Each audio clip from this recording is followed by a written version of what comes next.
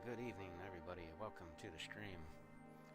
Tonight we're going to be looking at the Milky Way, some targets in the Milky Way. I've switched over from my monochrome camera, and we have put the color camera back on tonight, simply for your viewing pleasure. The monochrome camera requires me to go out there and change filters every 30 minutes, and also we can't live stack that type of image. So, without further ado, we're almost into Astro Dark here, and just need to get a few things set up. Our first target tonight is Rho OP Churi.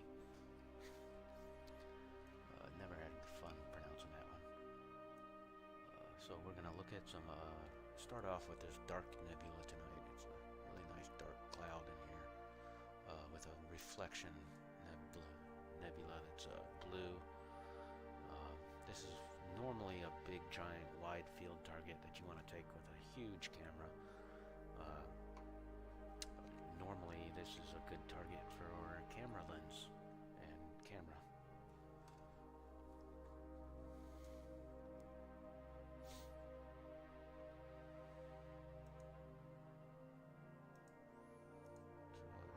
start off with, I want to see what the angle of my camera is at so we can frame this properly.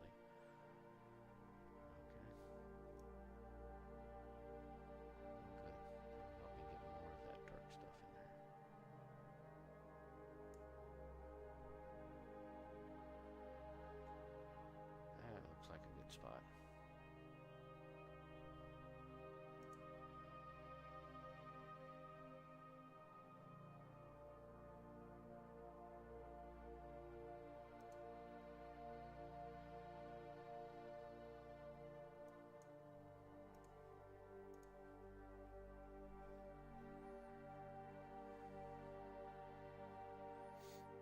All right, everything's set up. We should be ready to go. Make sure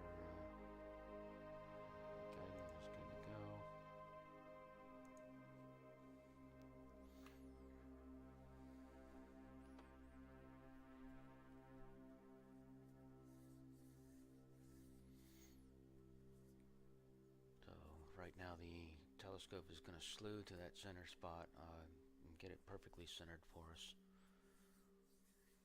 and then it's going to start taking 3-minute long exposures, and then once we get our first 3-minute exposure, we will hop over to another piece of software that is going to stack that live for us so that we can see the progress of the image get better and better every 3 minutes.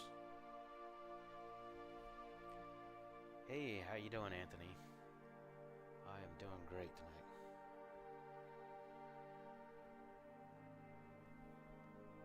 And I do not hear any music. Is there music? Okay. How is the sound levels over there? Is that music too loud, or holy cow, that's a bright satellite.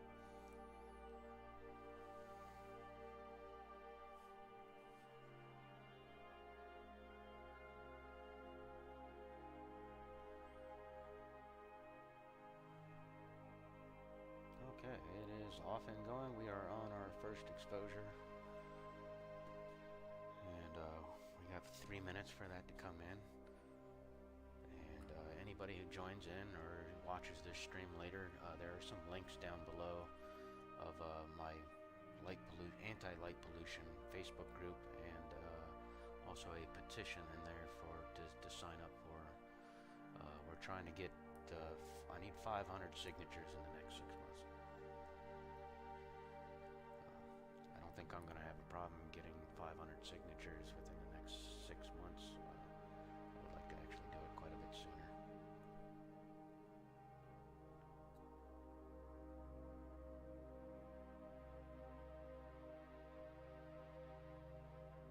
Okay, let me turn some sound volumes up a little bit so you guys can hear me a little better.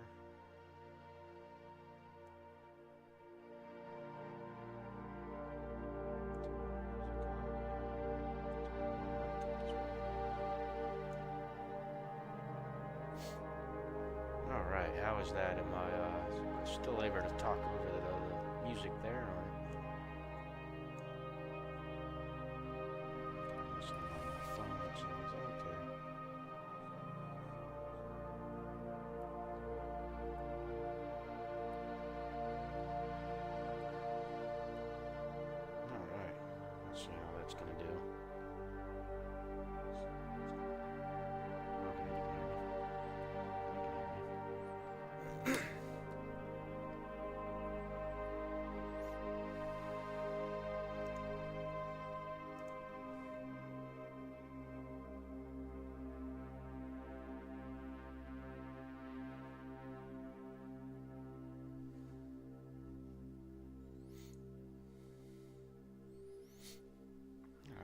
course, YouTube, but it does not like my video format.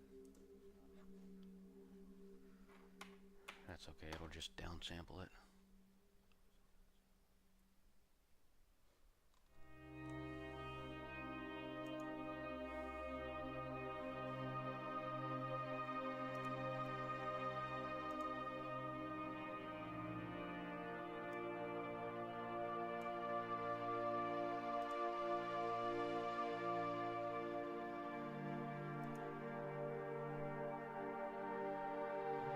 Seconds away. Title is off tonight. I didn't really bother fine-tuning things right away tonight. It's gonna be a bright moon night, so it's not really worth keeping this data image with.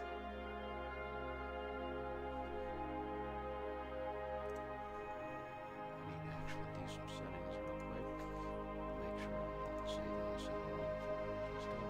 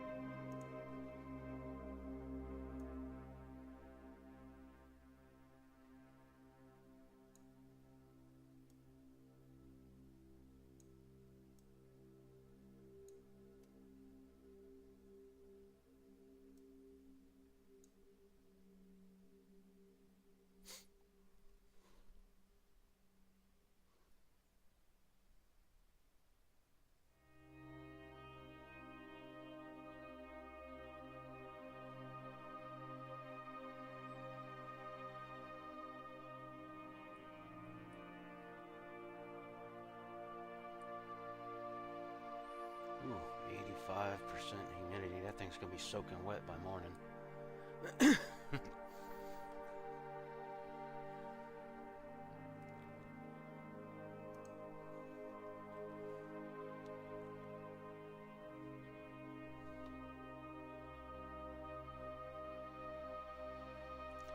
Might have to do a little do autofocus again here, try to get that a little better.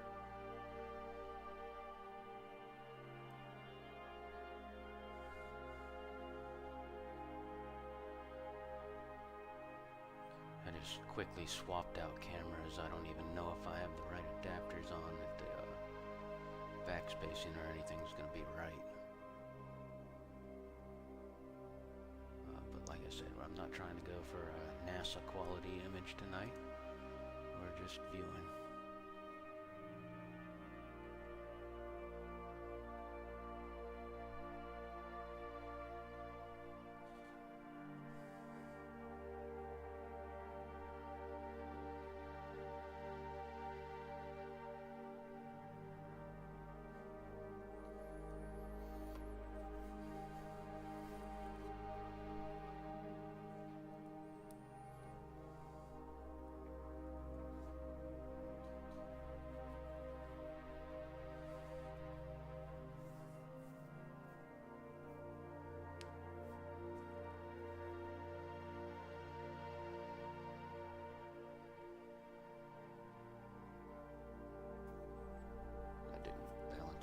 just remembered I didn't really, I balanced the RA axis, but I did not balance the declination axis, so that's going to be off a little, which is probably going to cause a little bit of issues with the guiding, but not enough to notice. It doesn't look like. As long as I don't go above, you know, 0.3, 0.4 here, I should be alright.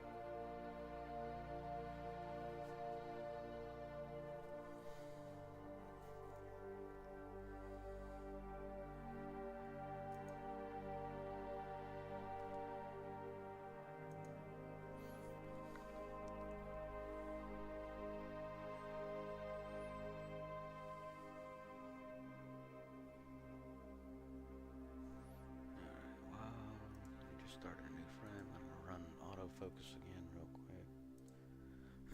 See if we can get that a little bit better.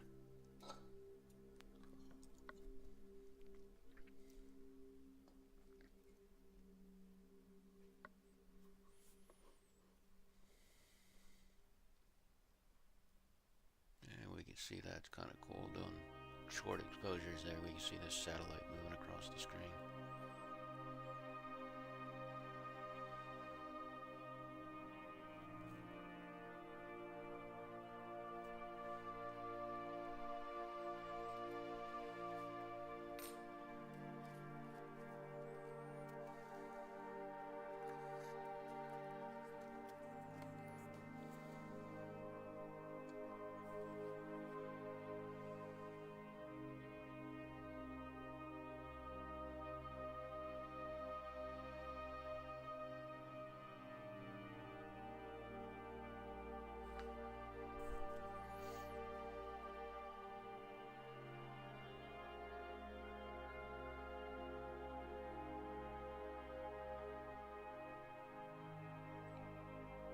Nice. 20 hours on a target. That's a lot of time to dedicate for a target. What the hell's going on there? That looks ugly.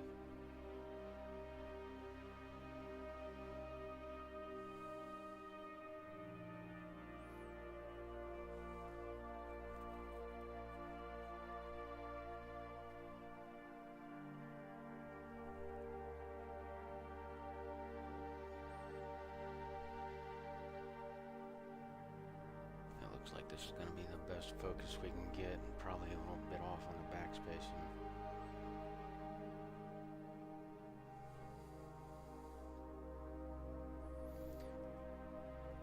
Awesome. Well, yeah, I'll pull those photos up in a minute and we'll take a look at them.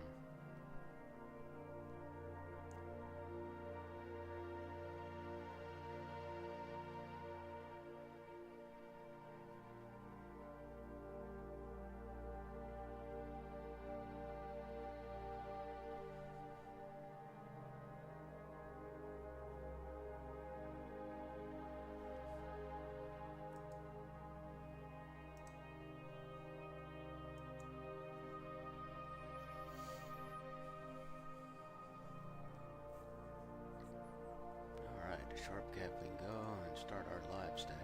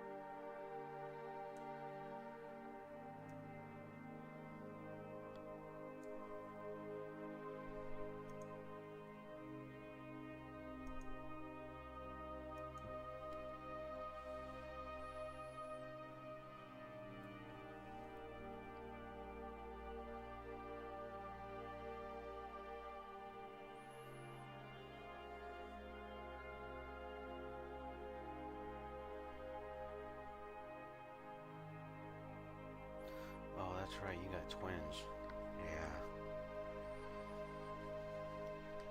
Yeah.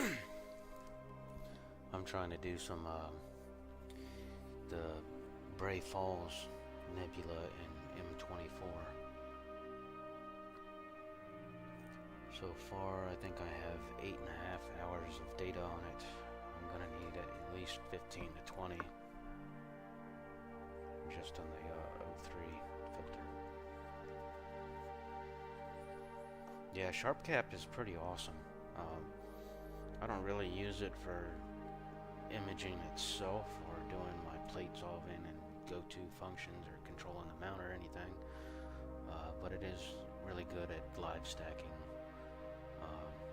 You can even put your darks and flats in here and have it calibrate that stuff. But the darks and flats, you need to take those with this program in order to use them. For some reason it doesn't like the normal calibration frames that I take.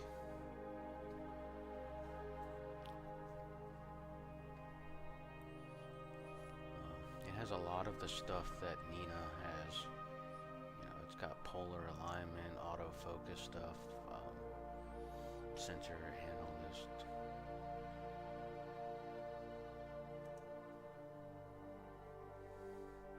And they're still adding to it, which is a good thing.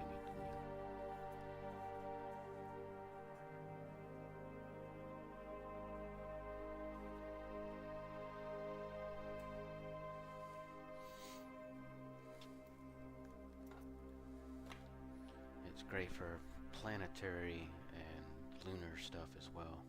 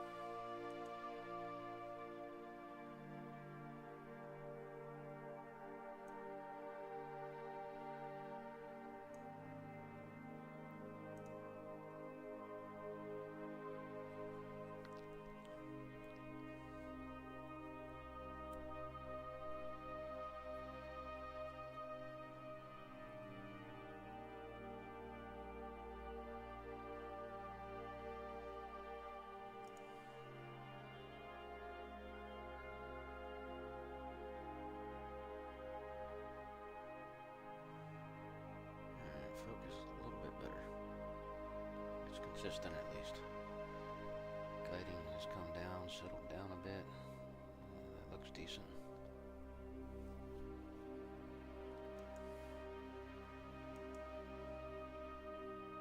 Luckily, there were some clouds in the sky. Luckily, everything cleared up right as the stream started.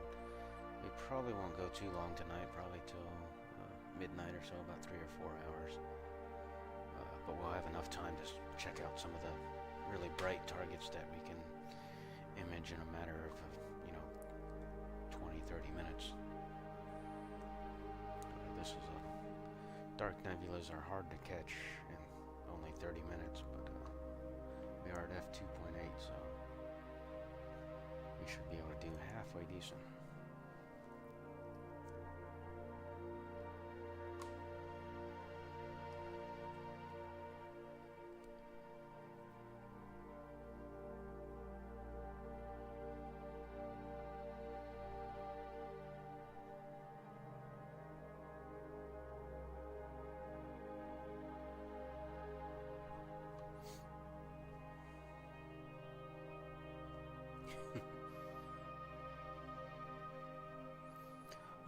Yeah, it will keep stacking after a flip, as long as it's not too far off. If it's really far off, it may have some issues.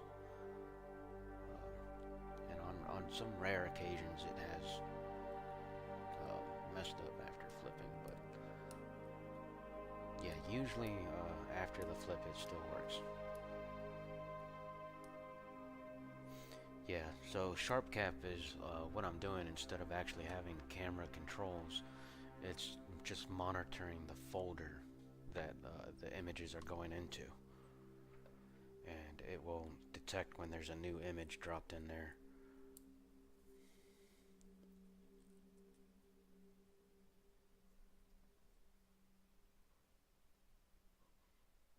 Starting to pick up a little bit of that reflection there.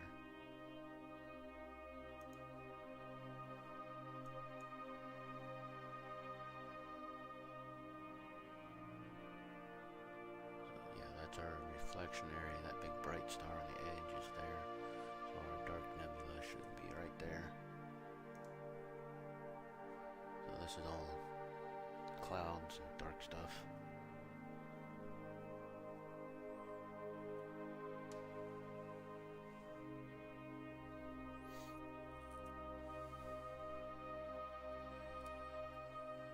Yeah, it's live stacking's pretty awesome. So there's a store here in Huntsville called Gigaparts. They actually sell astronomy gear and everything, and they have this program called the Expert Rewards Program, where they invite experts in to stand around and talk to customers and everything. It's not like a job. It's, you know, you're not hired. I didn't fill out a 1099 or anything. But they give you points towards stuff in the store. So I can spend those points on whatever I want in the store. They also, some of the perks I get is I will be able to loan out equipment from them and test it. So I will be, within the next month or so, they're working on the insurance right now, so that it can be insured in case it drops it or, you know, something stupid happens, which not likely. But I'll be able to test out, you know, any of these smart scopes that they have. I want to grab a Skywatcher mount. I want to play with a Skywatcher mount because I haven't played with one yet.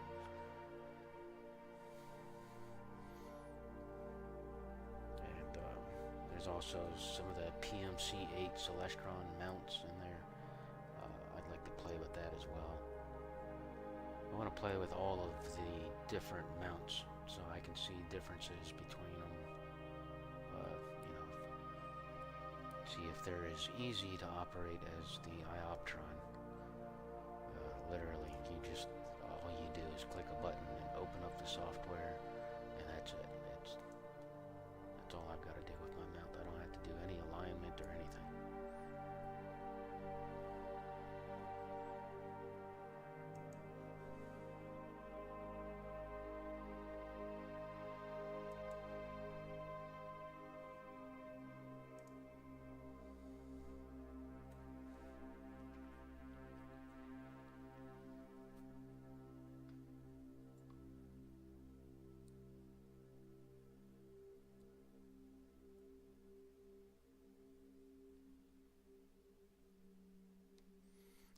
Actually, this is running on a mini PC. This is a B-Link Seer 5 PC.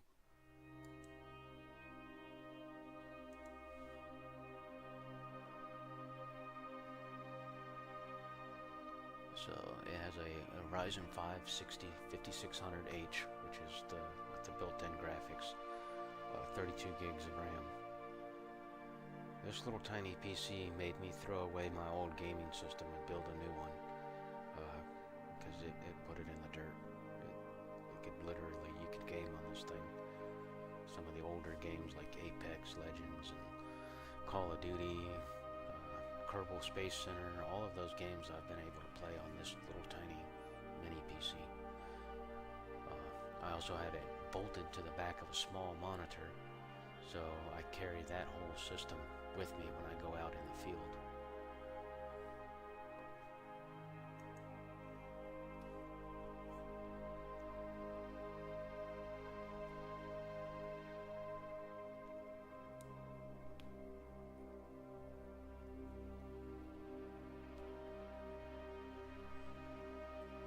Okay, while that's running, I'm going to get up and get my third kickstart for the hour and let that cook for a second.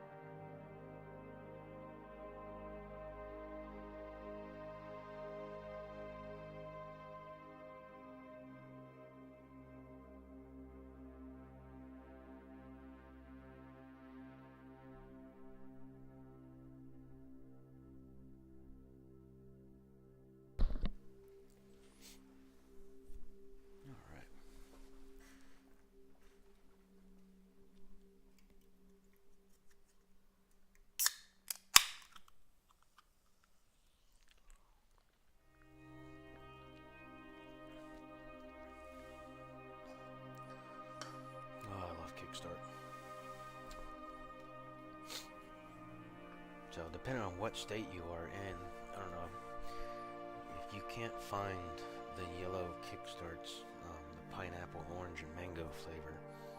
So I got a guy at the gas station here who orders it off of Amazon specifically for me because he cannot get it from his dealer. So it's pretty cool with him, so I support him for that and buy all my gas and everything from him.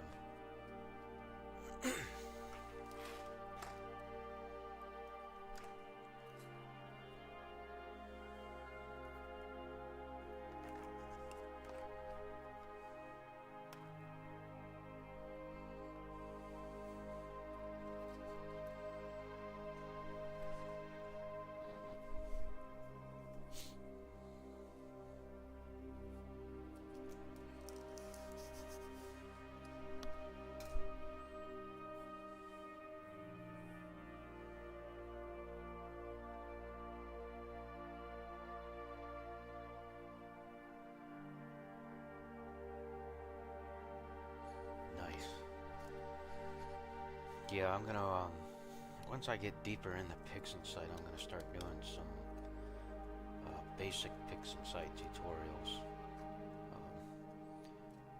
And then when I get done with my M24 project, I'm gonna explain how I did that process. It's a rather difficult thing to do. It's called continuum subtraction.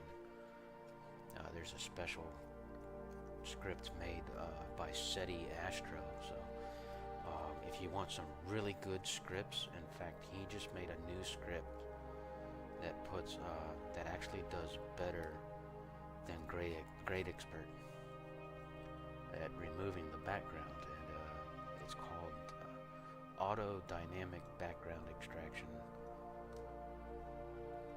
So instead of having to manually place all your markers, it's just an instant script that does everything for you.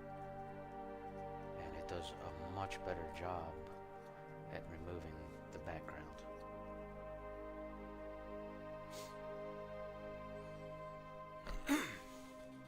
We may have too much light in the sky for this target. Let's see, where is the moon at? Okay, the moon is just starting to rise.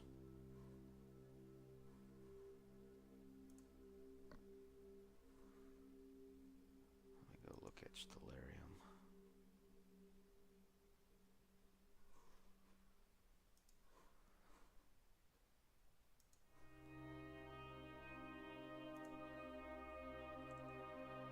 Okay, yeah, we're gonna move on to Lagoon. We'll do that really quick, then we'll do M24. We can do the Eagle Nebula. Yeah, we can catch a whole bunch of targets tonight.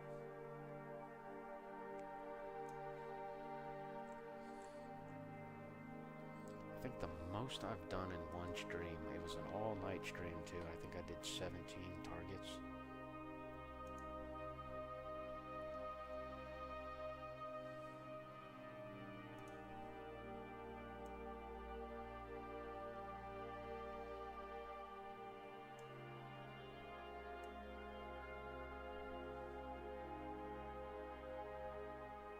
I'm not too sure if we're just gonna be able to pull out that dark stuff.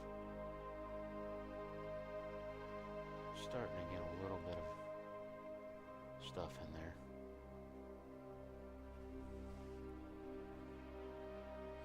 You can see where the stars are and the stars are not. Where there are no stars, there's dark cloud. I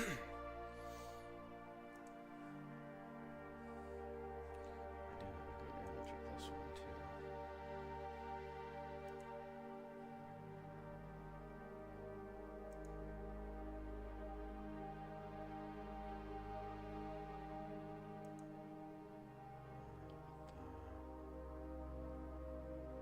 It's not really letting me. Oh, I don't have permission to go from that computer to that computer. Okay.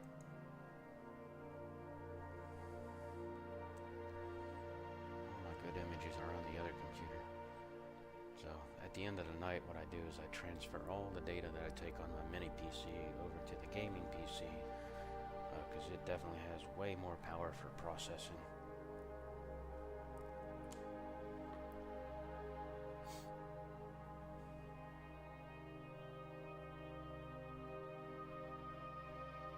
Yeah, I need to get a NAS myself. I'm starting to run into storage issues.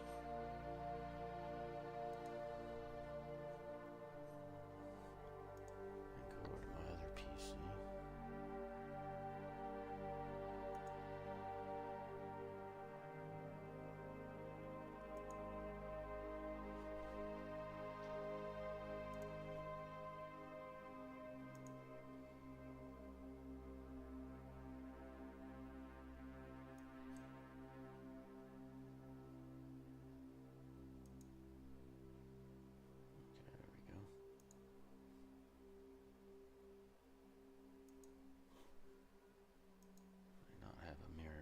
Here.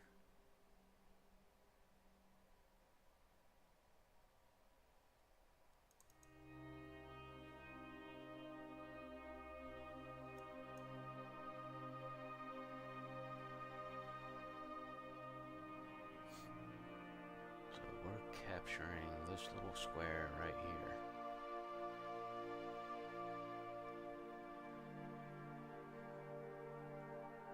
We're at a slightly different angle than this, of course.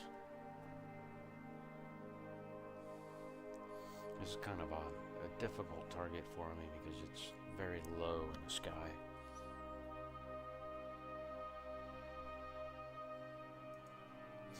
And so this is the beginning of my N24 continuum subtraction. This is, I think, 5.5 hours worth of that data. And you can see I'm just starting to pull out the little blue lightning bolts that are going to be in M24.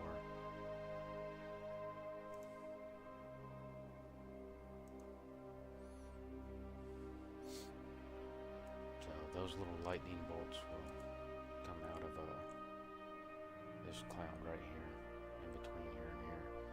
Of course, this is the RGB mixture, so you can't really see it.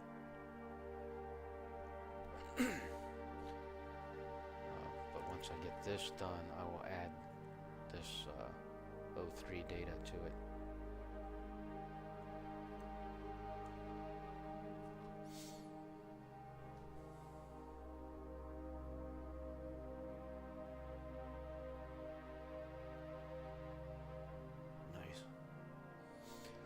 What I might actually do, instead of actually building a NAS, I may turn the computer I have now into a server, because the Ryzen 5, or the Gen 5 Ryzen CPUs are coming out, and I want the new 9950X CPU, but that's going to require a whole nother motherboard. I also want faster memory to go with it, and then a new graphics card. So I'm basically going to end up building a whole new friggin' PC to make sure I step up to a full Gen 5 PC. Because right now, this PC I have one Gen 5 PCIe slot for my M.2 drives, but if I use a Gen 5 M.2 drive there, it cuts my PCI lanes down to from 16 to 8 for my graphics card. Not a problem while playing the game, but it does make the game load quite a bit slower.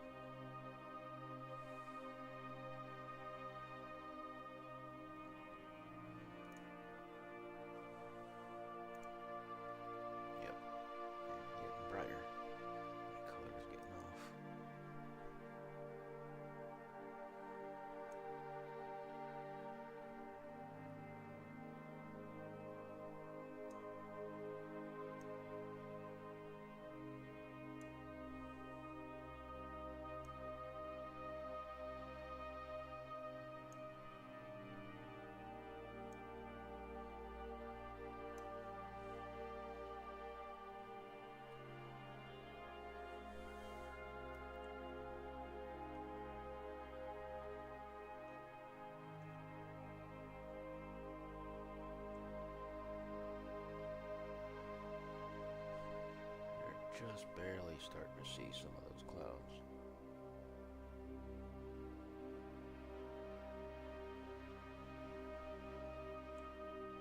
Definitely would not want to even bother processing this kind of data right here. This is way too much background light going on.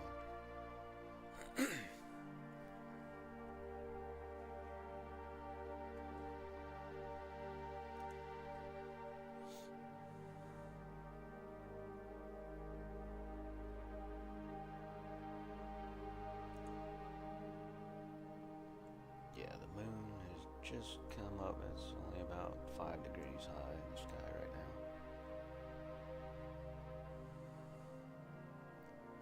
We also got Cygnus Loop coming up, Cedar region, North American Nebula. I don't know which one I want to shoot next.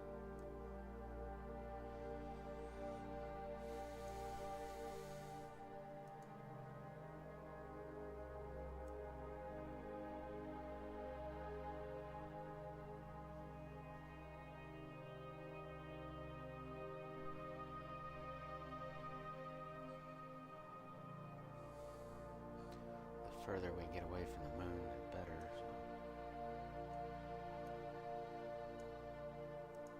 But things like the lagoon is going to be bright enough to see with the moon anyhow.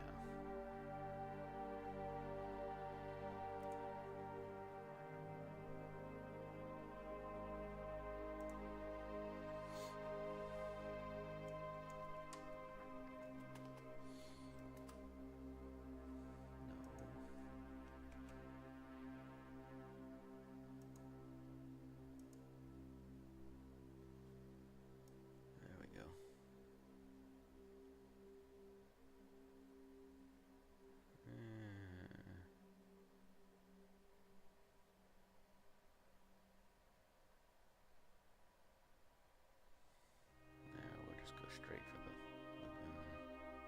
Well, try to get them both in there.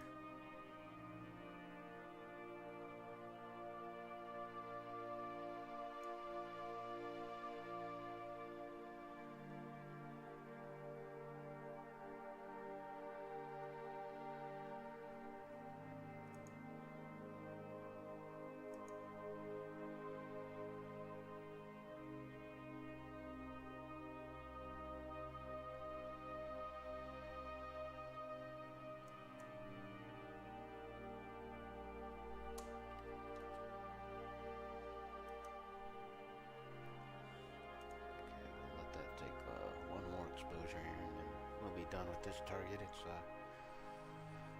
definitely too difficult to take in this much moonlight. As you can see, our sky here, this line represents how bright our sky is getting, and it's going up and up and up.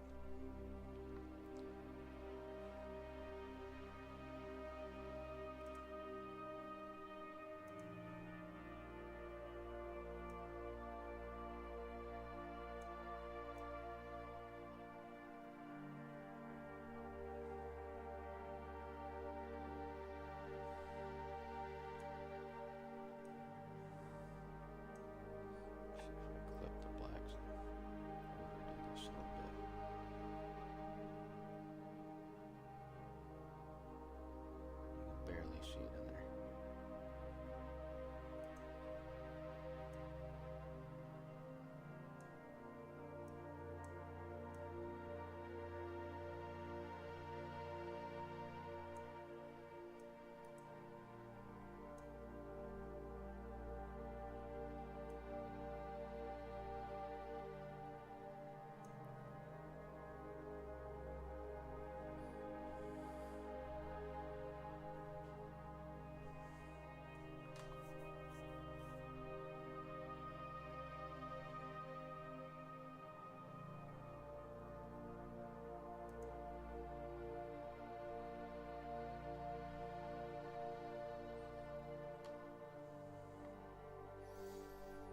Welcome, country balls.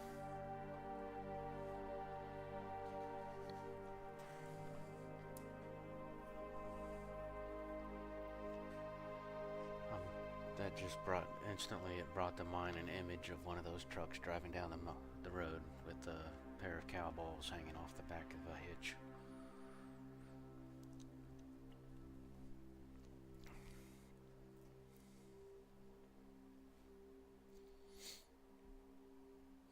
Yeah, SharpCap is a paid program. It's not too expensive though.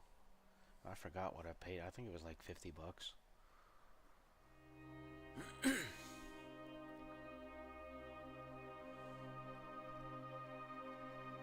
I think it's a subscription too.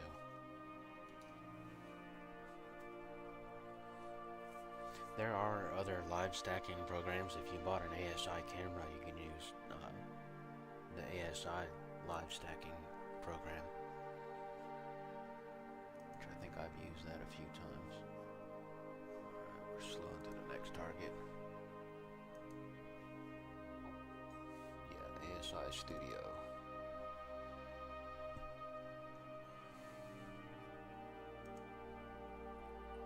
So ASI Live, this tool here does decent.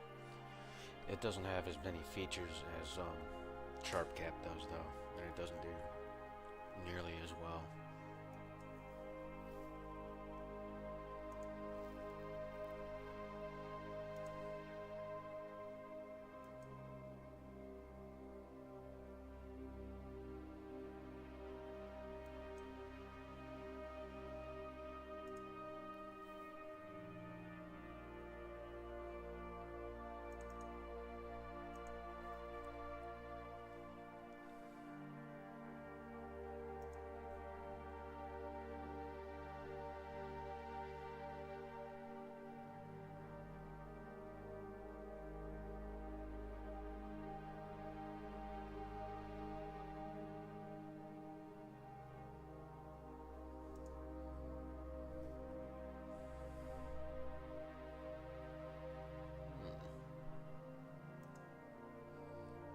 Looks like my mount wants to give me trouble.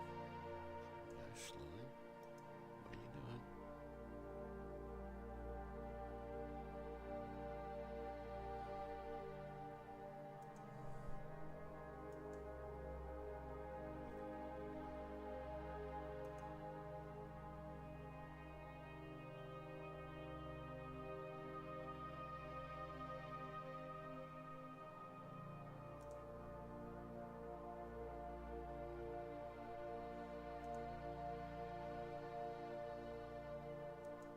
Not like that.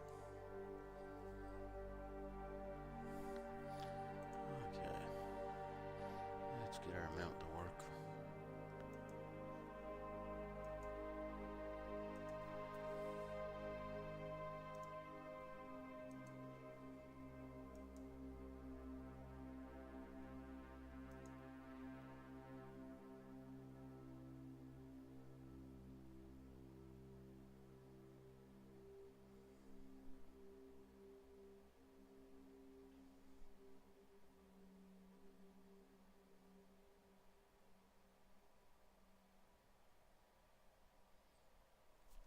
Okay, I'm gonna go out there and physically check to make sure that it went to its proper parking position.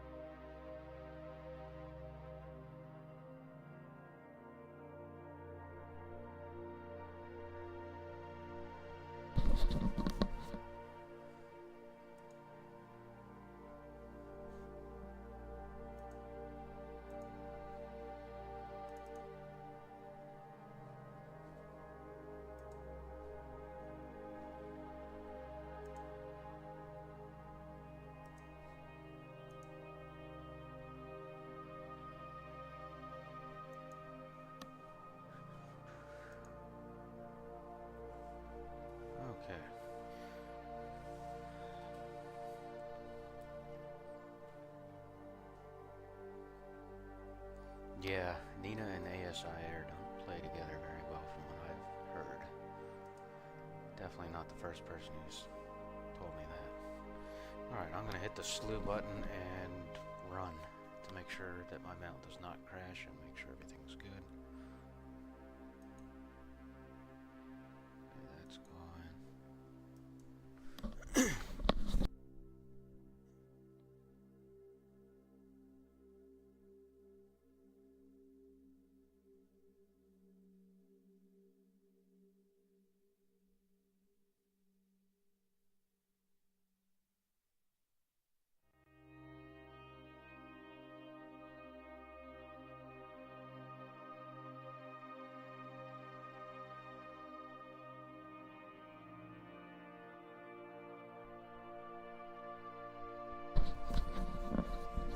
Okay, I think we're good. I think we got it that time.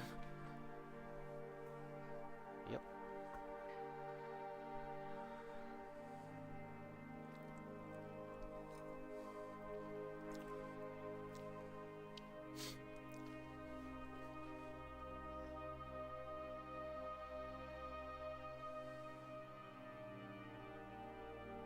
Holy cow, that was right on target the first time? That almost never happens.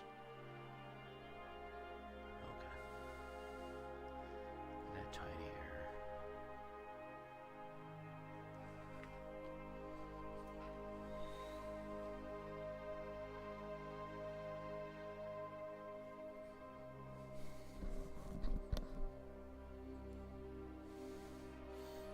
Yeah, I'd like to get an ASI Air just because it's so small and lightweight and easy to carry around. Ooh, holy cow, the sky is bright here.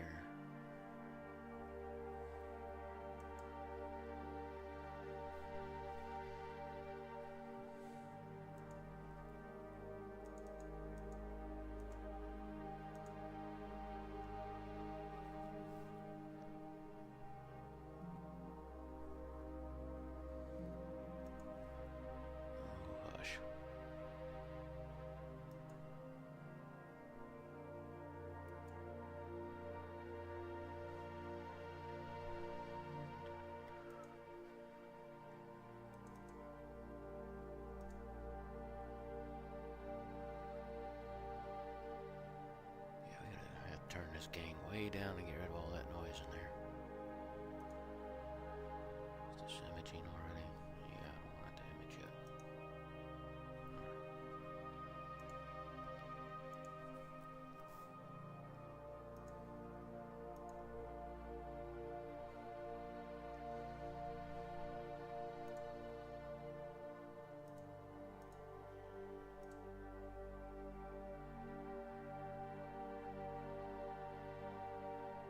That's better.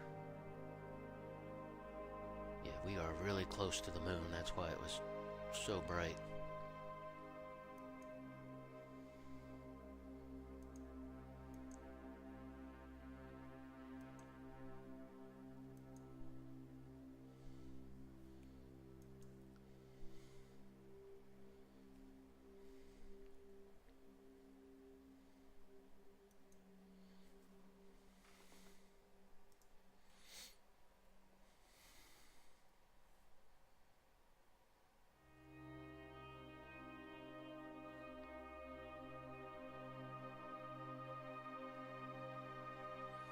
Actually, we just got closer to the moon. And closer to the bright light pollution that's in my sky as well. Which I am absolutely hating on right now. Huntsville is getting horrible with it.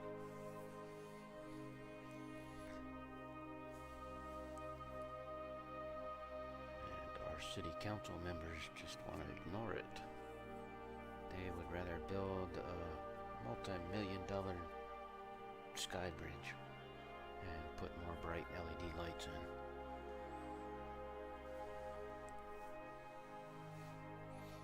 Okay, we're off to our first 3-minute image here.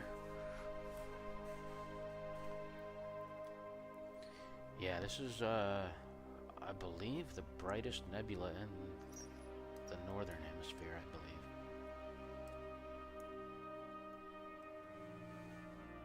It was the very first target that I ever took. It was a pathetic image, but it was my first target. Let's see if I have that old picture of it. Yep.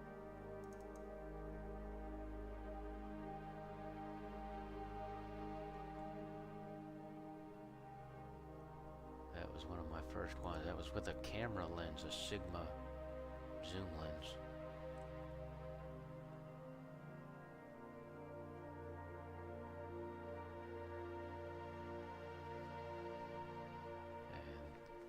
I had nothing but a tripod. I didn't have a tracker.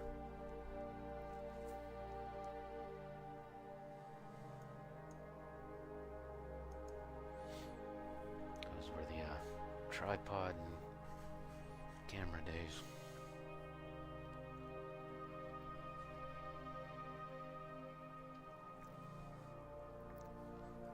Yeah, it's cool that you can see really good core detail. Just a 5-second exposure.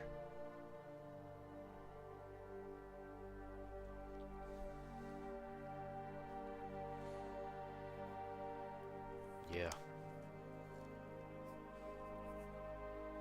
Oh, what is that? That Nikon P9000 or some camera, P900 or something. That has it's got the built-in zoom lens. And everybody was taking like images of it, and I saw it on YouTube, and then I started going down a YouTube train and ended up on Nebula Photos, his YouTube page, and that's where I'm like, yeah, I want to do this. I want to do that, and it was all over from there. Now I spend every single penny I have almost on astronomy gear. As long as I got, 10 packs of ramen noodles in my cabinet and my bills are paid, the rest of that money is going towards this hobby. Thank God I don't have a wife.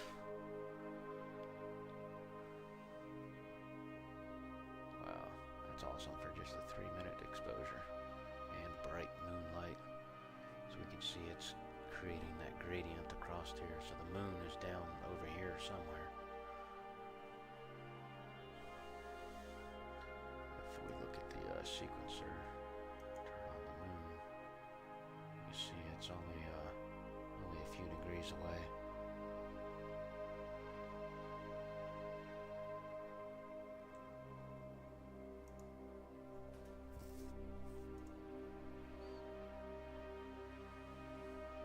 Alright, let's go to Sharp Cap and get rid of this junk.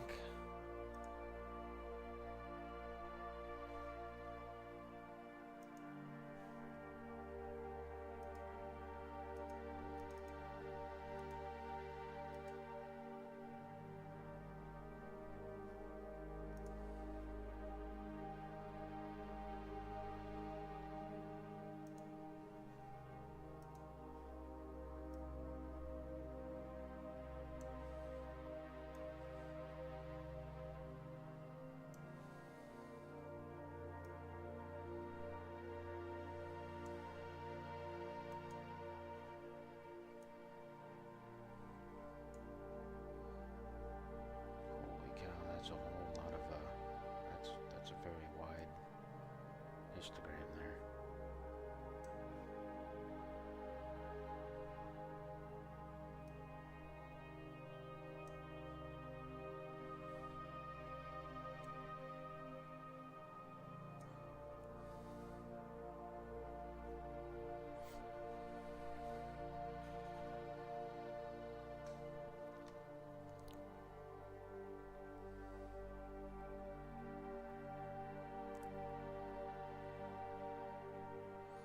Yep. Definitely a great hobby to get the kids into, especially with all the smart scopes and everything nowadays. The Celestron StarSense Explorer series is what I recommend to people in the store. when they come in asking for, you know, a beginner viewing telescope and they want to see stuff in the sky. It has a great little app. It uses the smartphone to take pictures of the sky and plate solve to tell it where it's at.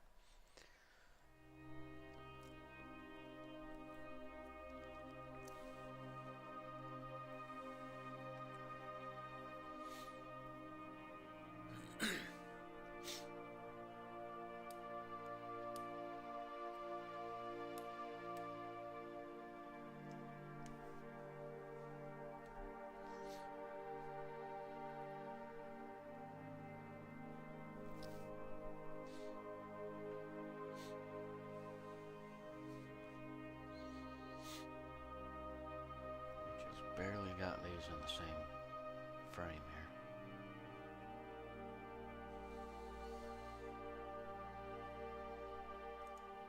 I did this with the 2600 not long ago. On the other PC, of course.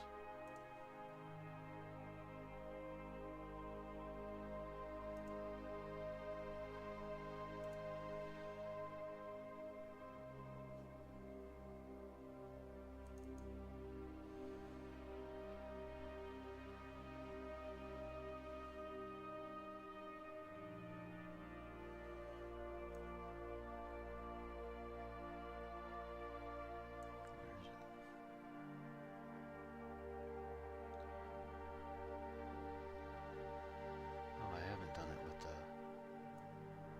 2600 yet.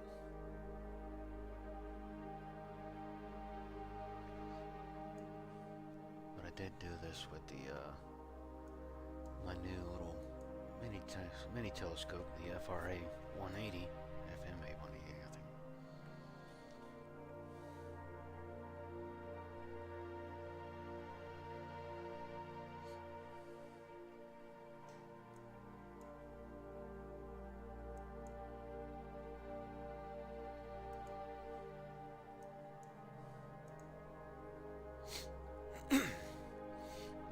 Yeah, as you can see, that 180 picks up a whole lot more.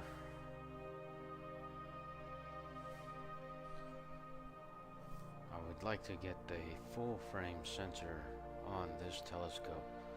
I could scan the entire Milky Way in just a few nights. Of course, I need to do some better editing. That core is still a little bright. I think this was a 1 hour exposure with that tiny little thing.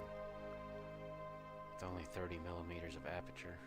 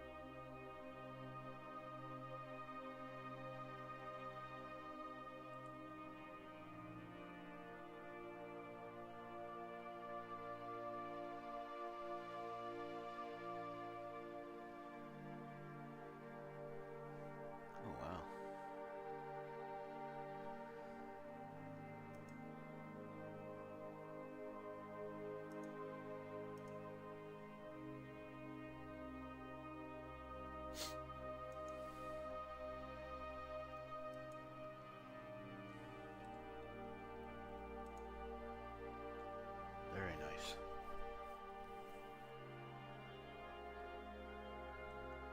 I assume, what camera, is this a camera lens for sure? What camera lens were you using on there?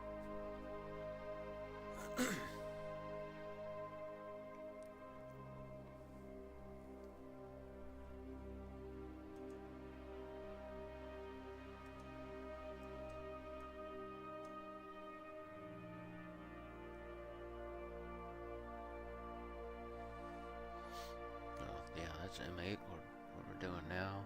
The tri-fit next to it. That is an extremely bright star that was giving you issues. Or M24.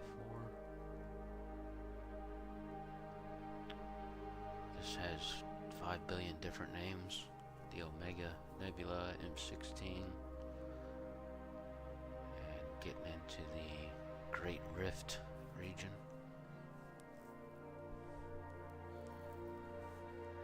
M6 and M7 in here somewhere. They would be down here somewhere.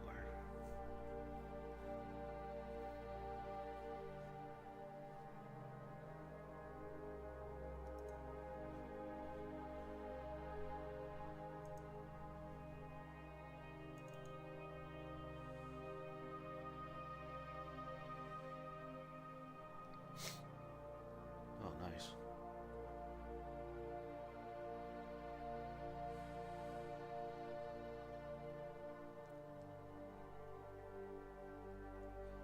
Yeah, this is a very good row of VRG. How much how much data is this? It looks like a lot.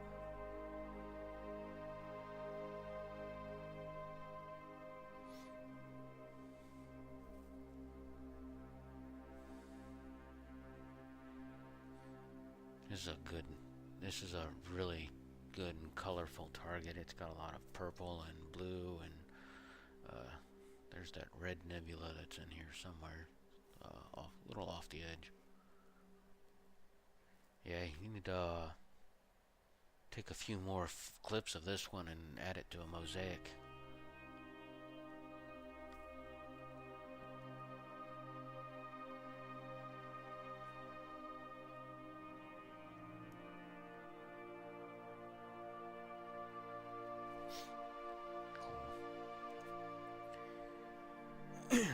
You should check out some of the Sharp Star small scopes. They're camera lenses, basically. They're really good. That little sextuplet that I had was, I think it was only $399, $400.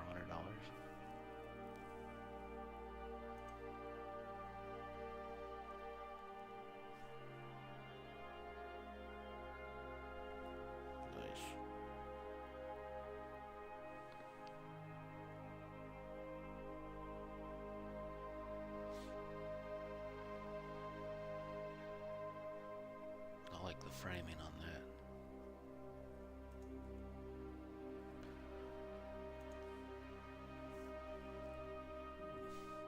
Now, is this a Hubble palette, or is this a false Hubble palette? Was this done with mono or one-shot color?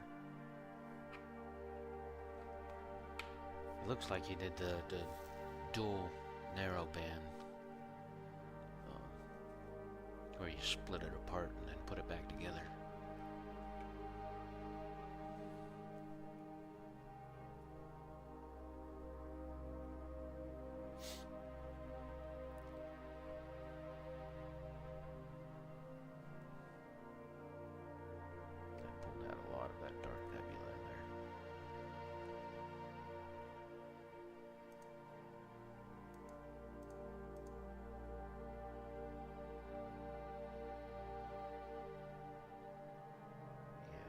Very nice. I love it how it breaks that color up. Makes it a lot more contrasty.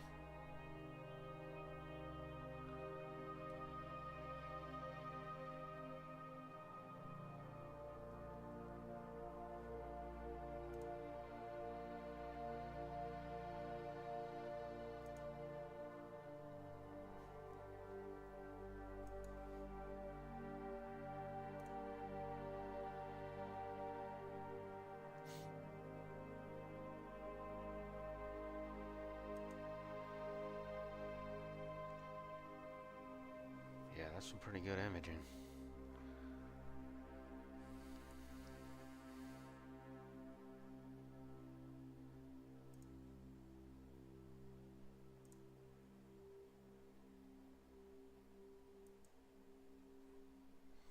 Yeah, let's see, we're 5 frames in tonight. That's doing pretty good. Let's redo our color calibration.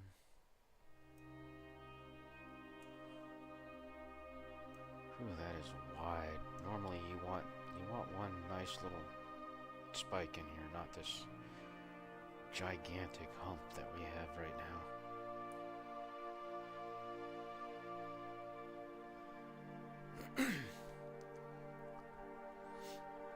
We'll have to take a look at the moon here in a minute and see if we can watch for any asteroid hits or anything.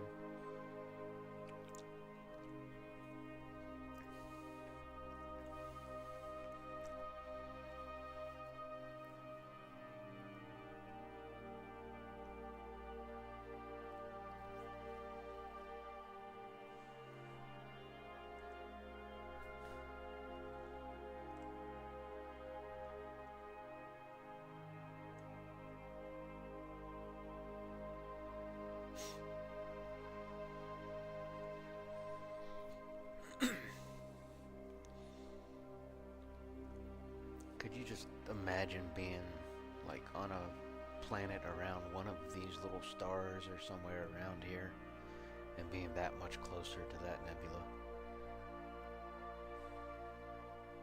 If you were right there in the core, that's probably all you would see in your night sky was that nebula. It would block everything else out.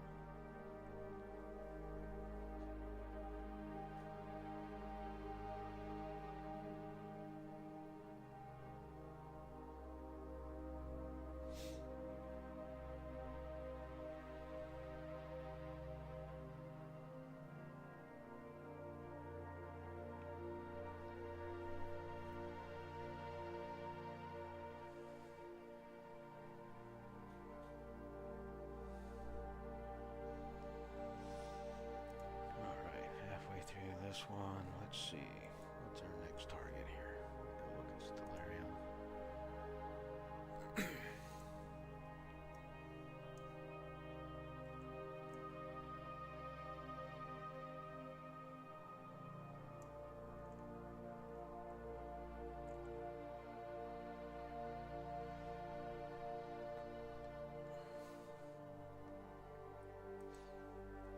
And we'll take a quick peek at M24.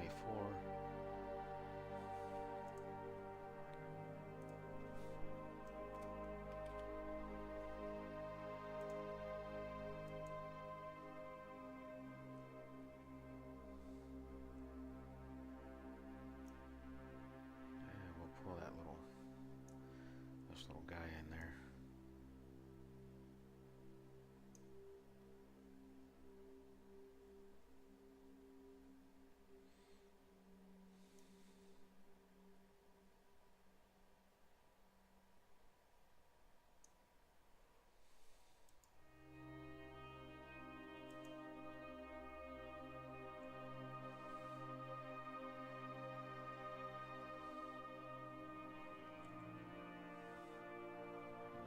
This one is a little bit further away from the moon.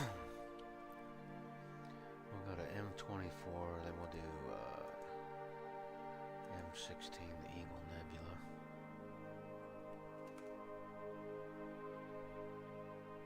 And then we'll move to the northern part of the sky, which is going to be a lot better.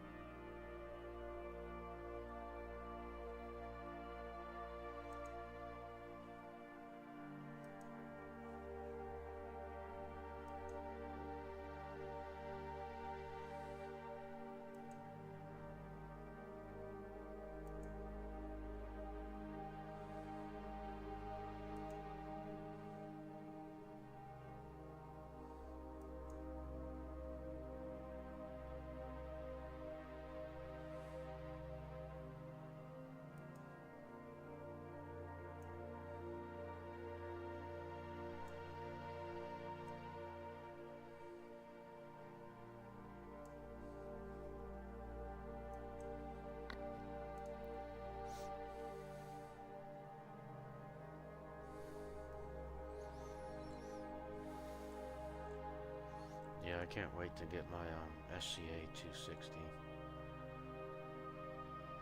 It's gonna take a really good picture of that one. Nice and close up. So, I got into a crash a while ago, last month. In fact, it's been exactly a month almost. But a garbage truck was coming down a mountain, lost his brakes, and ran through an intersection right in front of me. So I drilled a garbage truck in the door, which I hit the gas tank that was beneath the door. The van turned sideways, and then there was another van behind me that hit me in the driver's door. So it took me out of work for about 2 weeks there, and then I had to do some rehabilitation and stuff. But my attorney's working on the case, and they do not want to go to court. They want to settle out. So he said they're going to offer me a really good settlement. So hopefully that settlement I get is going to pay for my next telescope.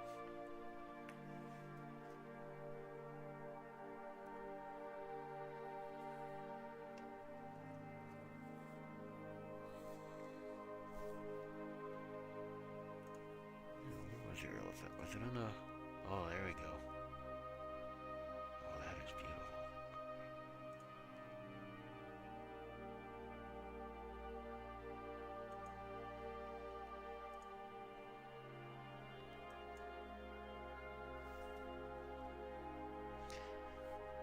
Yeah, this is kind of a northern target for me, and my building kind of blocks it out of the way.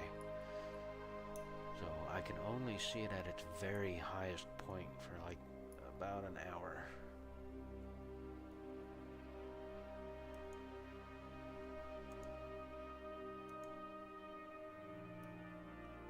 Wow. Yeah, there's a lot of dark stuff around there too. It's a very cloudy part of the sky. I need to start getting out. We have a dark sky site that's a lot darker than this. It's about 45-minute, half an hour to 45-minute drive from me. And I need to get out there and start using it. But there's no internet out there for me to use. So I can't live stream from out there. But I don't think I'm going to do much live streaming anymore during my actual imaging sessions, because it's kind of boring to do a live stream with a mono camera. Just I'm spending way too much time on a single target. I'd rather jump through the sky so that people who don't have telescopes and don't do this for a hobby can see what's in the sky, and maybe it will pique their interest and they will go buy a telescope. That's what I want. I want to get people into the hobby.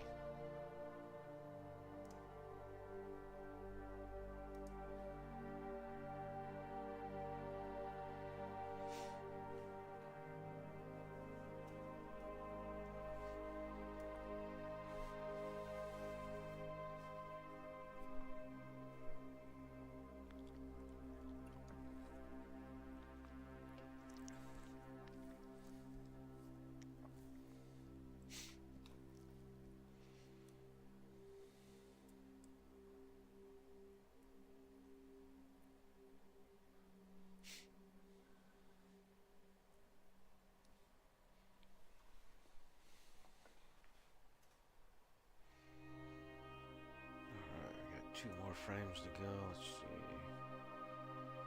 5 minutes left on this target.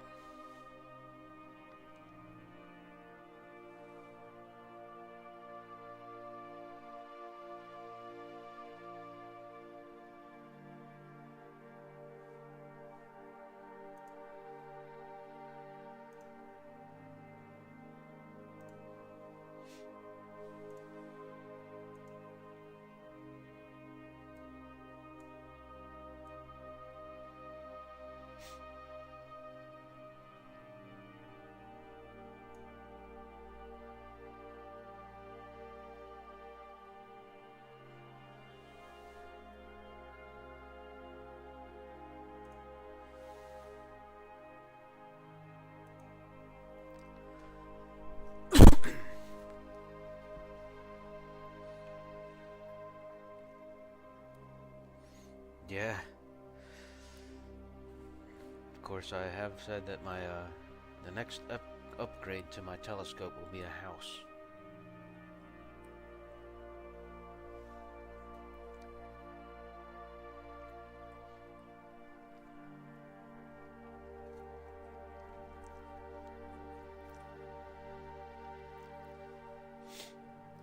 There are some really good dark skies outside of Huntsville here, and are about an hour away. I can get down to about a Bortle 2.5 or Bortle 3.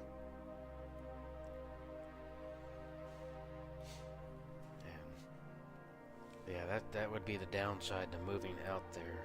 It's internet would be much slower and much more expensive.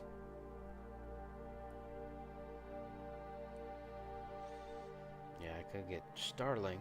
I believe what is Starlink running now? They're like 150 a month.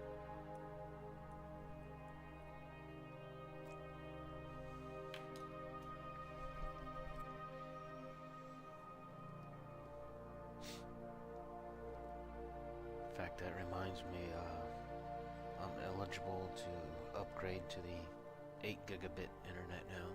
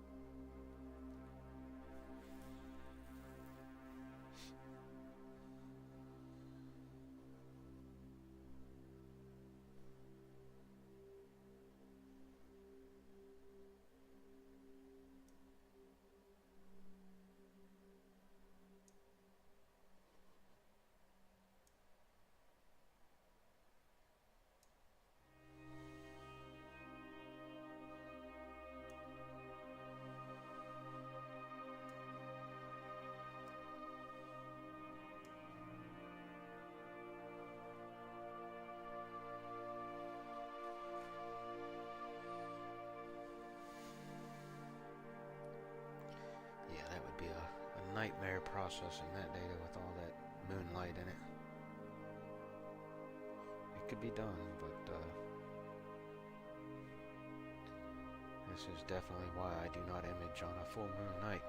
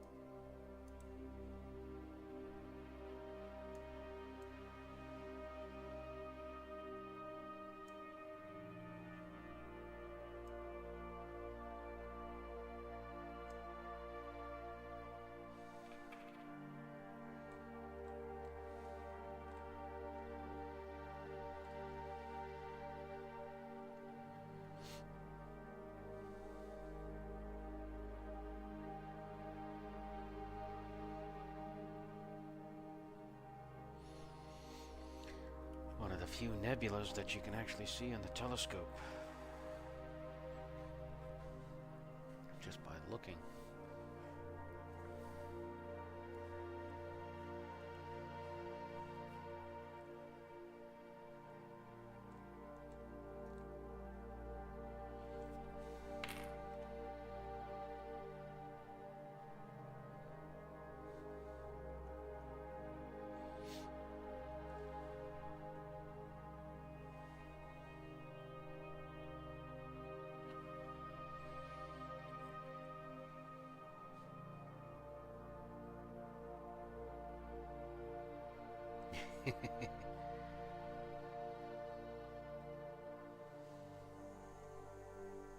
Yeah, I would definitely want the roaming version in case I go out to dark skies.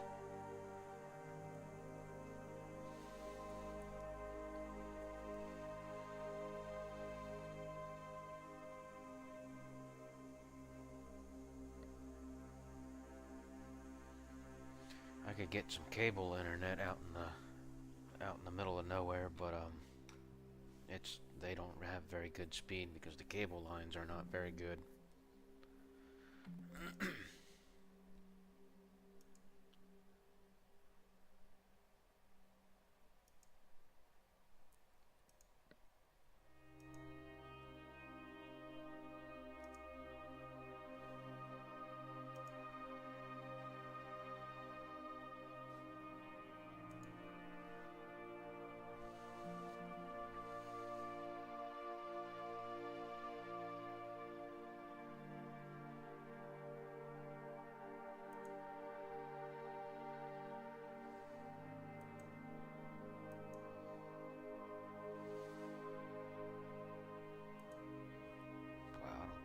Turn my gain down this low.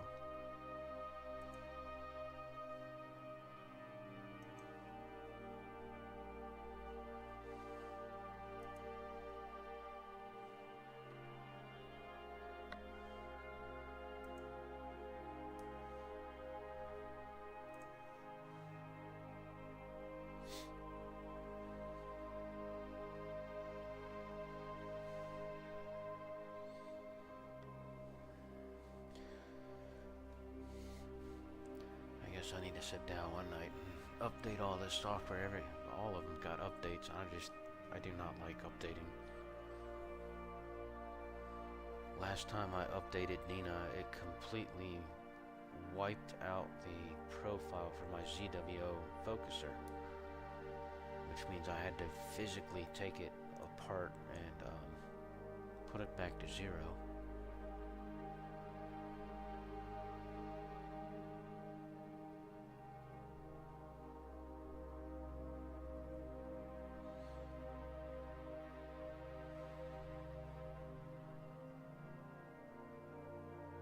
Yeah, you can save it in both how it is, or you can save it in a raw format as well. So you can come down here and save a 16-bit stack, a raw 32-bit, or save it with the adjustments that you're making on here, or it's exactly as seen.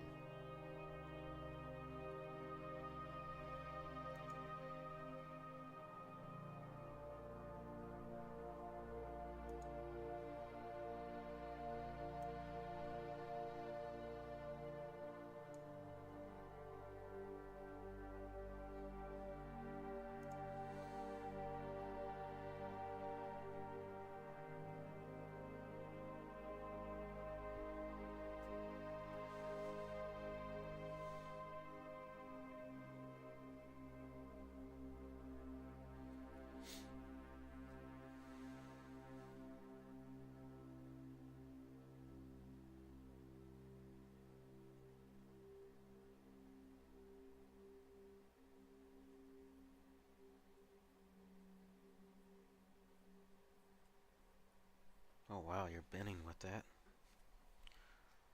Let's see.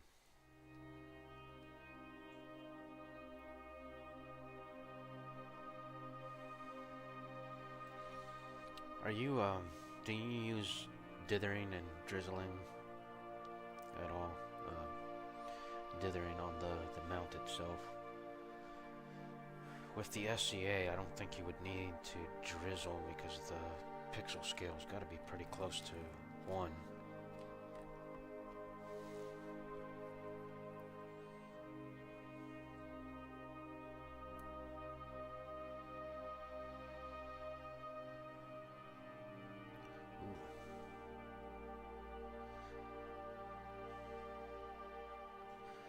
You're in a Bortle 9. That's crazy. Yeah. I think right here I'm about a Bortle 7, Bortle 7.5.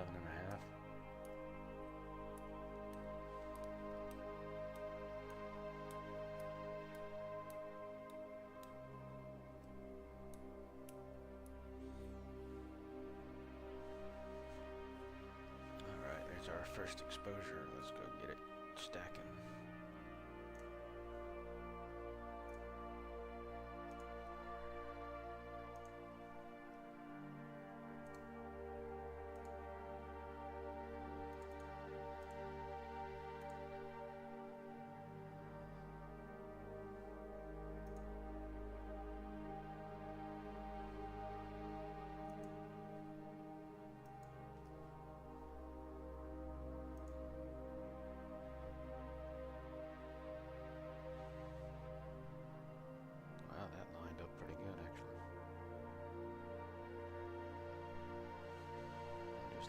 there for now.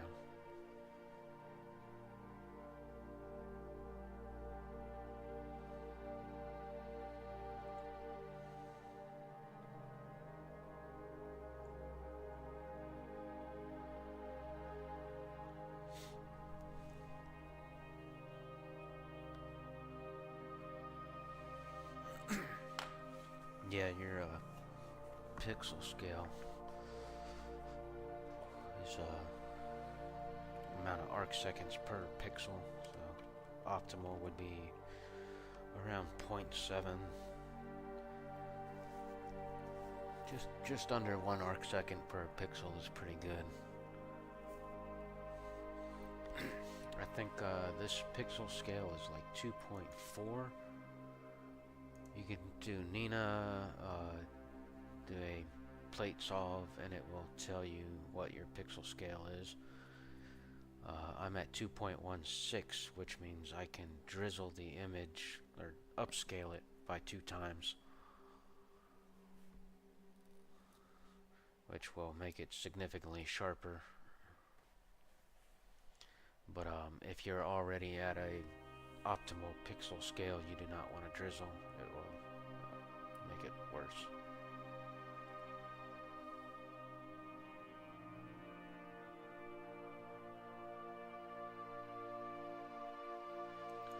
The other downside to drizzling is it makes my final image an 85 megabyte image and like almost 60 megapixels, I think.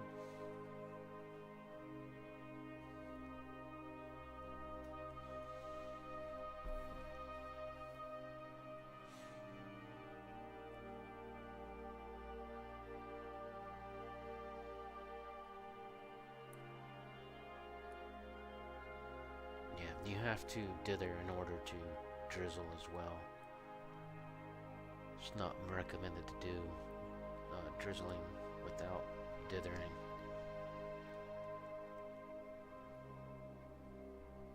Which for the longest time I didn't even bother with dithering because I really didn't notice a difference in the final image until I started drizzling.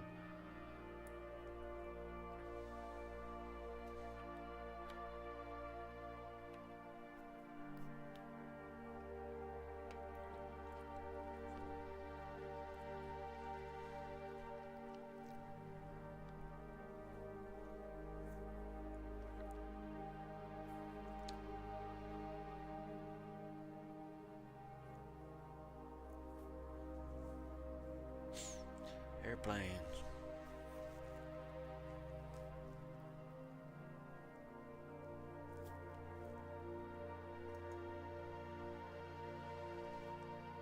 Let's see how many exposures it's gonna take to get rid of that. Probably 2 or 3.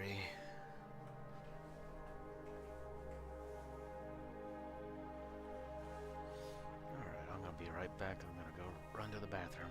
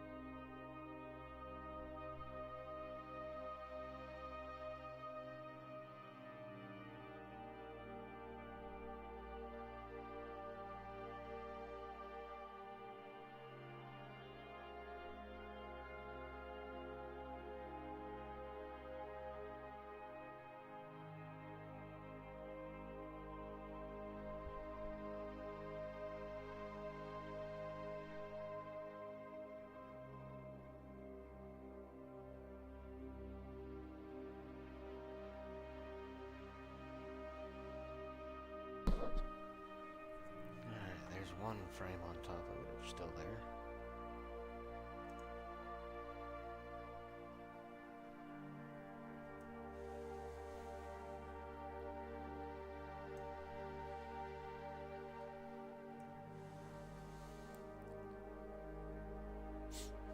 There's so many new people out there that just, they toss those frames in the garbage.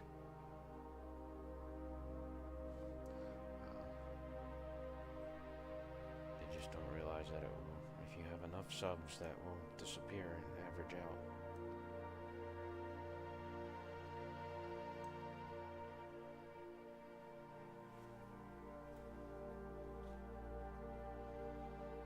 It got rid of the line, but the bright lights are still showing.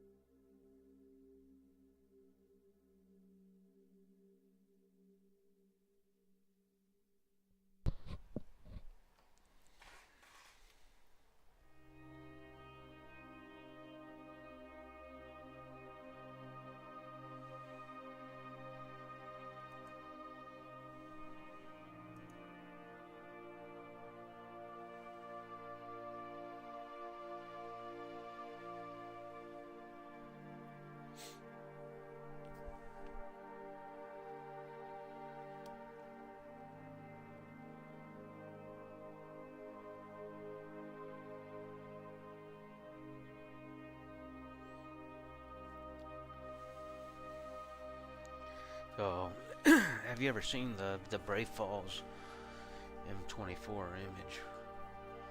I'll have to pull that up so I can see the project that I'm trying to replicate.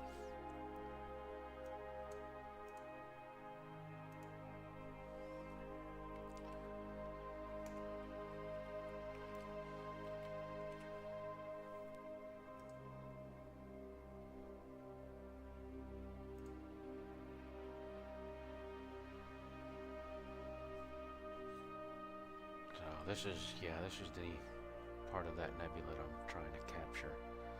He discovered this in 2023, I believe, last year. Sometime around this time, so it's about a year-old discovery, I believe.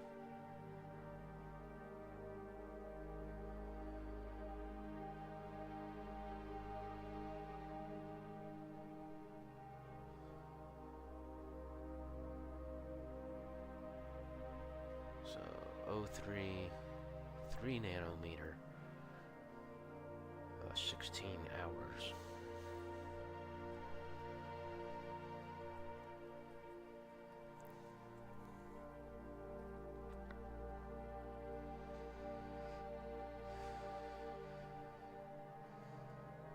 Right now my narrowband filters are kind of cheap. I have the 12 nanometer filters. That's his continuum subtraction.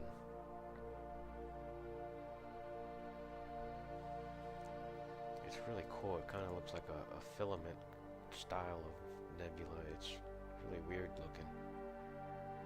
It looks like twisted up DNA, like something come shooting out of this cloud and it was spinning as it was going through space or something.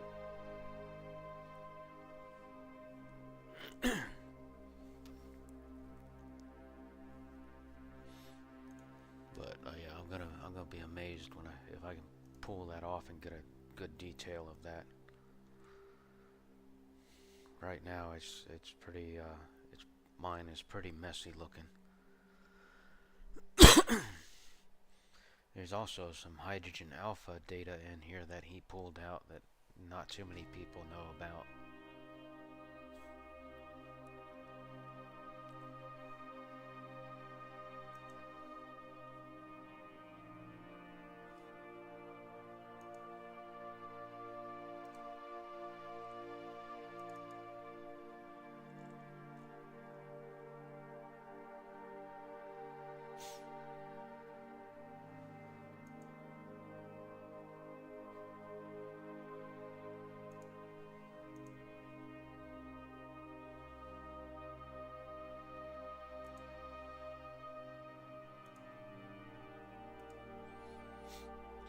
Yeah, I got the data, it's there. It's just not very clear yet. And I also need to work on processing it.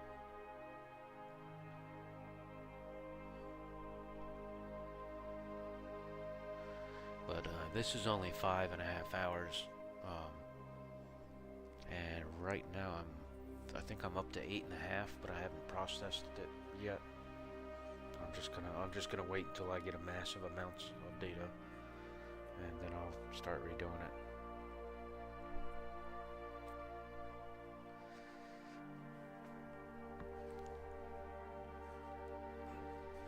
All right, yeah, it's great to chat with you, man. Thanks for stopping by and watching the show. When you have to travel over to one of our Alabama star parties one of these days.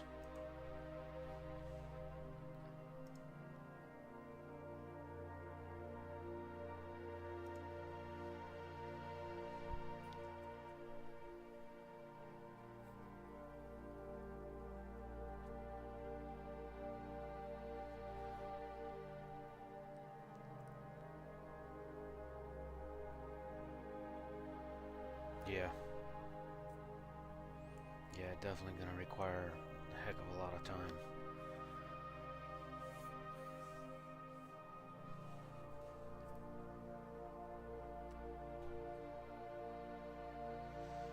It's amazing how many people have imaged that, even, you know, from large observatories, and have never seen it. And here comes along this amateur who's only been in the game for a few years, about the same amount of time as I did. And he's discovered, I think, almost 20 different nebulas now.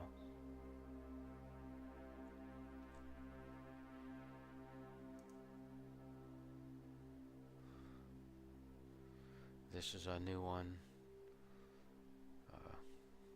Some of these are new. He's discovered several planetary nebulas. Oh, this is the...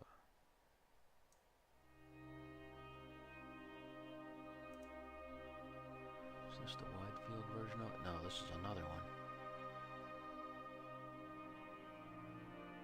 That is just crazy.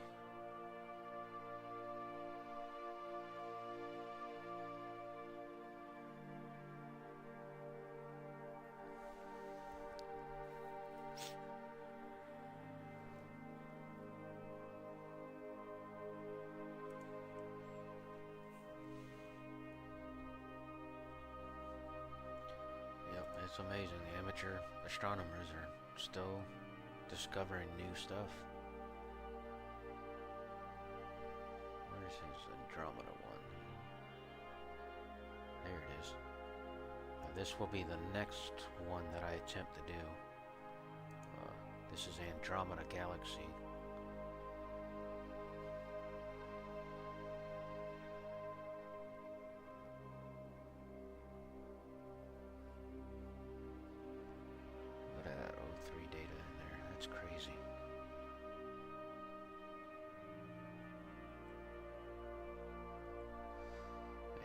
He's gone so far now that they've built a observatory out in the desert, and he's renting out spots to people. You can send your telescope to them, and they'll set it all up for you, so you can have a remote telescope out in a Bortle 1 sky or Bortle 0, or he is way out in the middle of nowhere.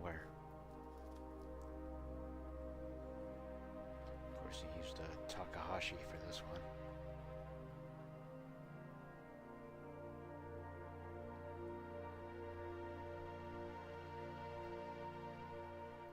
$180 hours.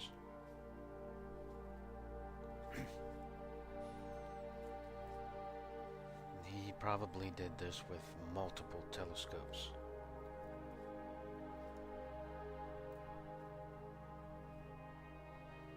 Because yeah, 180 hours, that would take a year. I don't even think it's in the sky for that long.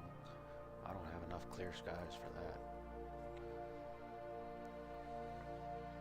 But I'm at a higher focal ratio than what he used here. This is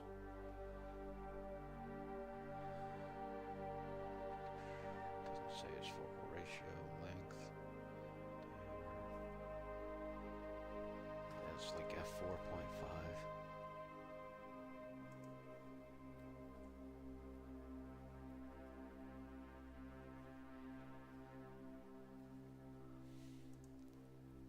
Yeah, the Andromeda one, that'll be our next project towards wintertime. One of his other planetary nebulas he discovered.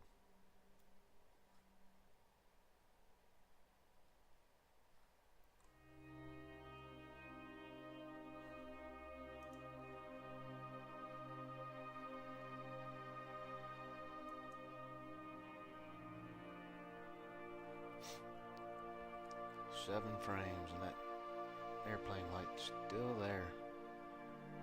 That was a really bright light. Airplanes are much brighter than satellites, so it's going to take a lot longer to get rid of that trail than it does a satellite trail.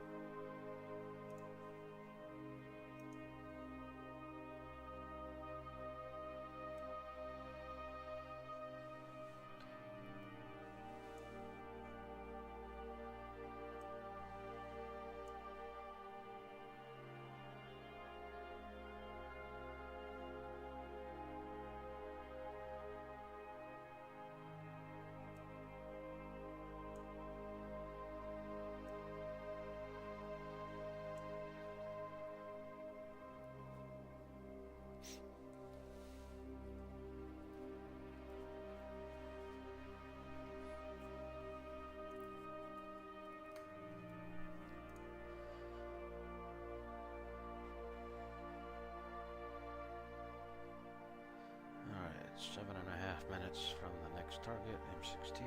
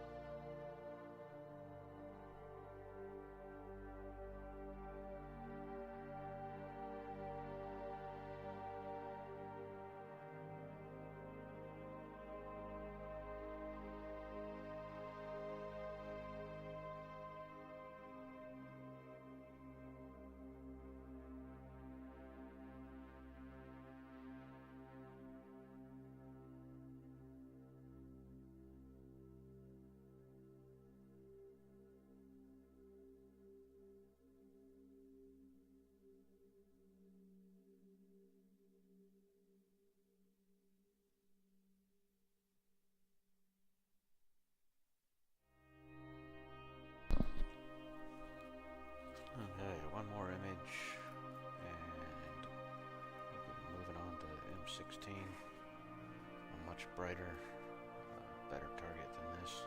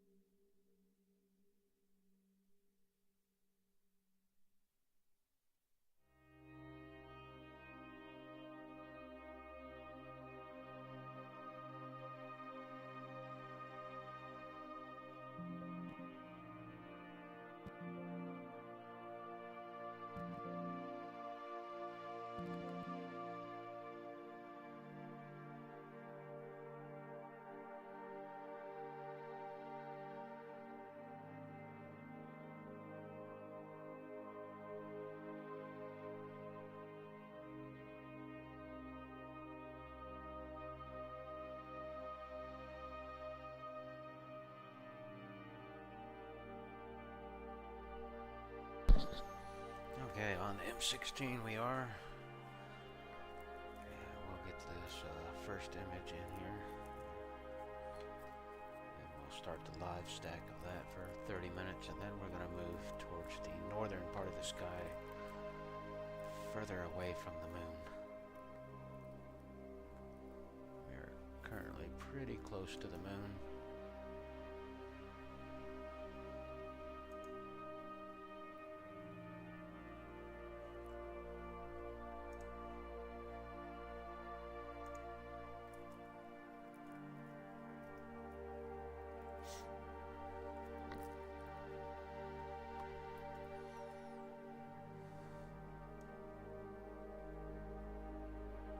There's the moon down here.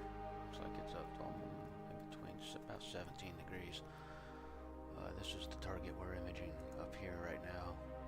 We just got done with this target right here. Before that we were on this one. And before that we were down over here.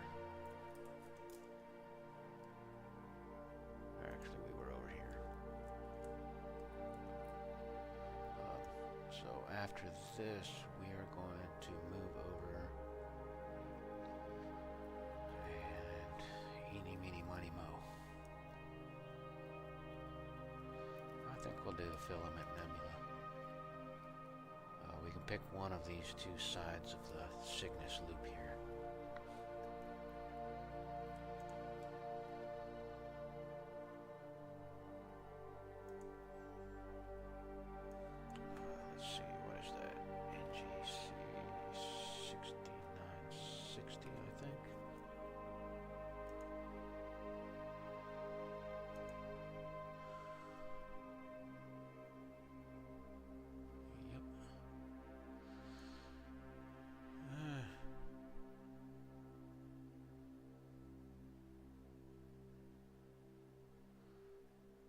Get the brighter side of it that we can actually fit in the frame.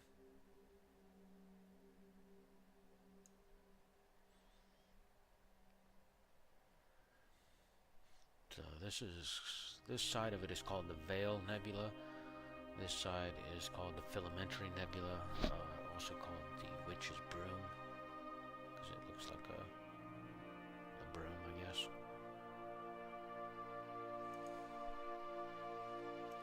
You see the moon is significantly further away from that.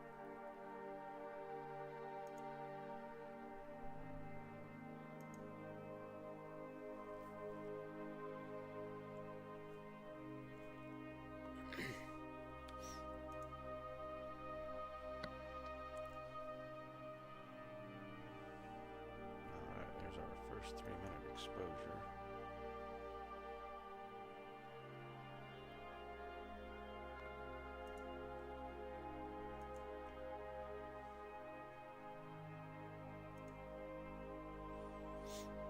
About the best we're gonna do with it, but that's still almost as good as what you would get with one of these smart telescopes. The little C-Star 50 or the Unistellar Dwarf 2 or 3, any of those smart scopes. This is normally about the quality that you get. You can get a little bit better than this on a dark night, actually.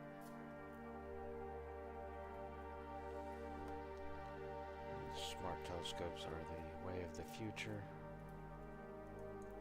and are significantly changing the hobby.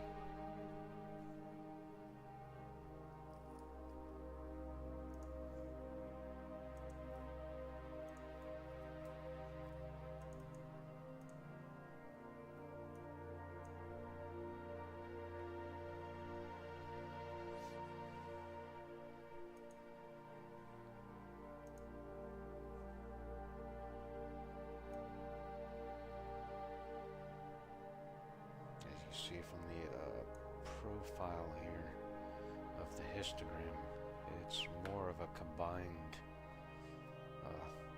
hump instead of being really wide.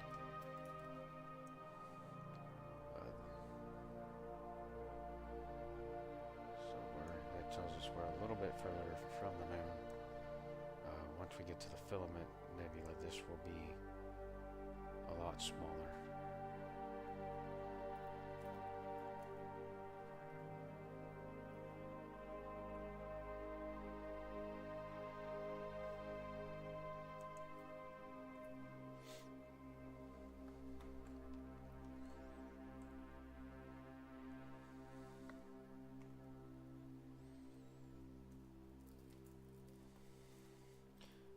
Hopefully half an hour of data should be good enough to where we should be able to make out the Pillar of Creations in here.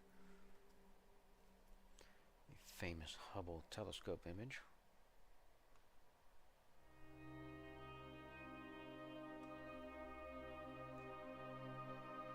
Hey Daggers, how you doing?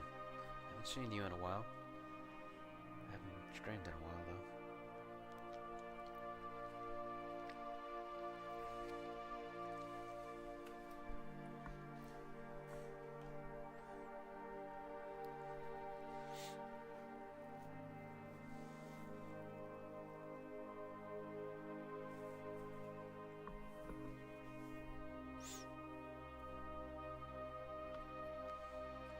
Hey you should check out those links in the description for me, and go join my anti-light pollution Facebook page. And I got a petition started up in there, starting a long battle with the city of Huntsville over all their light pollution. It's most likely a losing battle. Not going to be an easy one, that's for sure. But there are some cities out there that are starting to make changes.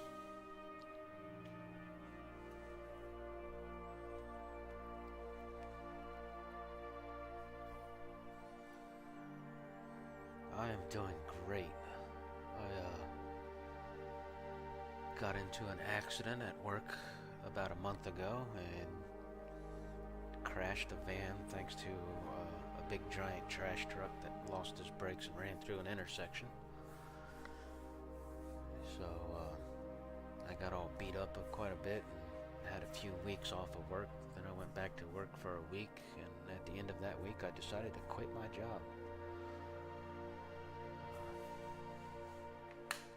Several issues that were going on with my job that I did not like. So I'm in the hunt for a new one. But no big deal. I've got a little bit of a safety net to keep me floating for a while.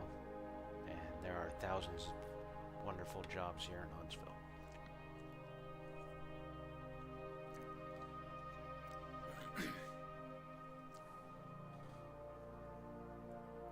Let's see if I got a picture of that.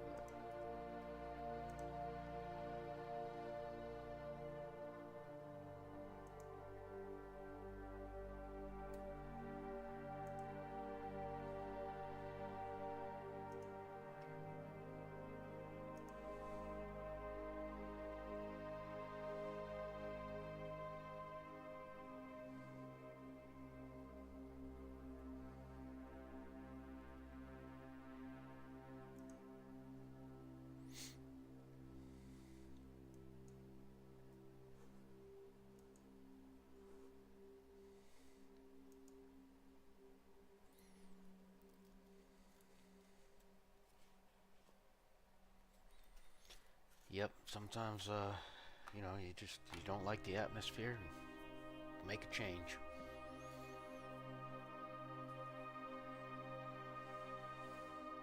But yeah, this probably is the worst crash I've ever been in. I've not been in very many crashes on the road itself. I was in one race car crash at one time.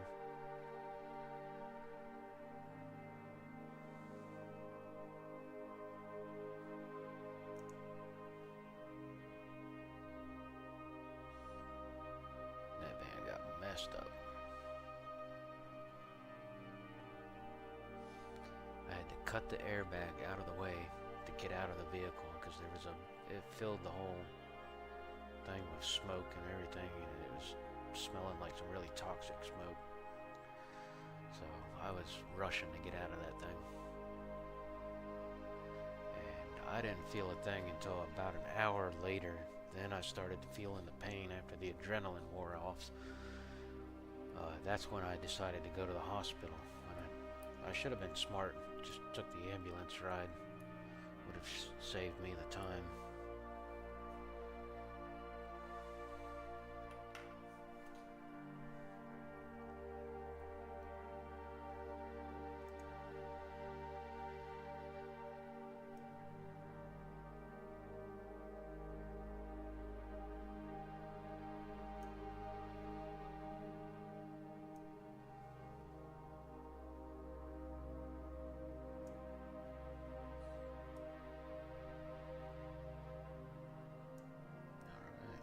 Frames in, we're starting to pull out some of that detail in the pillars of creation there.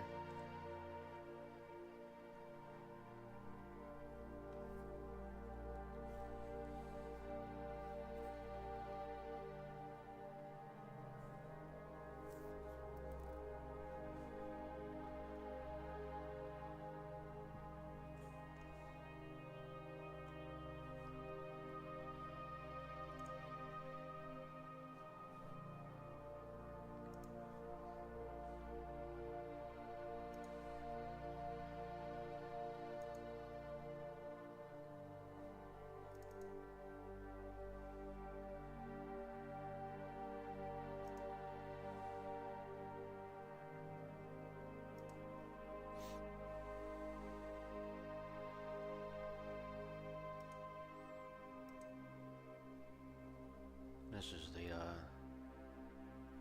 latest image I took of that with the other monochrome camera the other night. Still a noisy image. This wasn't a very long exposure, but I need to collect some more data on that, and I'll do that throughout this summer.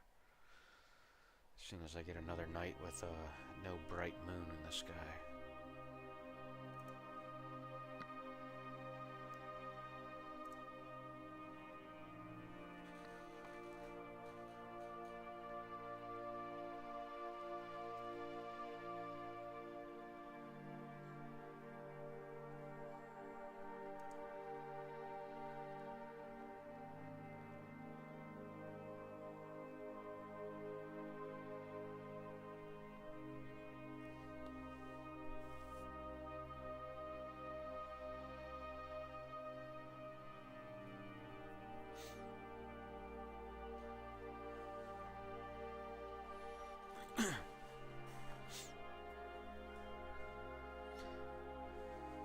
Thank you very much.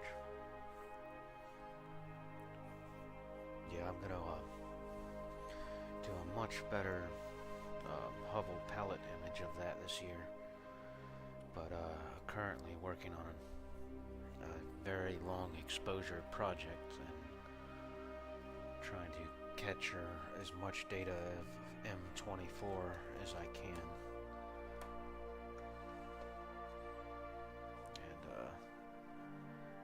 Recreate the Bray Falls image of M24. So basically I'm going to capture that right there. And it's going to take me at least 15 to 20 hours worth of telescope time. But this is a newly discovered nebula by Bray Falls. He discovered, I believe, last year.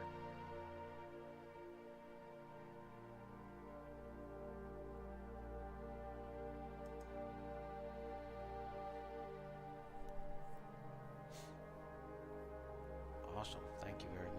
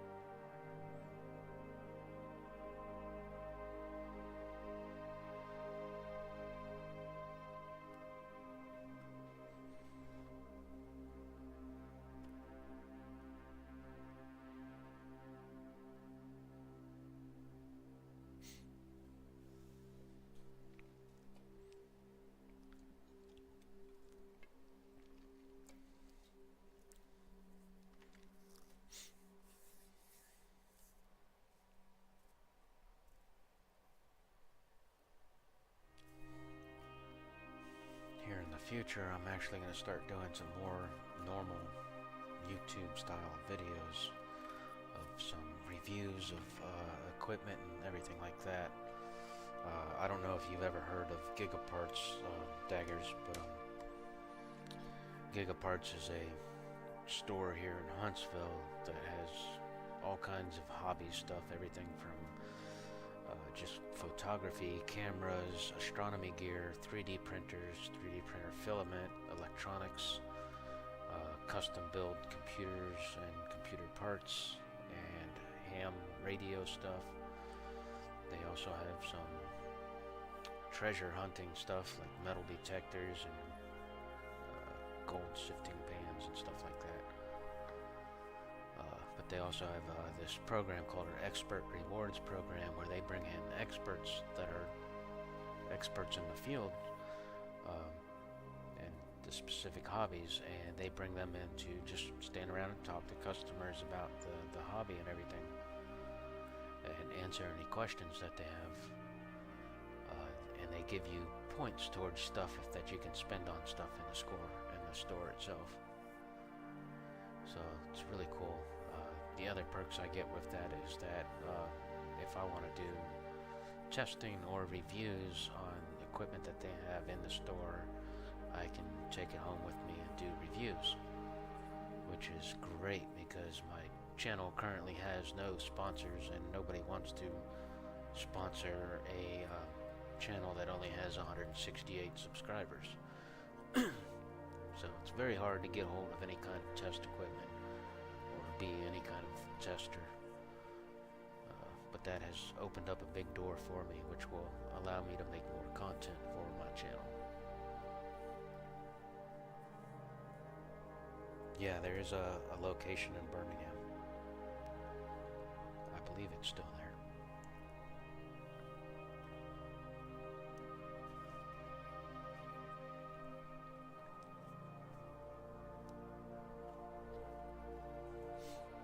I'm also going to do some classes there where I'm teaching the basics of astrophotography and what people need to get started in the hobby.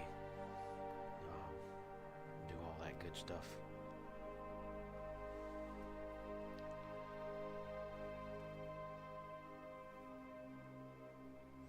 Yeah, it's a really cool store. They got classes for ham radio. You can go there, talk to the ham radio experts. They'll, walk you through how to study and prepare for the test, and then they even do the testing right there. So that's going to be the next hobby that I get into, actually.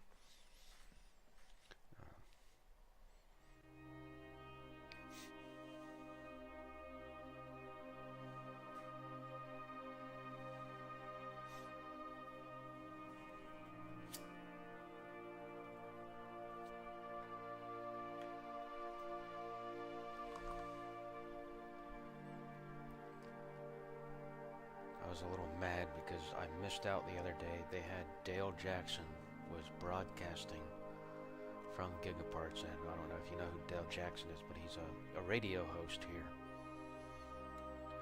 and he's basically a talk show radio host, and I used to listen to him all the time while I was driving around in the service van. And me and him were born in the same town. Eventually I want to meet him and shake his hand because he's a pretty cool guy.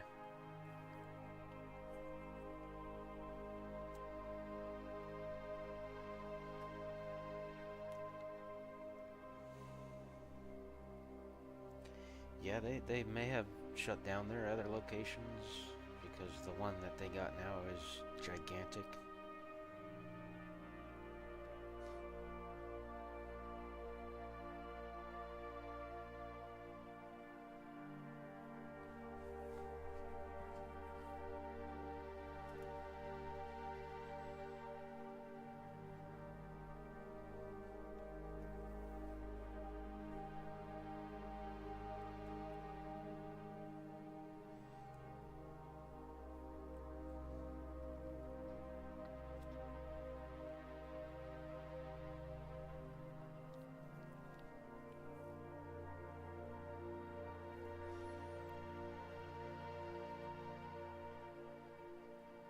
Yeah, you'll have to come up and see it.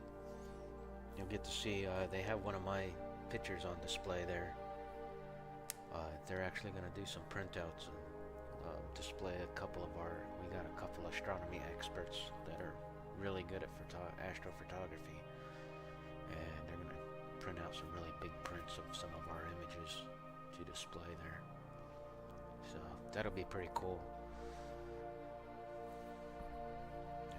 It also, being there and talking with people gives me a chance to also promote my channel, because while I'm there I have a handful of about 30 or 40 printed images that I've printed on just small 8.5 by 11 prints, but I use those to discuss and talk about the astrophotography side of things, and it piques people's interest. And when I'm done talking to them, I usually let them take one of those images with them. And then on the back of that image, I have links to my YouTube and my Instagram. And I've got to start up a couple other media channels.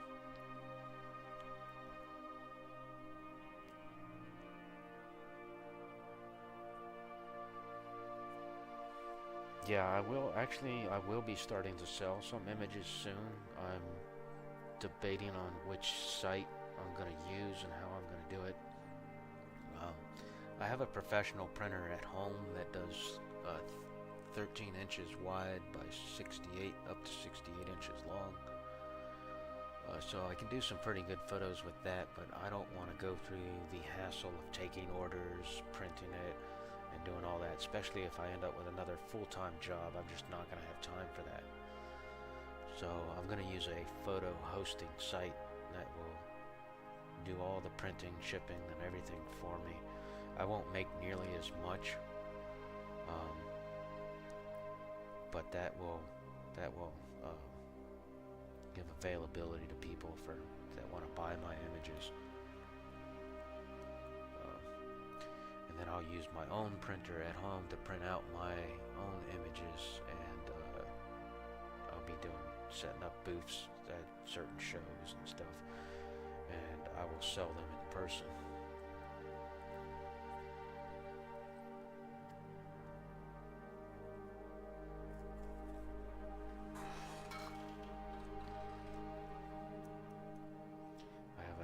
Another friend in the area, he does the same thing. He's got a really nice booth that he sets up and goes to different kind of events and stuff, and he normally has his pictures hanging up for sale and everything.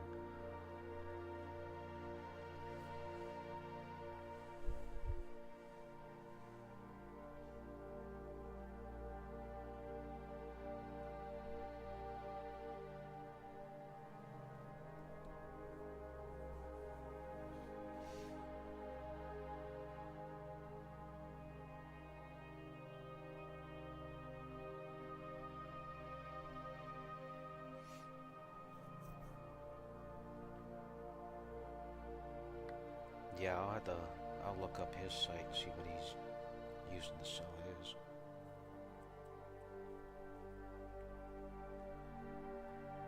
Let's see, that's the mark from, oh man, I'm having a brain fart right now. What's his channel name?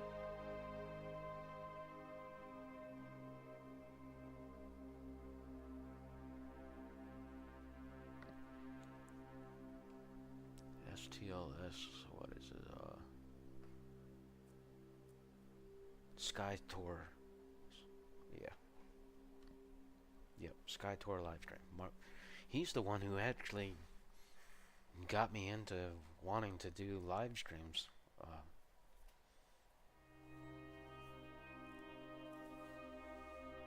He was one of the first people doing live streams with a telescope like this. And I followed right in suit, and I'm like, man, I gotta get into that. It's nice to be able to share the hobby.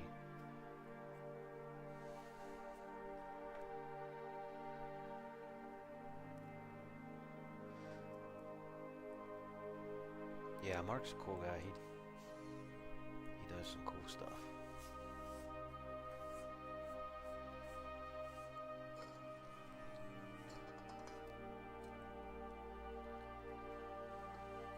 He knows more of the science behind this stuff. I probably know a little more about imaging and telescopes, but he knows the science behind, the astrophysics behind all of this. Because I believe he has a master's in astrophysics.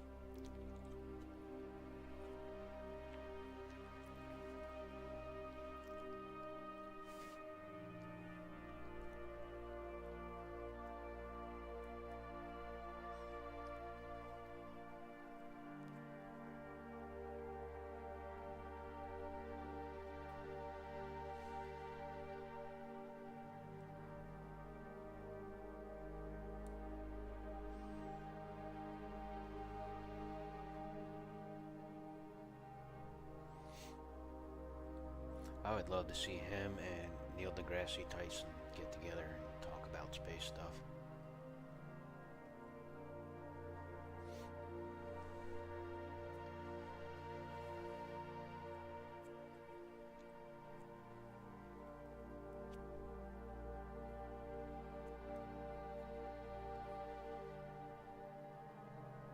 Yeah.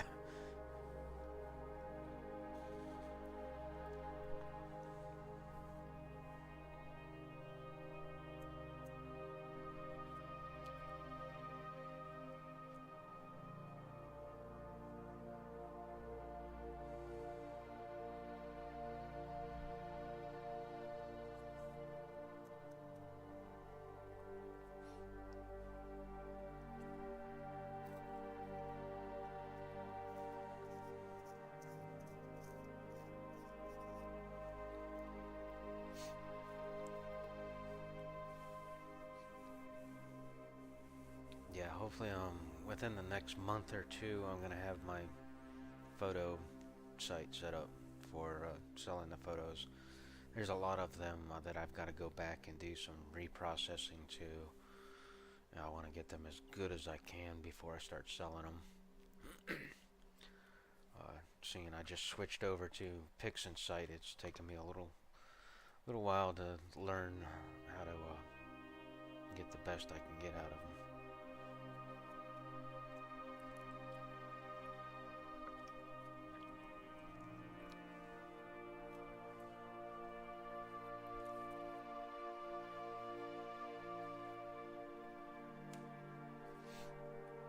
Alright, 9 frames. Let's see, we gotta be about 3 minutes away. About 2 minutes away from the next target.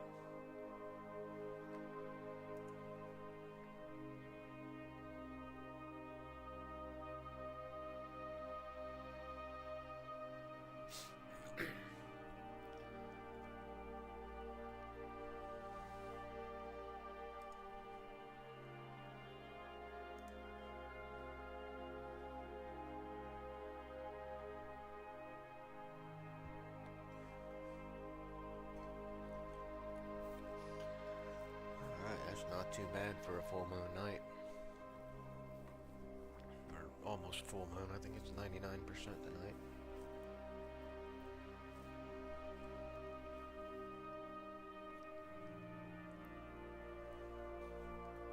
Awesome.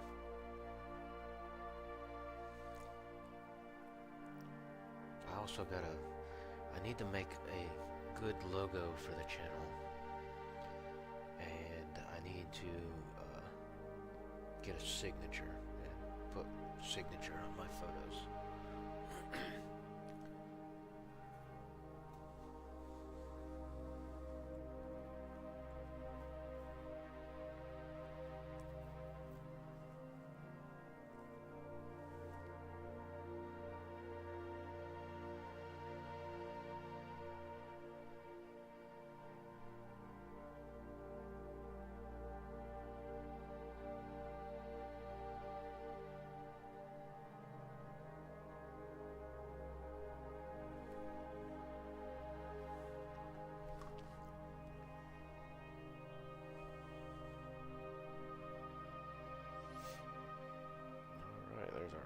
Frame that dropped in. Should be slewing.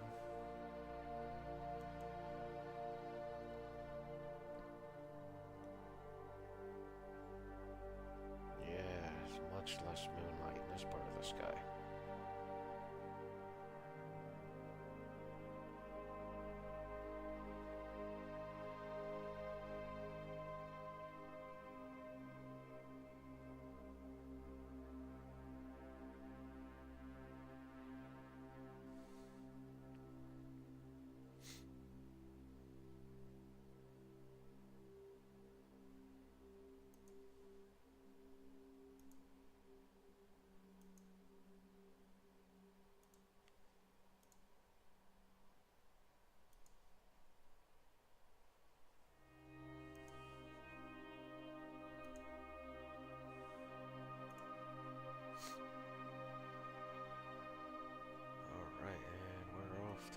Here.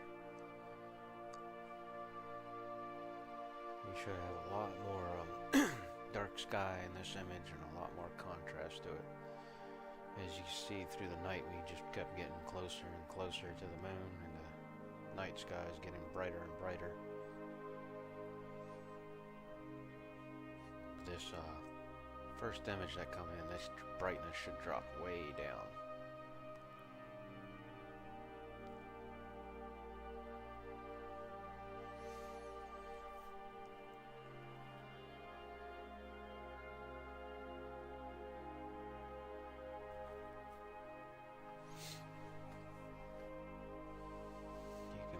see it in that 5-second exposure. That's just probably about what you would see if you were visually looking at it through a telescope.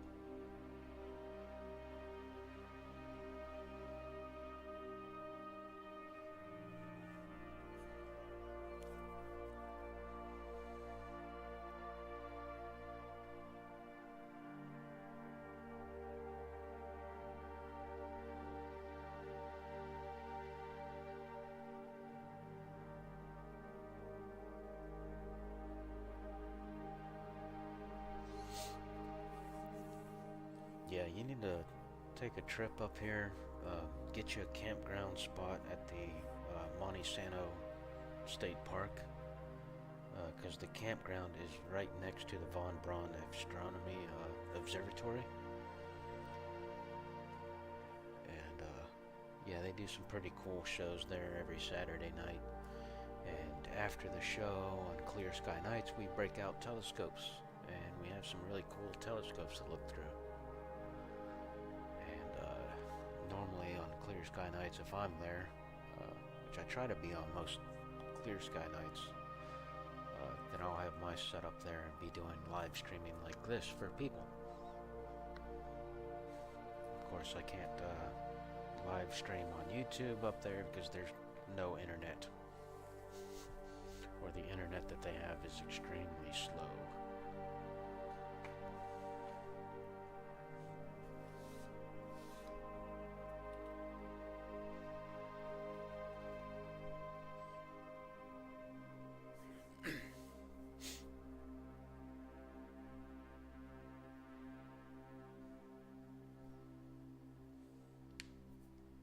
Yeah, that's another video I'm gonna do, is a tour of the observatory there and showing off the big giant telescope.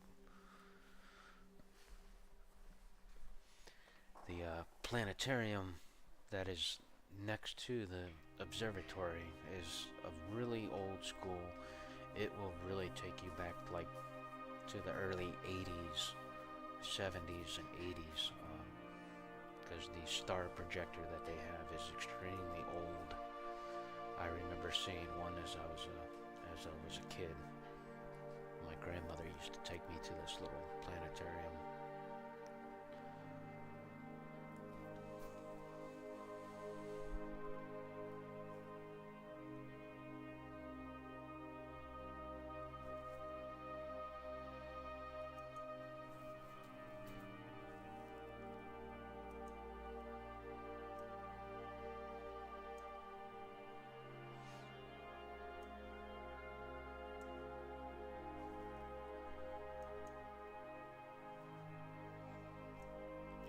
That's about as good as that's going to get for that target tonight.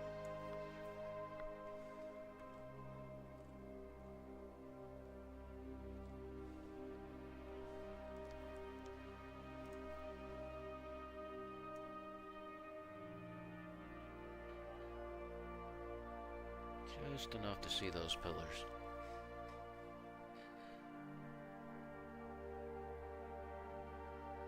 Can't quite see the other ones over here. They're still pretty dark.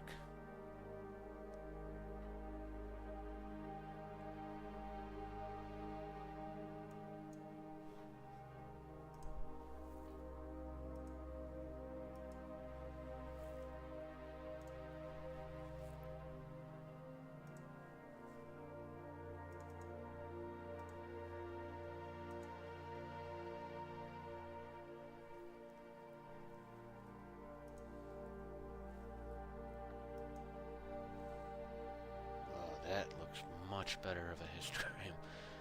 That looks a ton better.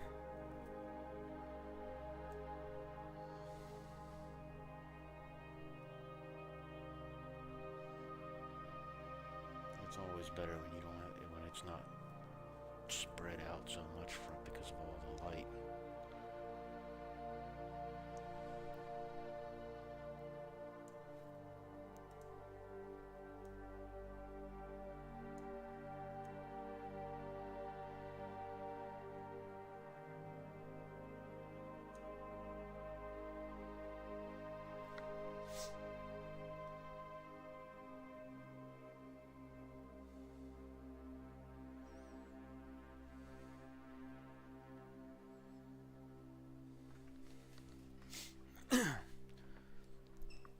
would be one of the first images that I start to sell because it's probably one of my better images that I have.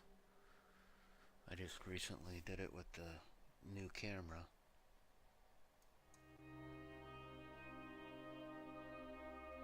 And I haven't even processed that image, I don't believe.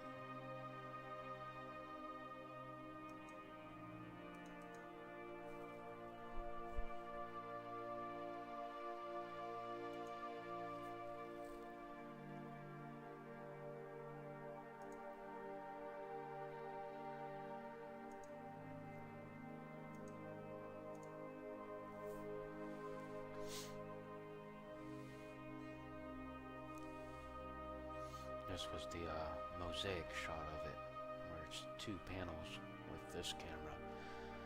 The new camera that I got will get this all in one shot, and it actually has a lot more of it than the top and bottom.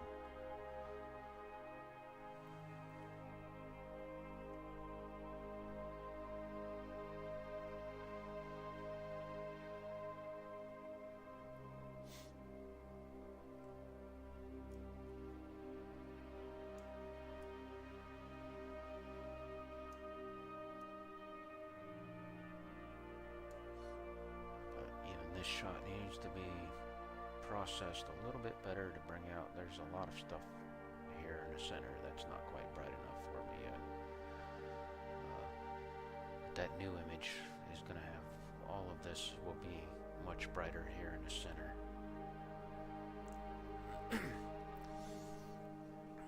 Yeah, it is a really crazy looking nebula. To me, parts of it look like it's twisted up DNA looking. Like it's got like a helix to it.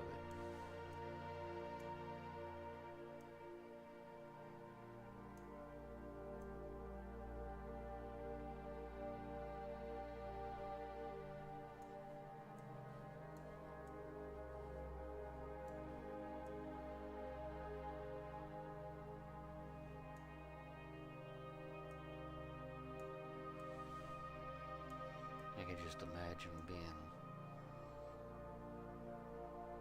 in a star system right here in the middle of all of that and seeing that in your night sky. That would be cool to be, you know, only a few hundred light years away from it.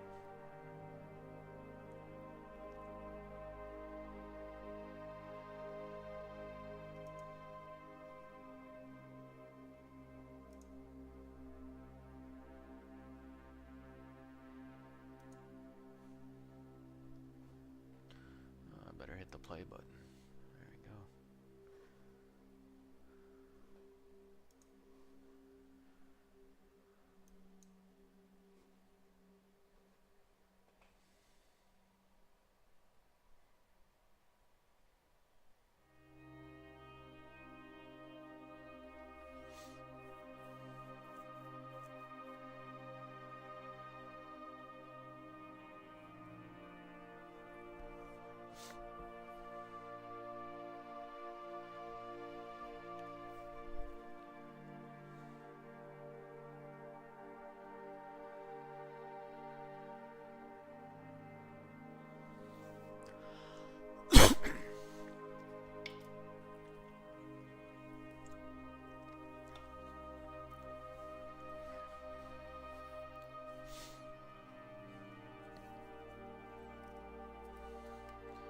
Hopefully within the next month I should be testing some of the smart telescopes that are on the market.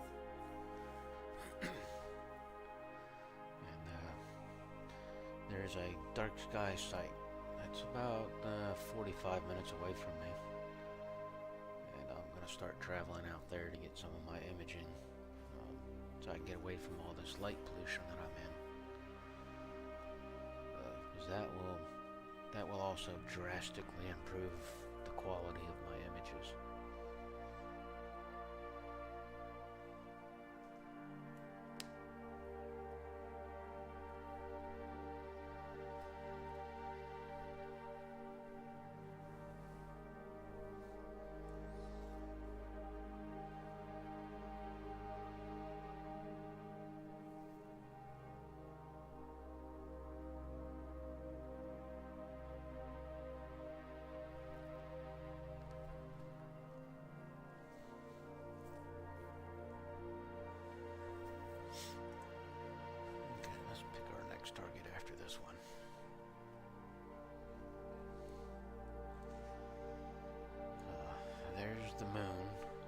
left the Eagle Nebula, so that is pretty close to the moon. Now we're over in this part of the sky. And I can do everything from this line here over. I start running into the building in the back of my apartment. Takes up this whole spot of the sky, basically, the whole northern sky.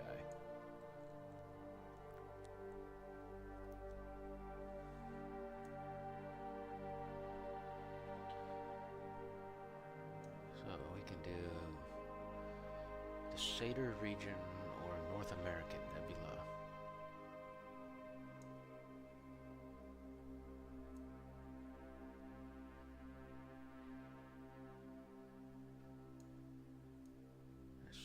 The Crescent Nebula, it's in here somewhere.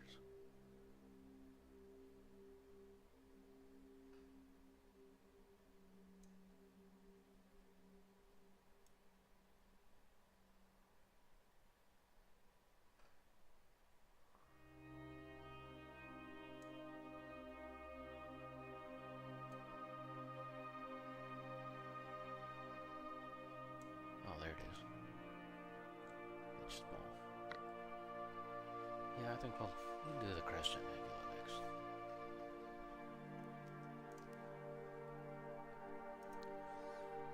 That area's got plenty of clouds and nebulas.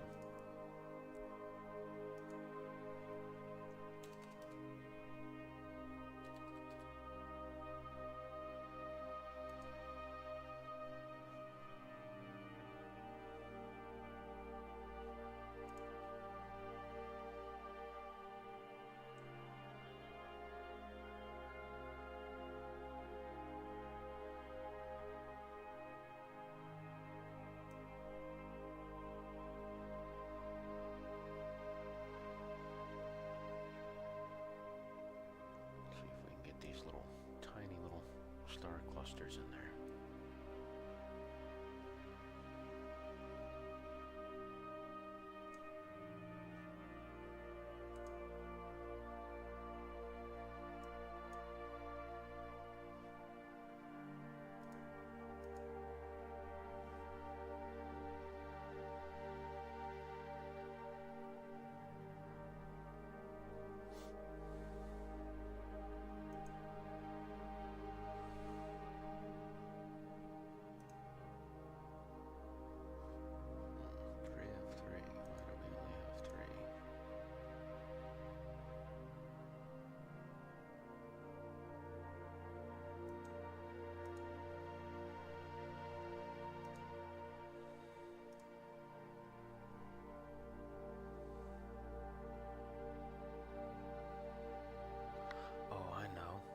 Midnight.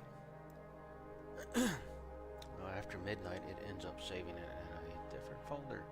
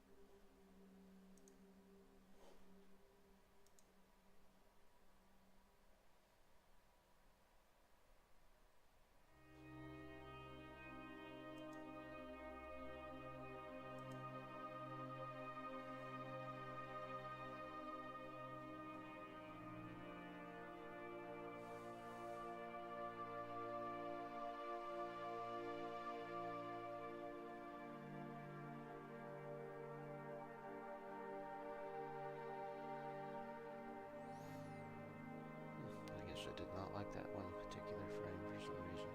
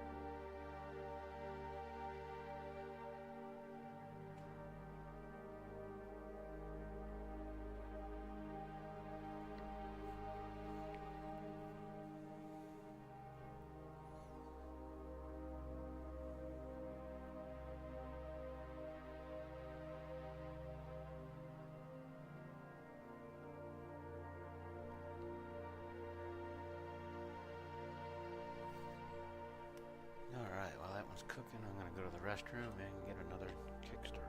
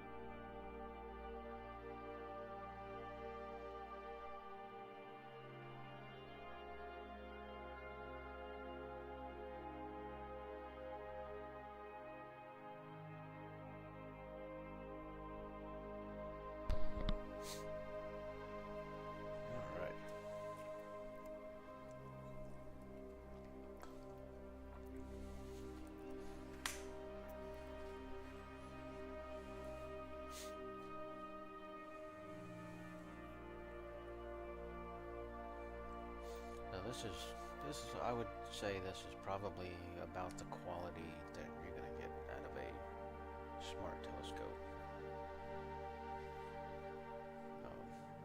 It will just take quite a bit longer than it was from my telescope. I would say after about an hour or so, you could probably get to this quality, and that's without processing. That's just what you would see on your, smartphone screen or tablet or whatever you got connected to it. I've seen some people process and edit the images from smart scopes, and they look extremely good. But that's after hours worth of exposure time.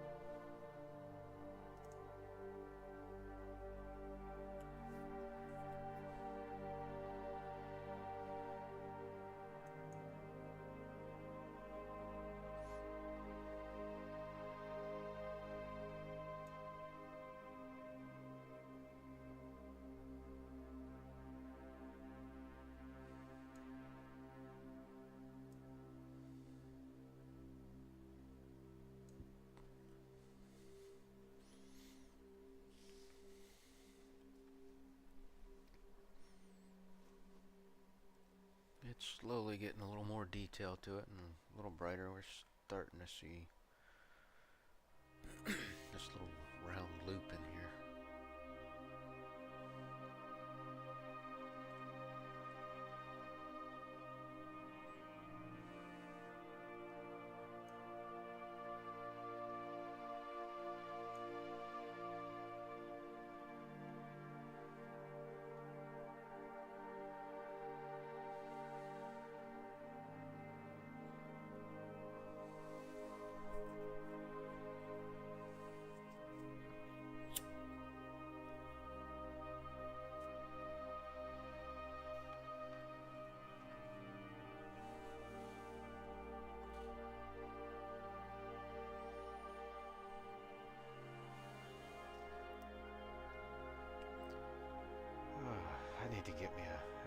vacation.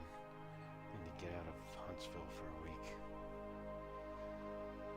I think I need to go up to my dad's house in the Appalachian Mountains. Need to make a trip to the Mason Ruby Mine in Franklin, North Carolina, and play in the dirt for an entire day looking for rubies.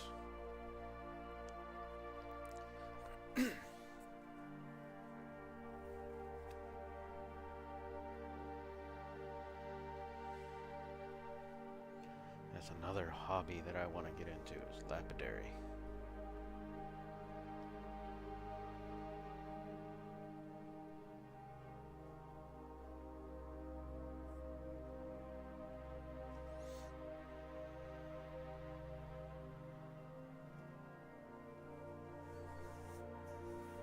Yeah, I love it up there.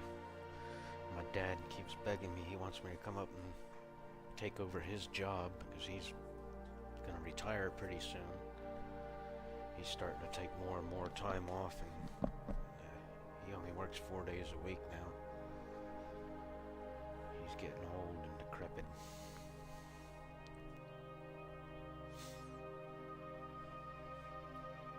But the only problem is up there is internet's twice as expensive, and you gotta live in the city to even get it. My dad's house has no internet, no cable. He's got a phone line, that's it.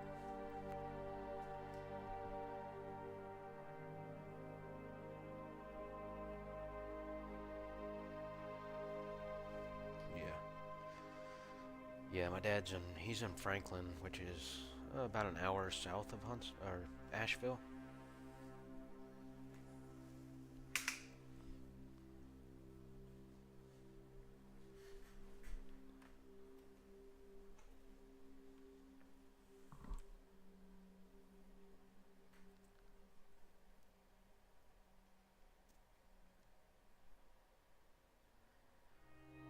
Yeah, definitely off-grid. His backyard is probably a boardle too.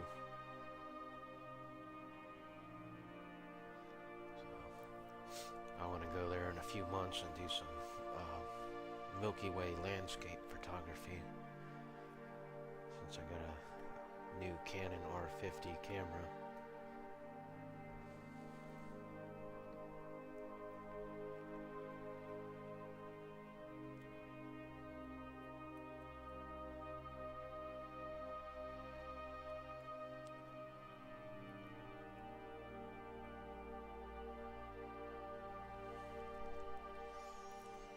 I'd have to live close to Asheville if I went up there, though. I'm not gonna live in his little tiny town. It's too small of a city for me. I need big stores and places to go.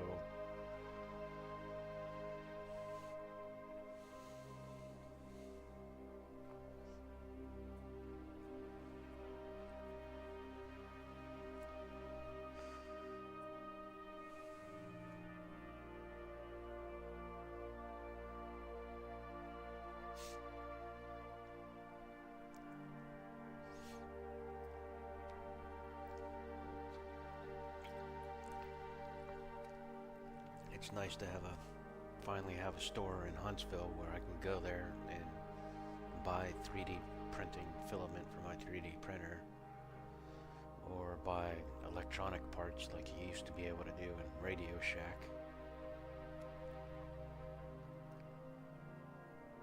You wouldn't find a store like that in Nashville.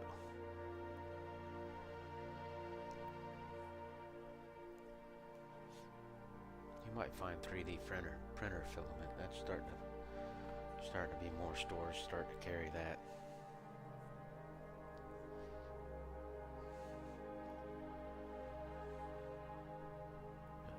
Nothing in the capacity like Gigaparts. We've got thousands of different filaments there.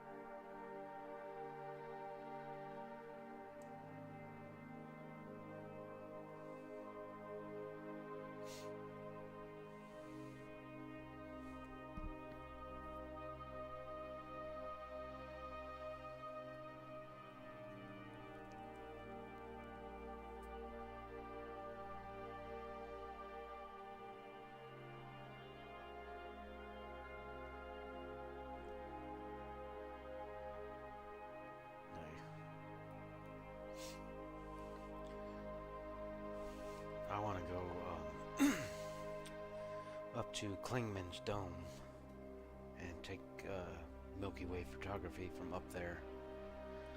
But you gotta get a special permit to stay up there at nighttime.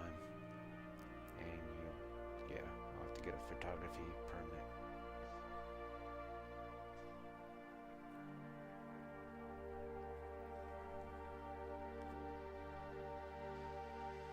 permit. It's a state park and it's extremely dangerous to be up there at night. Even though the Appalachian Trail crosses right over it.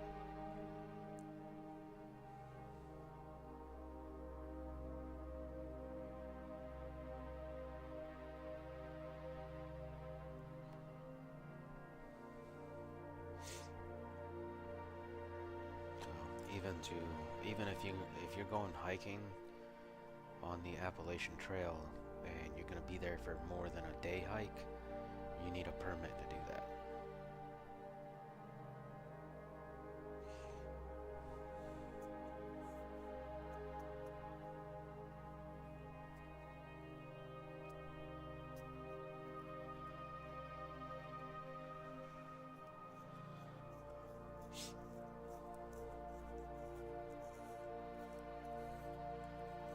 It's a really cool part of the Appalachian Trail, but it's extremely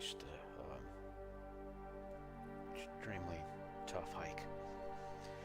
Yes, sir. Welcome back, Anthony. Yeah, if the skies are clear, I'm gonna be at this all night long.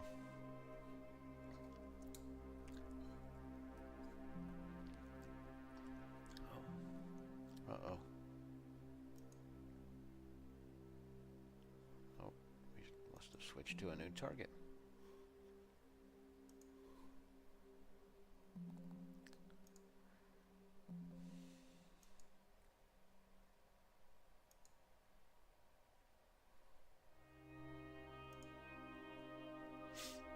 Crescent, there it is.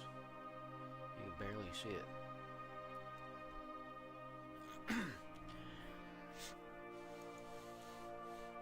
Another decent target for visual, but you can just barely see. You need a really big, I think you would need at least 8 inches of aperture to be able to see it.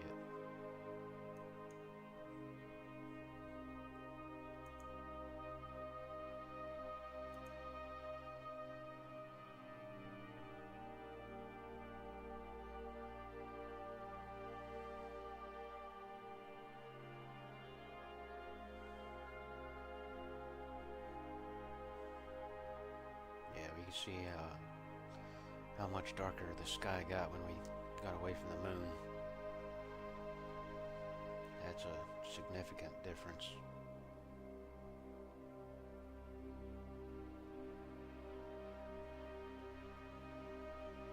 Yeah, we did manage to get that small star cluster in there.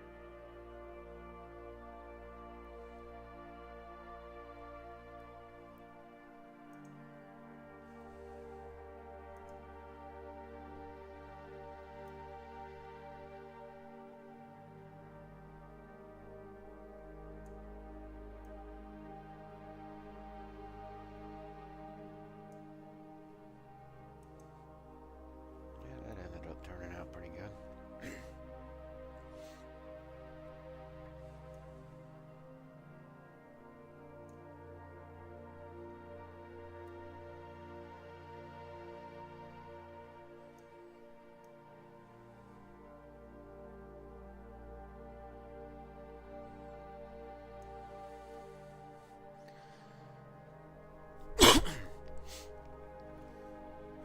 I don't know, my next telescope might be a second one of these, just so I could do this faster. Be like Anthony with the double barrel shotgun there.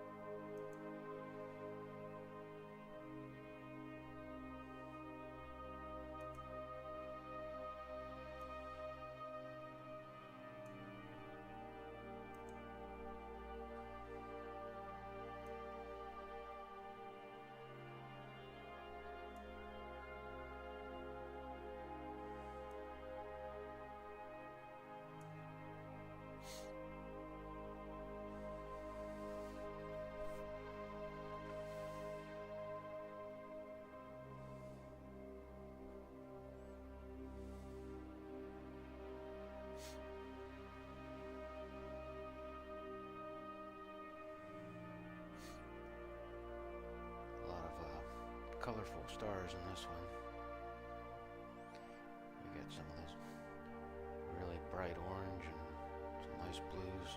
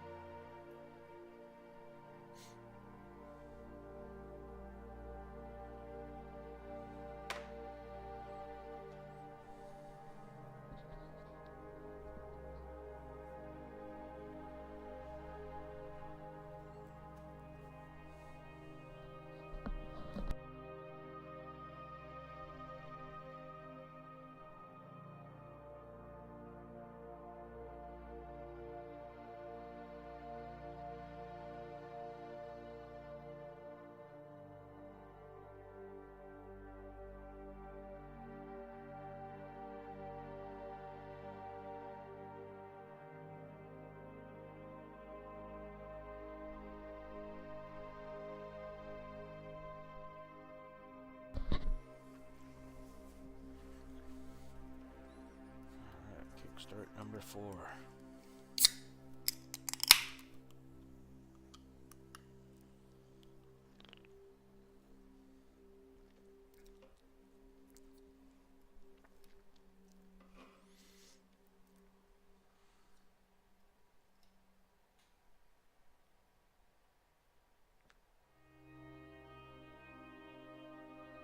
Let's see, 90 milligrams a piece. That's not bad for caffeine. Much less than the Bang energy drink. I can't drink one of those. I drink 2 Bang energies and I'm like shaking.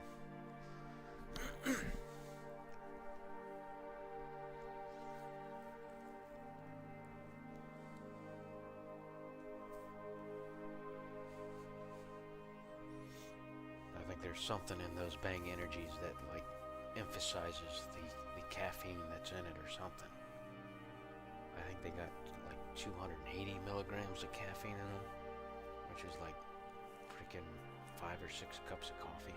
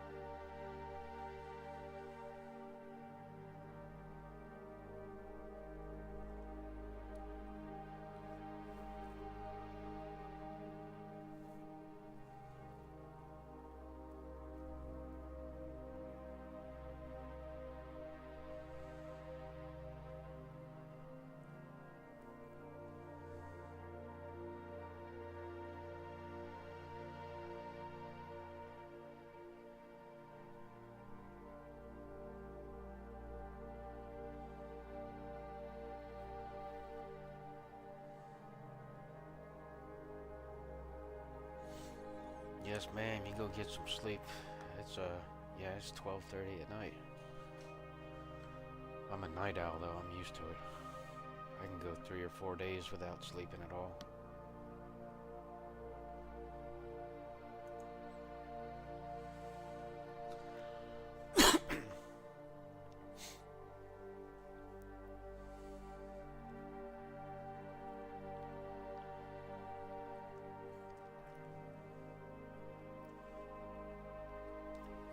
Alrighty, we'll see you on the next show. Watch out for some of my normal videos too that I'm going to start doing here soon.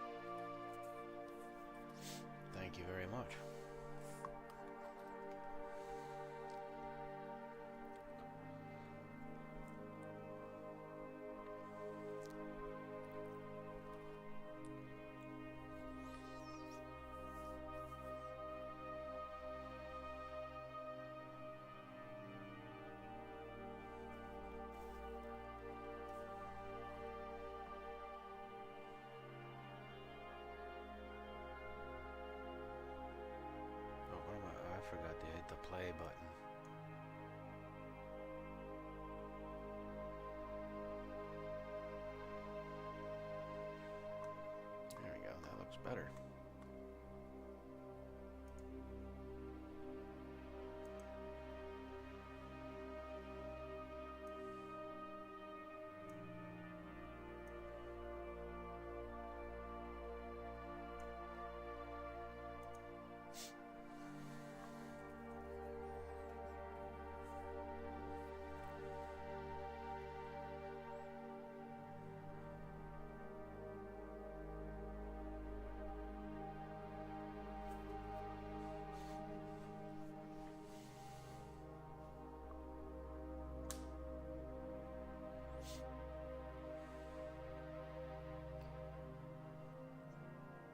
If you've never seen this target before, you would not know how much data is actually missing here. There's a lot more structure to this. That's no way we would be able to really pull that out without hours of time and a moonless sky.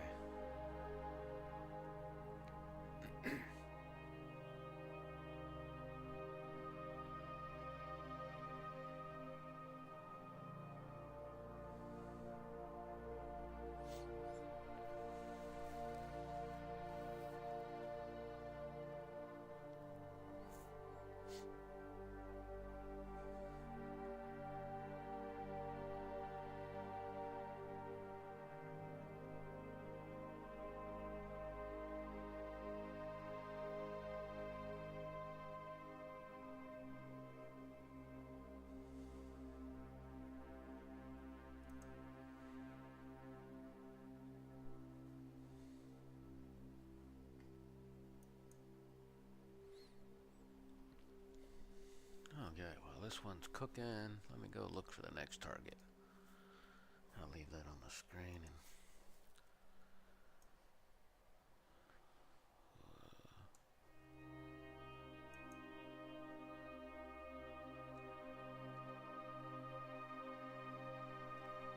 Man, I might even be able to hit Andromeda a couple more hours.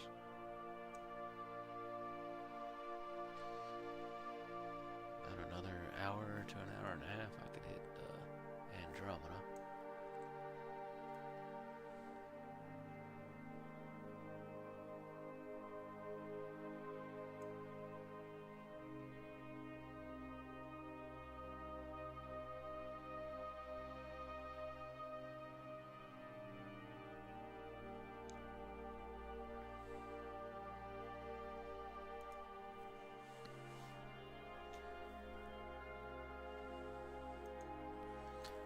I think we'll do the Cygnus Wall part of the North American Nebula.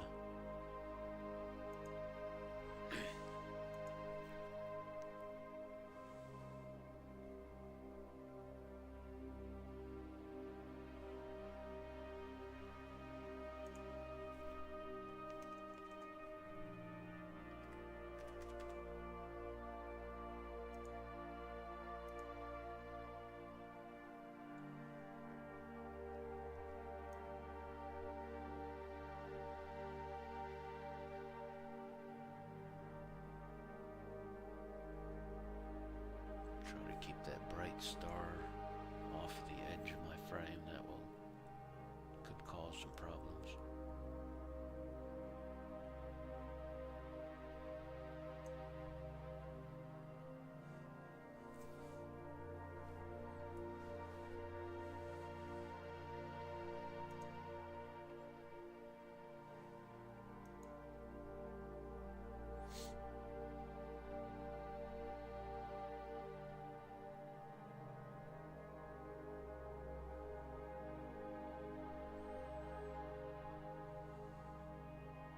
Yeah, we're only halfway through tonight. I got enough time for 6 or 7 more targets.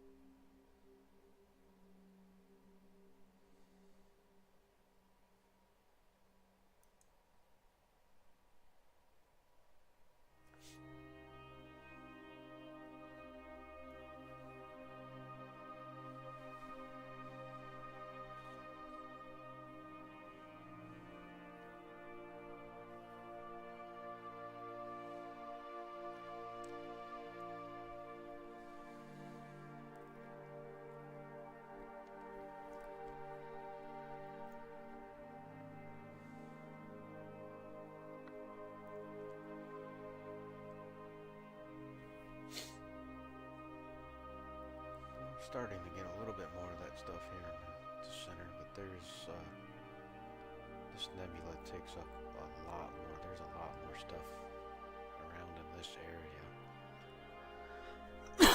I don't really have a very good image of this this target. I don't believe I've ever done a very long exposure with this new telescope, and I've definitely not done it with the new monochrome camera.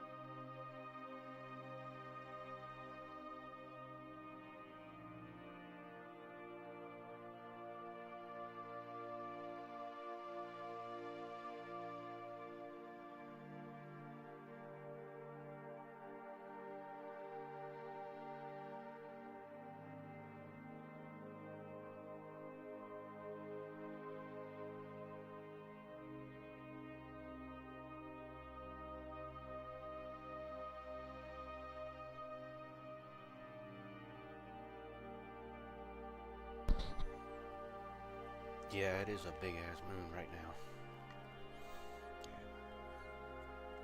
F2.8 is awesome, but it also picks up a whole lot of light pollution a lot quicker too.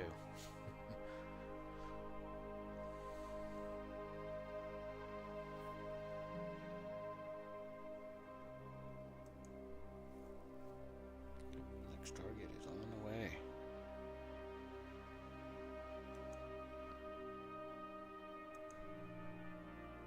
No, don't you guide on nothing.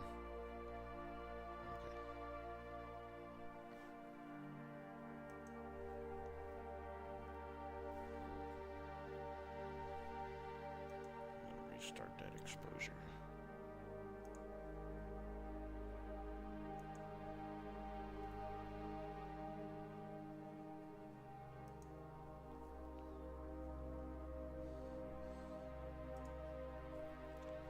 They need to fix this little issue that I have with Nina and PhD. Every time it switches or slews to a new target, when it goes to start guiding back up, it will automatically not like select a new star, but it will still have the last image from when it stopped slewing, and it will pick a new star on that image, and then the next image comes in as a new image, and so it messes it all up. I found the workaround for that, and that's why it has slew its center, then start guiding, then it stops and waits for 3 seconds, and it restarts guiding again. And that seems to get it to pick out a new star.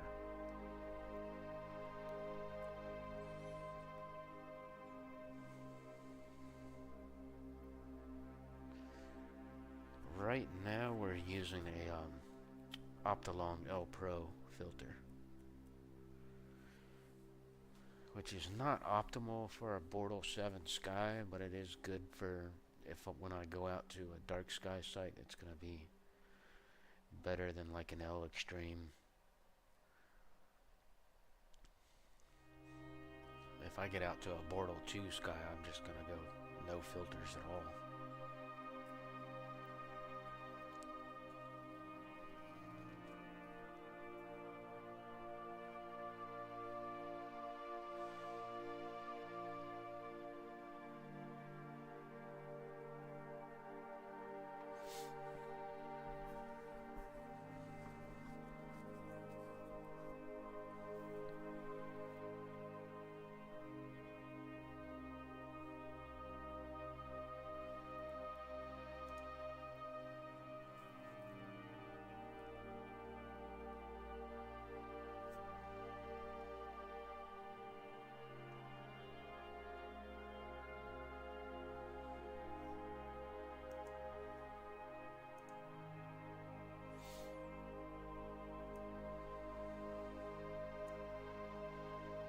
Turned out pretty good.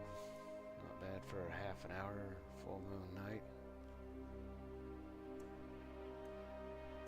Definitely wouldn't be able to do that with an f6, refractor and f4.5.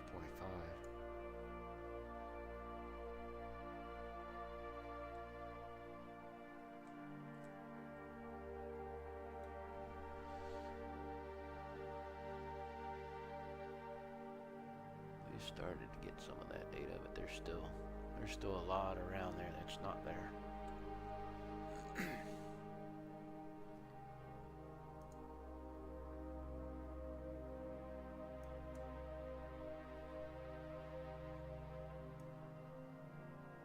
of course, we could always pull that out a lot better if we were, if we had all the features that PixInsight had in this program. Holy cow, that would be awesome.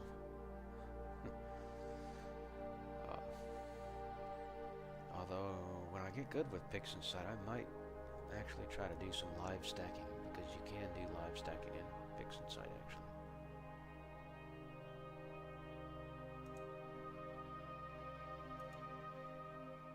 But I don't think the mini PC would be able to handle doing that with PixInsight.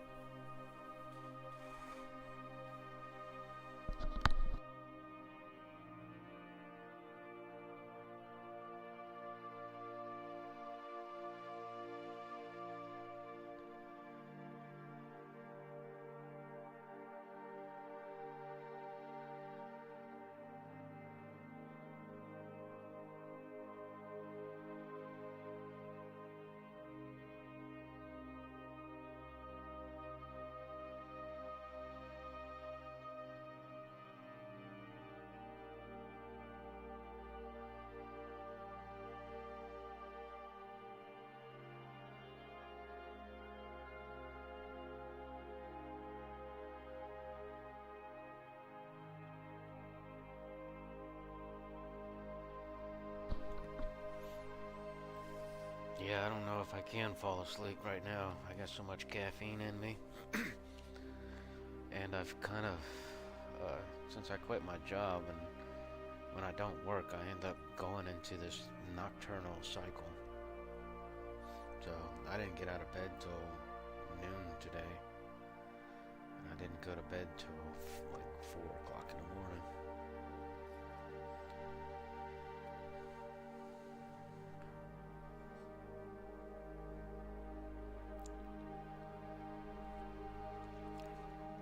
I was occupied all night playing a new video game that I've been playing called Star Citizen, which is a really interesting game that's been in development for over 10 years, and it's still in beta.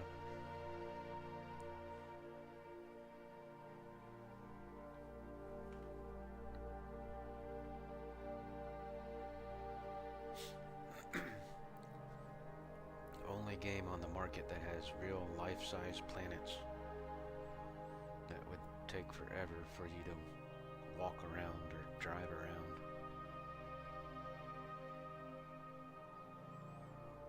Yeah, it does. It definitely turns me into a night owl, especially when I got the monochrome camera, because it still has just a manual filter wheel, so I gotta go out there and turn the wheel.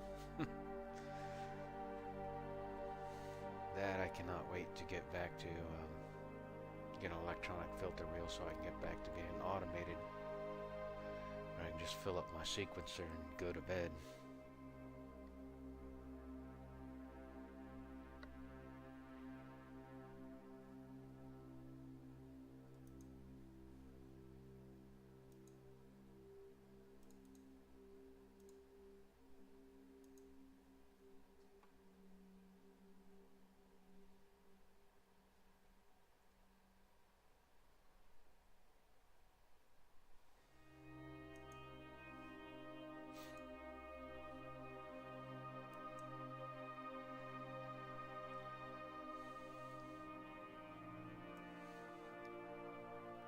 This one, I'm going to stretch the snot out of this so you can just watch the noise disappear.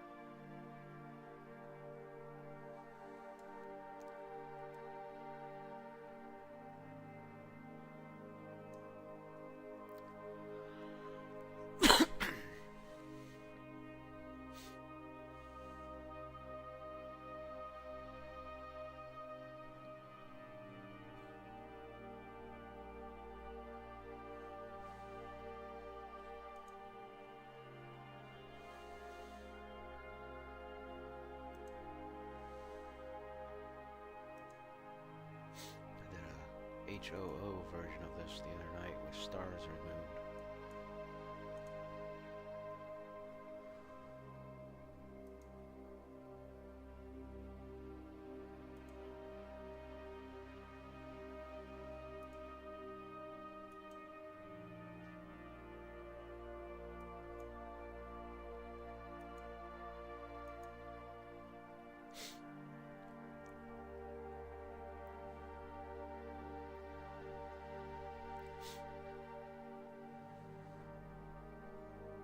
Yeah, I'm really loving the monochrome camera. It does really good at pulling out the dark nebulas and all the clouds.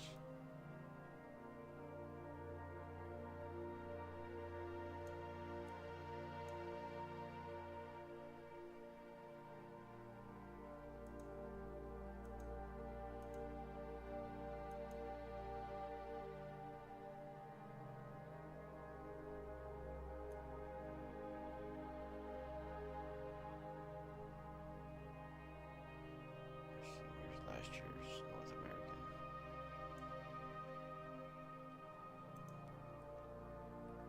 This is what you get when you do SHO palette with a color camera.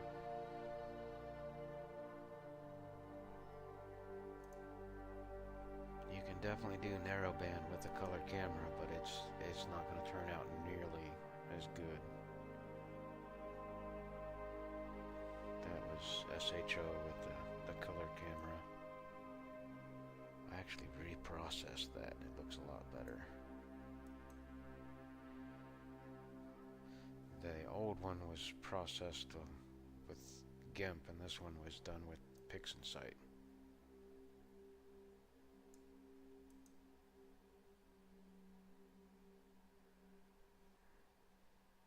Pixin Sight did a much better job at it.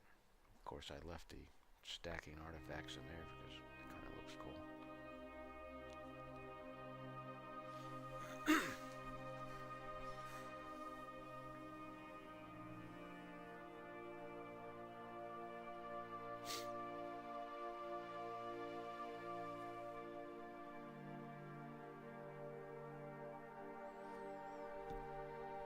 Yeah, they didn't have the Duo. I was gonna get the Duo, but they didn't have it in stock when I was buying it, and I wanted it now.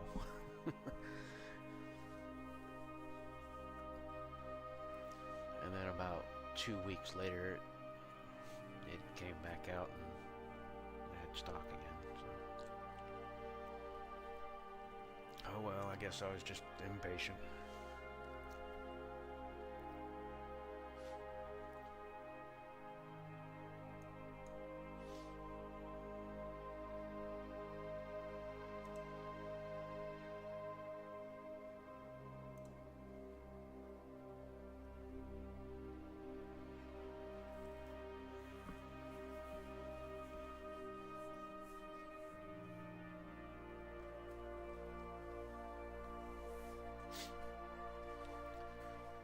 Yeah, I wouldn't mind.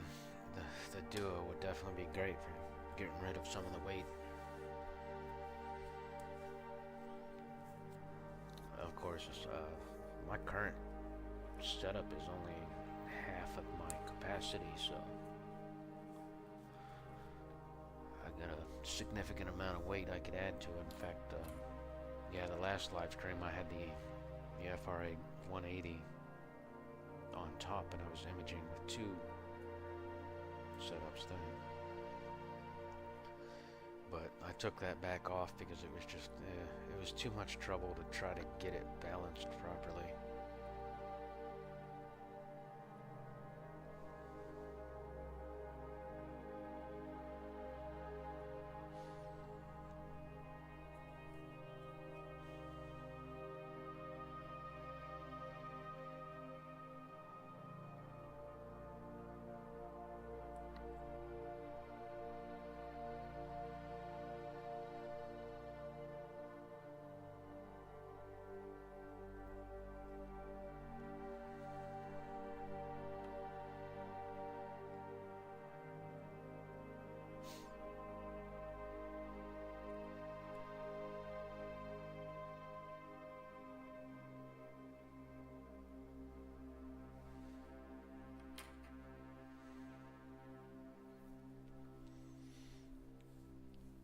Yeah, I'm looking at strain wave mounts. I'm definitely, my next mount will most likely be a strain wave. I don't know if it's going to be the ZWO. The AM3 doesn't have enough weight capacity for me, so I would have to go with the AM5. But I've heard that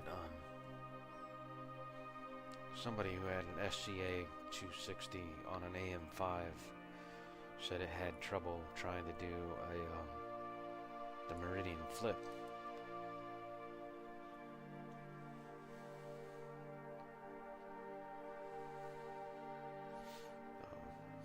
Because I guess when it does slew to do the meridian flip, it tries to slew at a much higher speed, and it has trouble moving that much weight at a higher speed because that's right on the edge of its capacity, I believe. Of course, the guy didn't have a counterweight on it either, so I think if he would have put a counterweight on it, it would have definitely been better.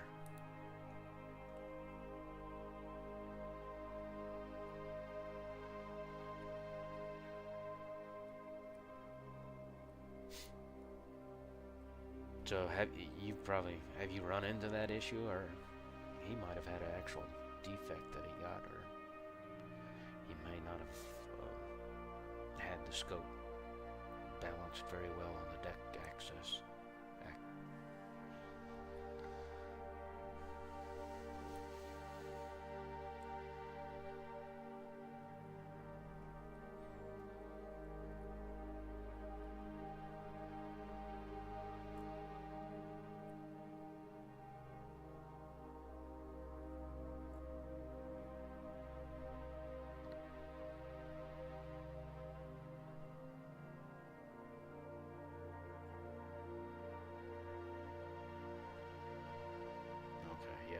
that's what I figured. Using the counterweight would definitely help it out.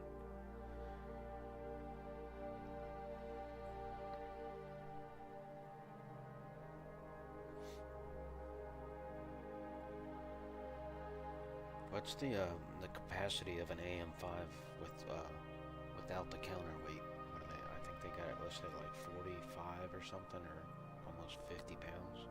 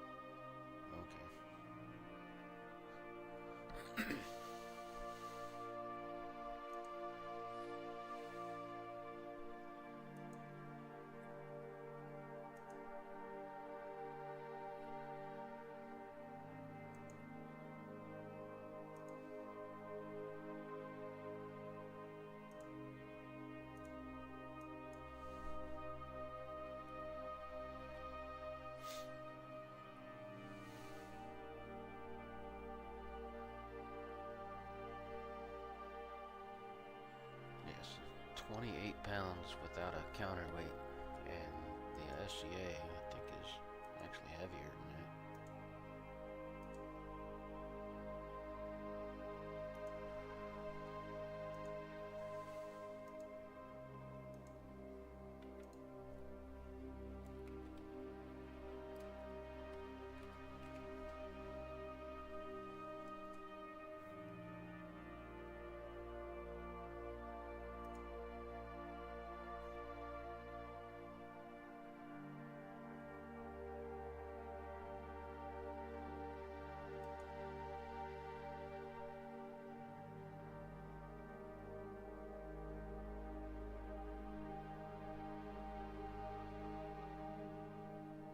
Yeah, 32 pounds with both dovetails on it.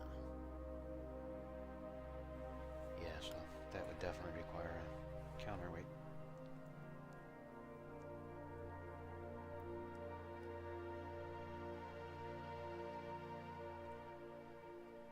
Yeah. Yeah, the further away from the center of the axis, the worse. Oh crap, my phone just shut off now, I can't see comments. Better plug my phone in.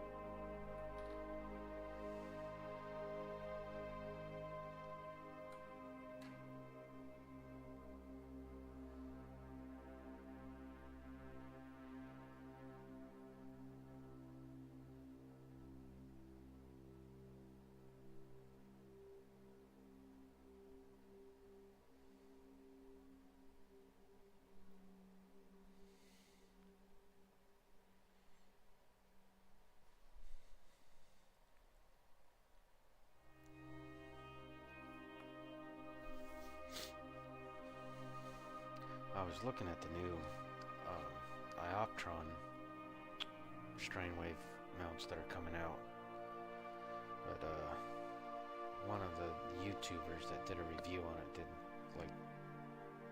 really did a pretty bad review on it.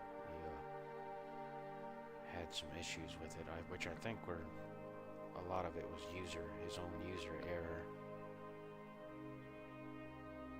kind of made it look bad. But he, you know, I can't trust a lot of YouTube reviewers because especially if they didn't purchase it, they were using a review model, which means that's going to be one of the first ones that come off the assembly line.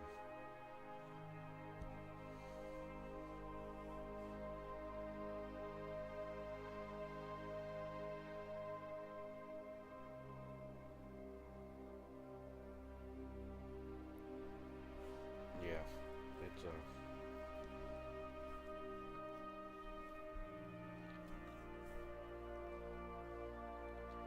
yeah, I don't even care that I'm using a strain wave. I'm still going to try to get the best balance out of it, not that I can.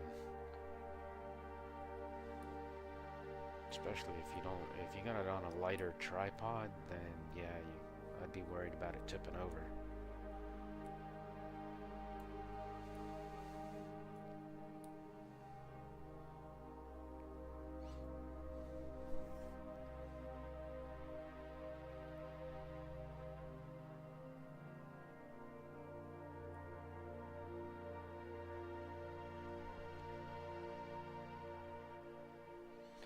Yeah, that's what I was looking at too.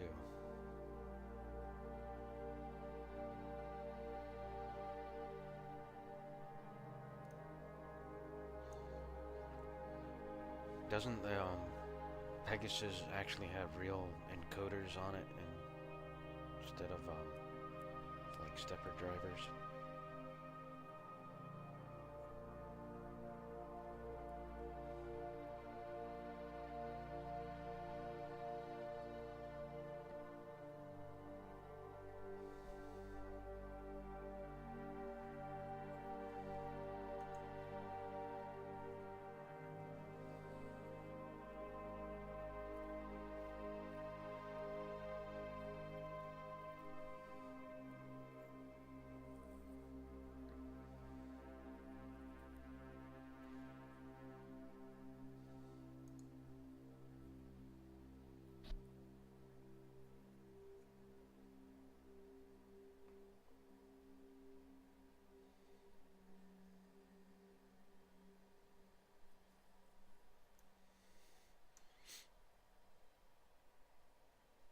Yeah,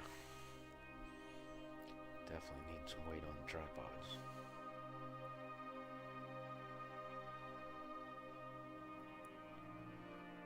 Oh wow, yeah, that's a pretty big difference in guiding, that's for sure.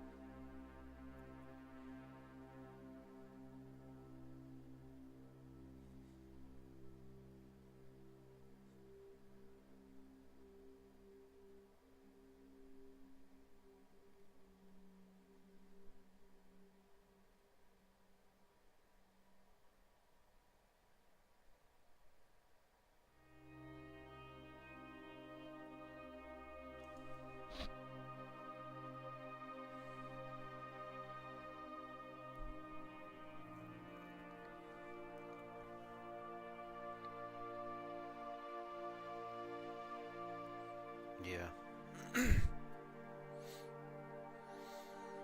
Yeah, pretty much any of the strain wave mounts are going to be pretty good mounts.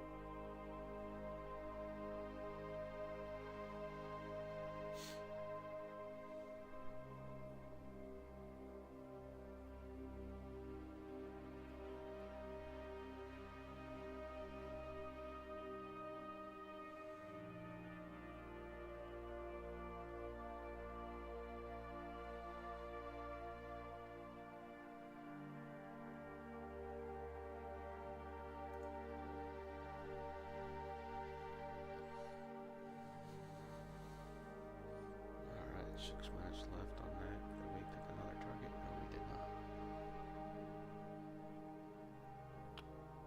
What next?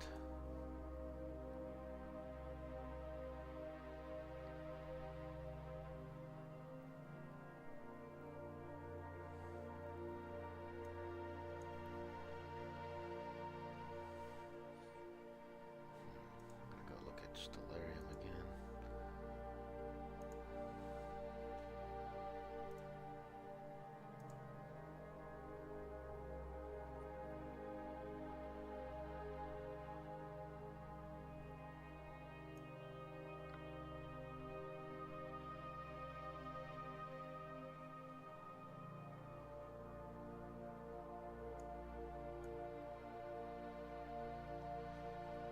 Andromeda's not quite high enough yet.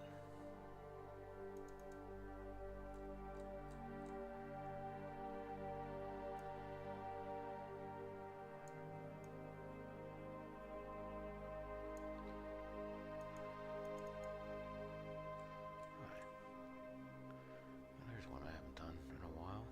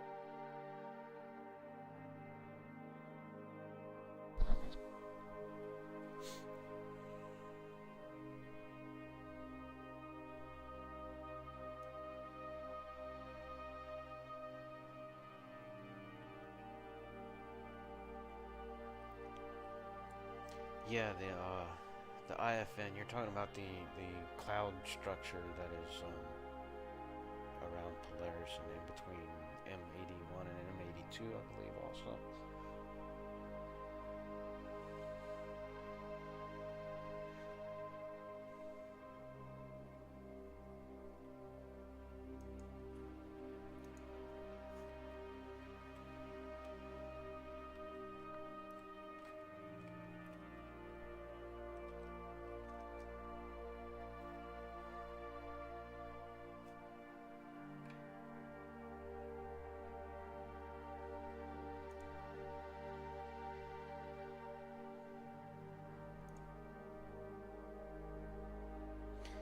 I couldn't even begin to shoot, especially not from where I live. My northern sky is destroyed, and I can't see it because of my buildings in the way.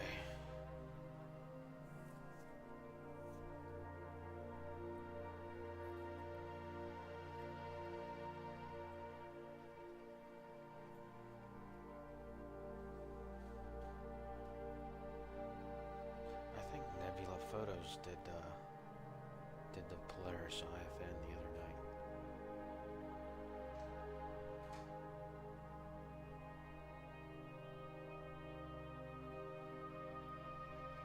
He was showing it off in a live stream that he had today.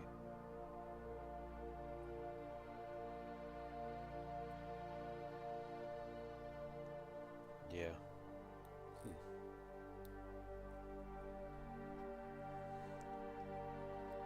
I might have to try it. And, I got a spot down the road where I can go to shoot the northern sky. And I kind of got a little bit of a small mountain between me and Huntsville that's kind of blocking some of the light.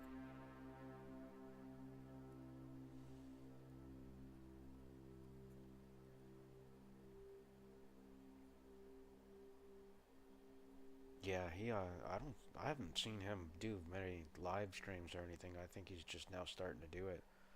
But yeah, he was live streaming today from his new observatory that he's built up.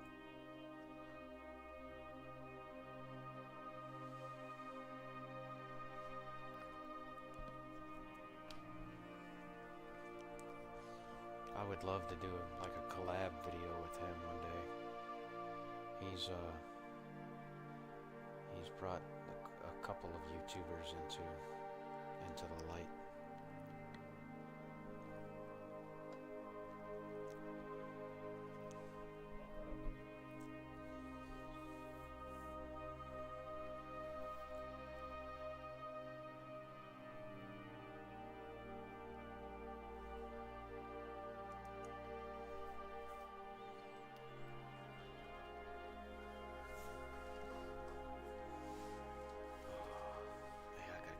Bathroom again. I need to stop drinking all this Kickstarter. It goes through me like beer.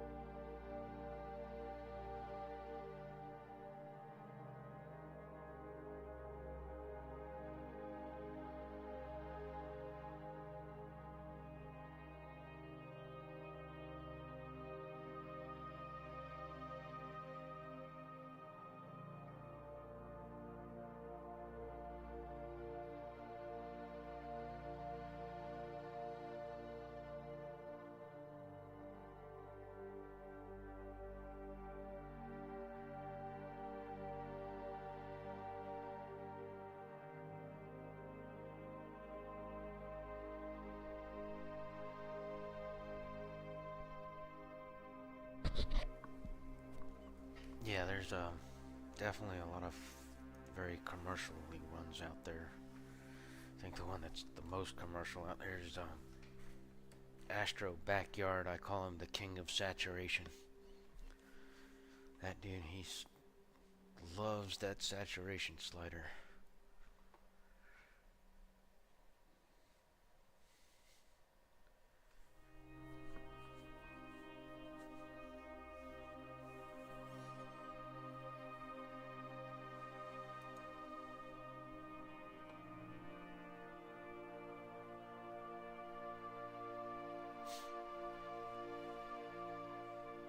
He got a lot of hate there when he brought out that scope that he supposedly designed and everything, but turned out to just be a rebranded scope that they slapped his name on.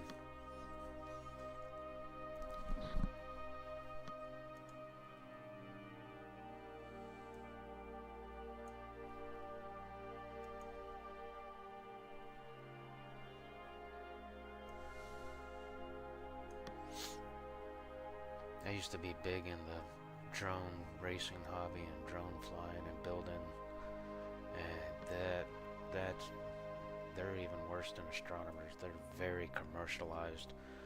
It's like all of the really popular pilots had their name on motors and stuff, and it was insane.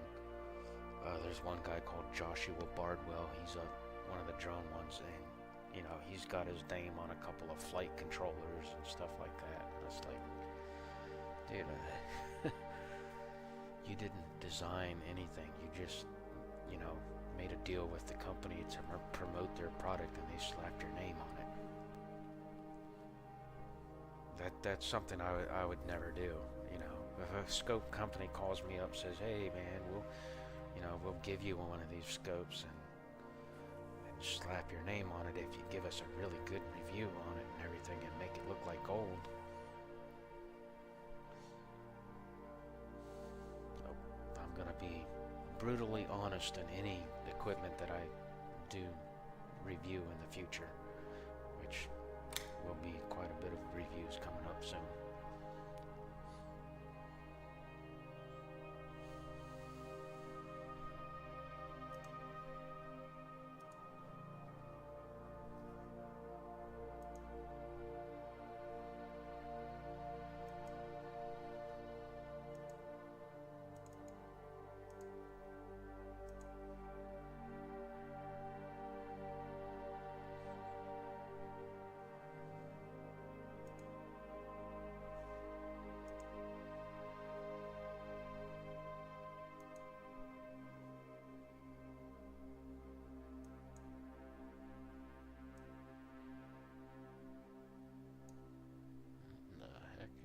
What's going on there?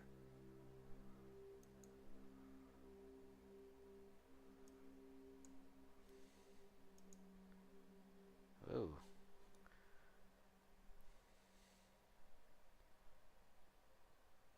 Did not like that frame, did it?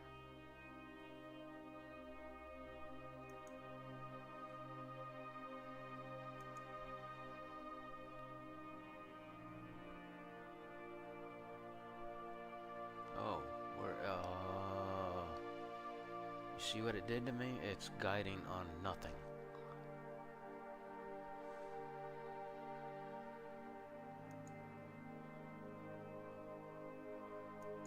That's why I didn't hear it beep or anything. It didn't go off and ding.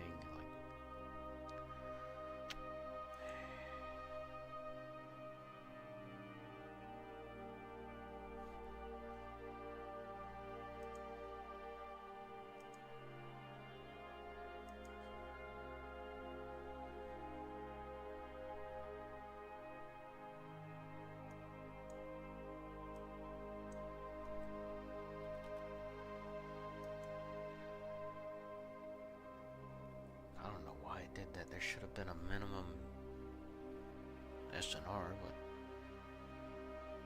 it should not have been picking up that guiding on it. That's crazy.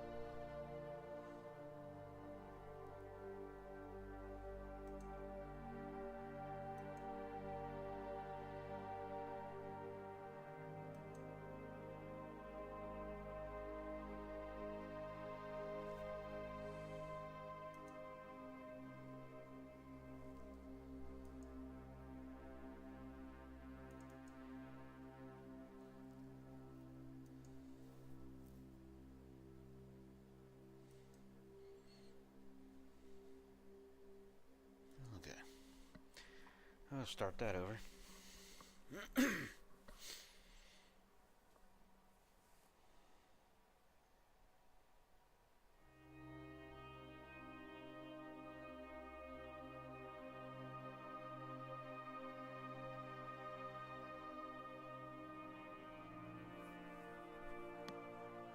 Yeah.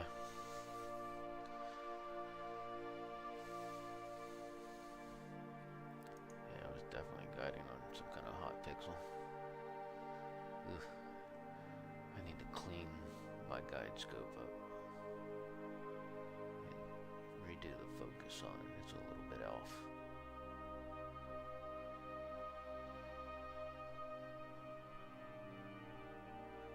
See there, that SNR, it should have not have been doing that.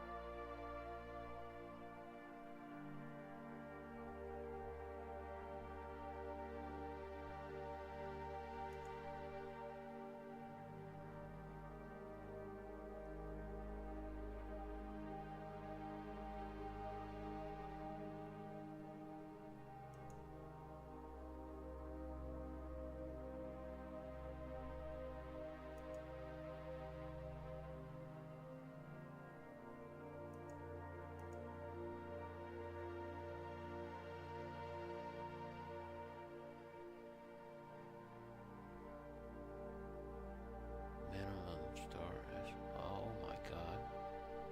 30.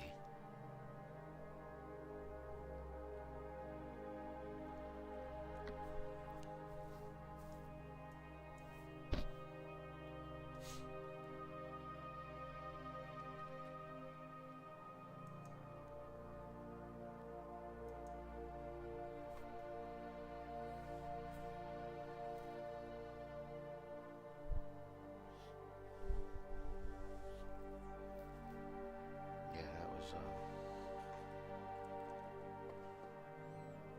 30 is way too low.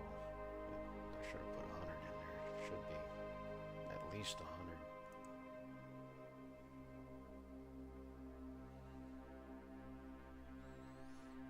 I might have turned that down one night just because of clouds or something stupid like that.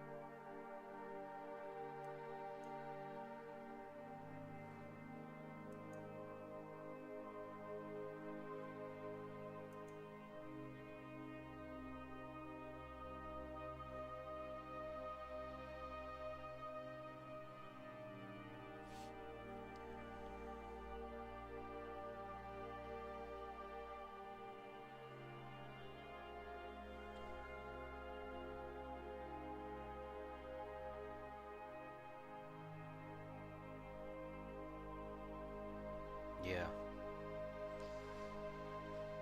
I haven't had too much problems out of PhD other than it not wanting to work very well with Nina. That's been the only issue I've actually had out of it.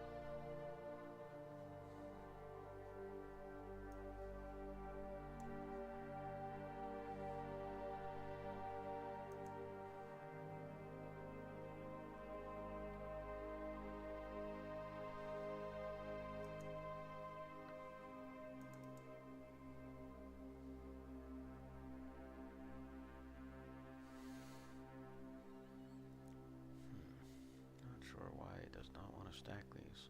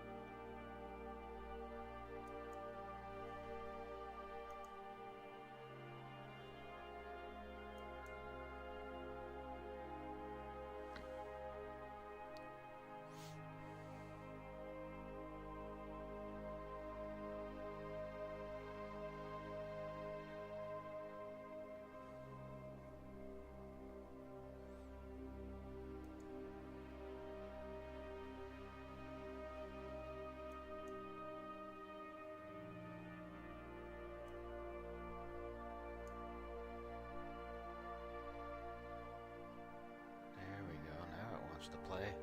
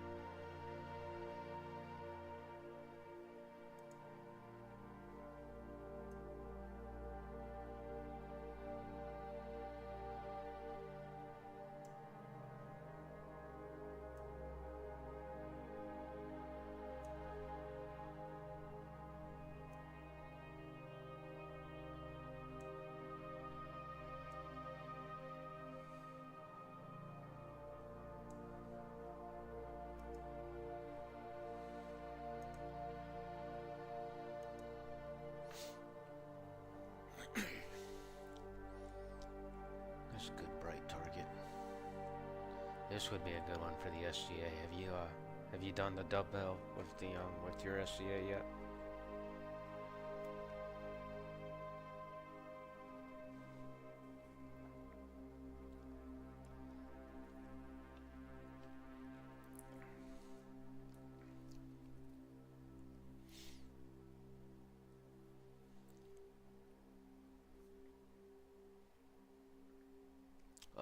Yeah, the stack itself, if you close it, it's gone.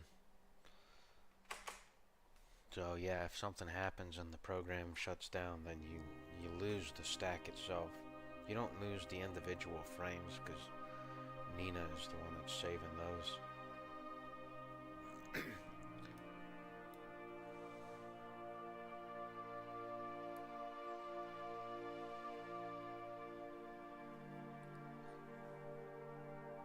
I can come in here and just clear the stack. It's gone, and then I can hit the back button to replay all the frames. And it stacks them up pretty quick.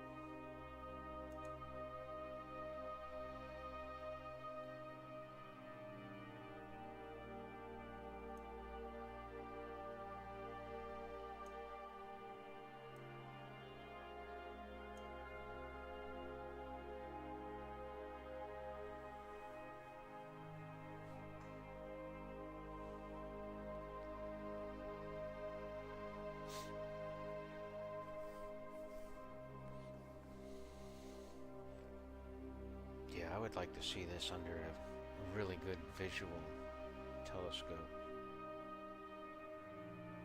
It's probably one of the few planetary nebulas that you can see with the naked eye.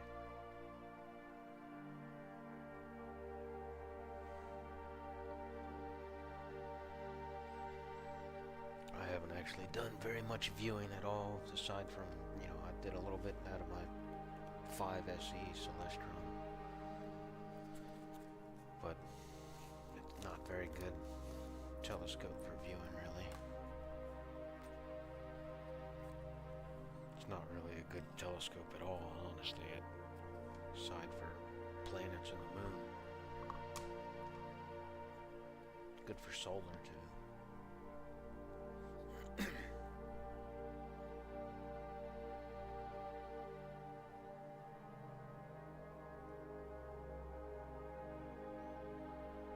Yeah.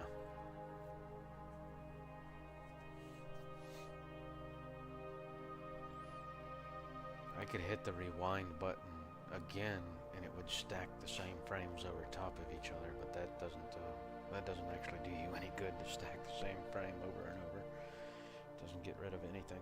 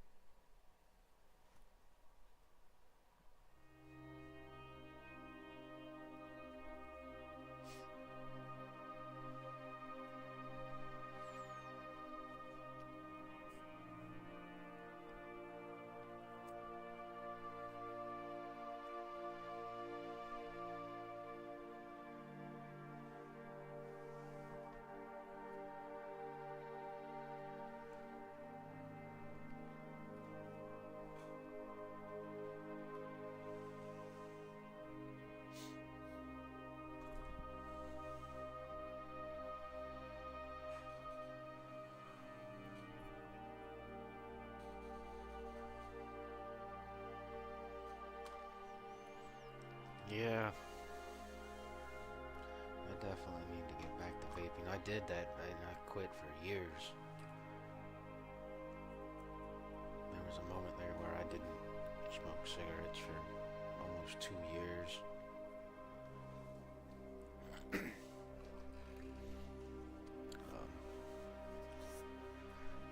But then my divorce happened, and that was a really bad part of my life right there for several months.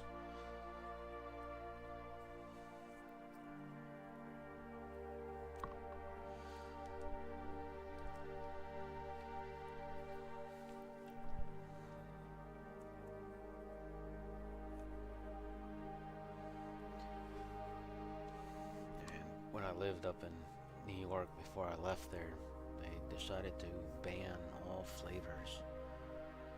The only flavor you can get is menthol or tobacco flavor now in New York.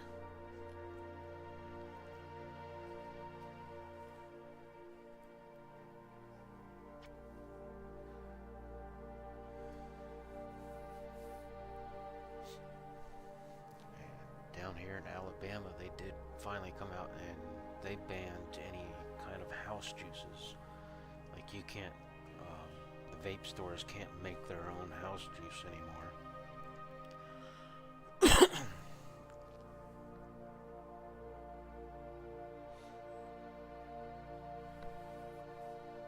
Yeah, there was a point where I was gonna start making my own juices and do all that. There's this one juice that I absolutely loved. It was called Creme de la Creme. And it was like a coffee cream flavored vape, and oh my god, it was delicious. But it was really expensive because they age it in wooden whiskey barrels and stuff, and they only make one batch every year. So it was like, for a 50 milliliter bottle, it was like, you know, $35-40.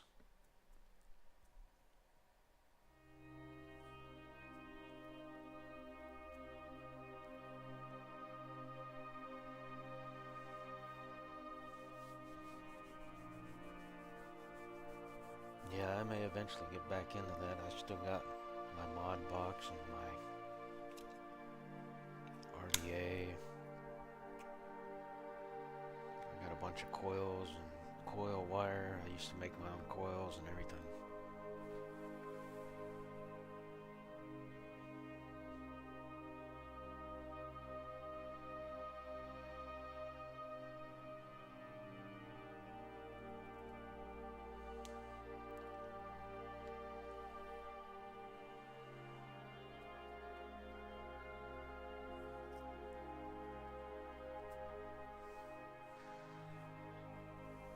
Yeah, it was definitely the most expensive vape that I'd ever bought.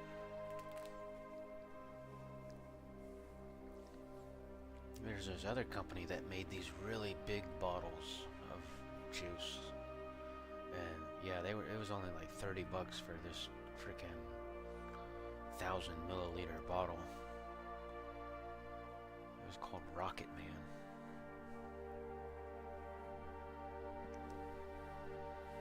I haven't been able to see it. I haven't seen it on the shelves in a while. I don't know if they went out of business or what.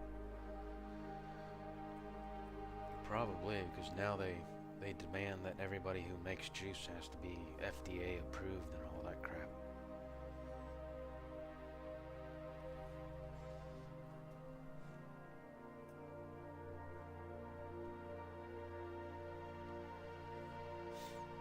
Leave it to the government to destroy things. That was my only way of being able to quit smoking too, because I'm allergic to Shantex. I figured that out because I went to the doctor. I'm like, I had a kind of a bad reaction to Shantex. You got something else? And they're like, we'll give you Wellbutrin. Well, it turns out it has the same exact active ingredient in it, and I took it for about 2 weeks, and it was working great. And then I ended up having this breakout one night, and I had a rash that started appearing all over my body. My hands swelled up to twice the size. My throat started swelling. I couldn't breathe. I ended up going to the hospital. Both my hands and my feet swelled up to twice their size. I looked like Will Smith in that movie Hitched.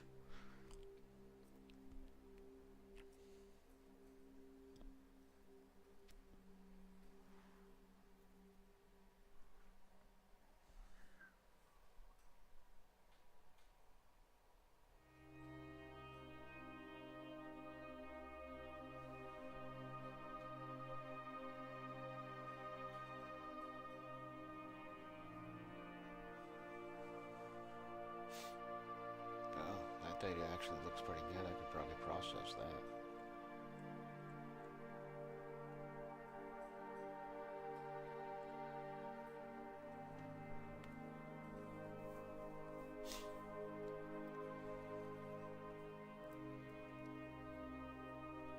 Yeah, none of the doctors could actually explain what caused that reaction or everything. But during that time I had stopped taking it, and then it was like 3 or 4 months later I decided to try taking it again. Within 24 hours of taking the first pill, I started having some rashes again. I'm like, nope. I ain't going through that again.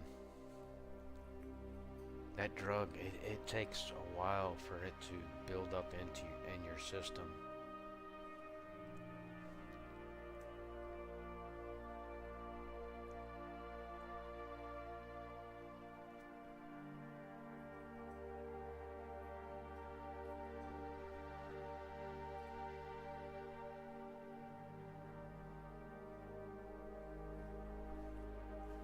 Sharp started shaking up the industry. That new F71 flat field telescope they got coming out, it's only $5.99 with the flattener built in. That is freaking awesome. Even the cheap SV Bonies can't beat that price.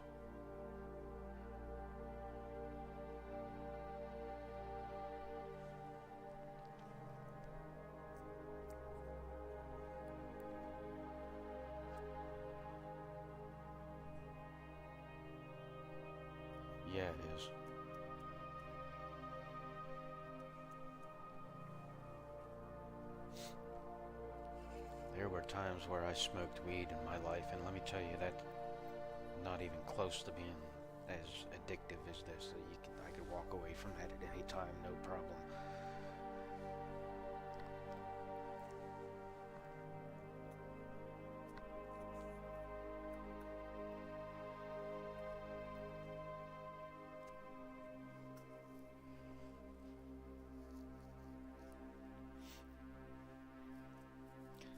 And I've known some other people that have done really hard heroin and fentanyl and all that stuff, and even those people, they got away from the drugs and got cleaned and everything, but they couldn't get away from the cigarettes.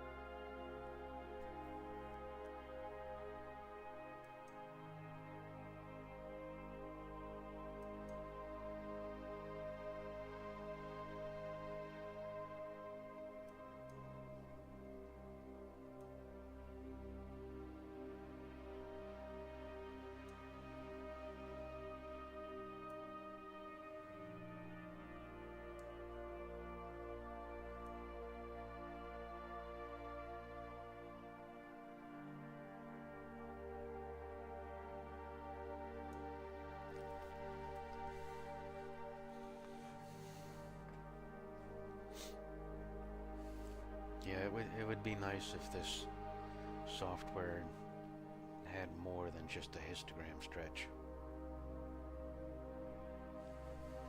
And some simple, sharpening and some noise reduction that doesn't work very good at all. The Gaussian blur kind of hurts it pretty bad.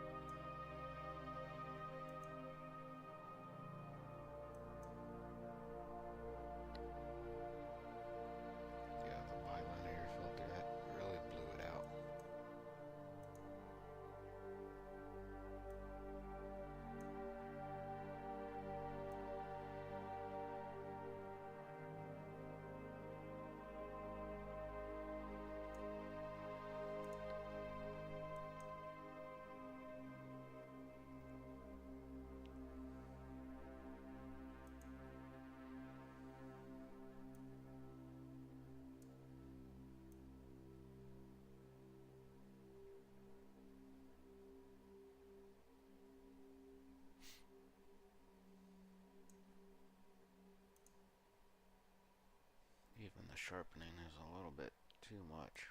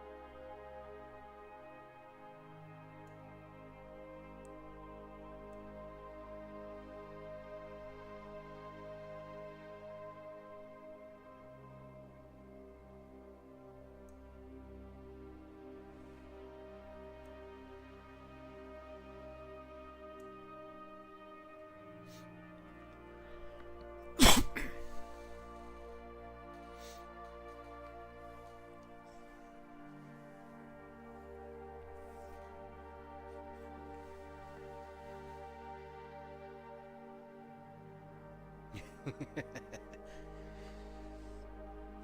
but that, no, Trevor would have this thing way up here.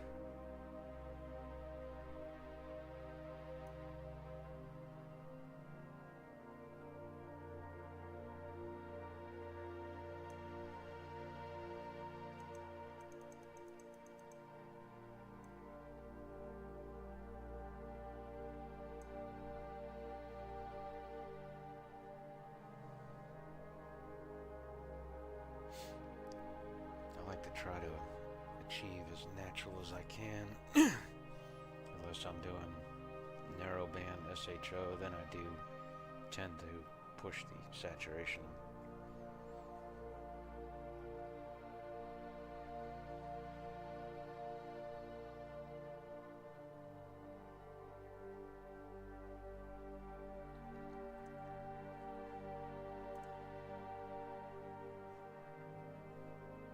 Crap.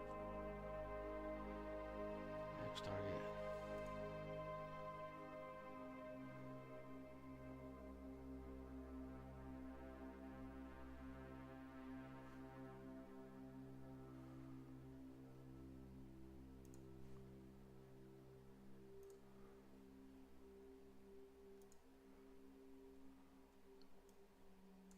Okay. 31 it is.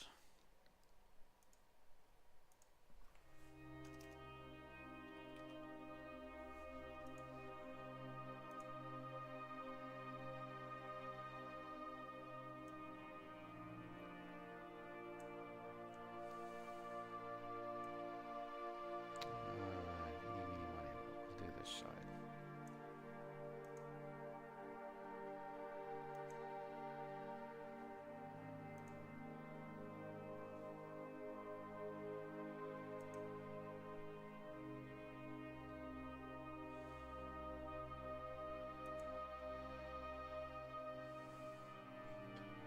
So yeah, when it slews, it stops PhD 2.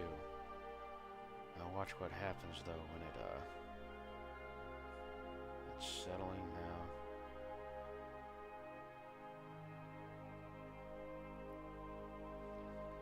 When it goes to start it back up, it will still be stuck on this frame. Plates off. What? Uh-oh. Is it not high enough?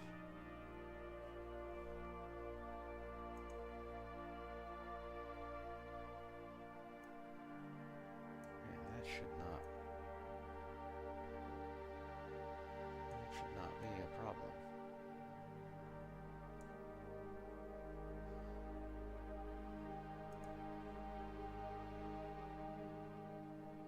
Might be clouds in the sky, let's see. But yeah, when it goes to start the guiding back up, it will still have this last image, and it will repick a new star from here and start trying to guide, but then 2 seconds later the new frame comes in, and then it's trying to guide on nothing. Let's see if we got cloud problems here. Something's going on over there.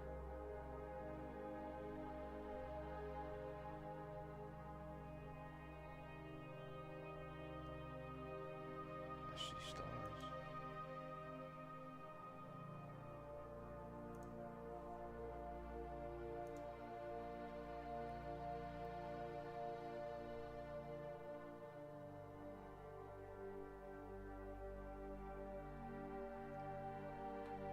I think I might be like catching the edge of my roof. Yeah, those are hot pixels.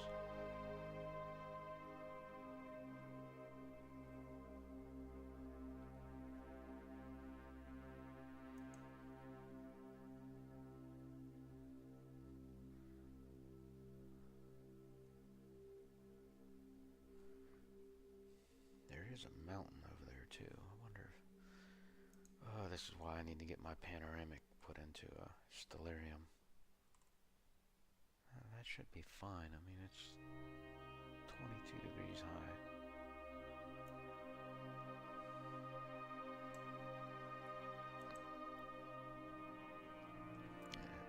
do a star cluster.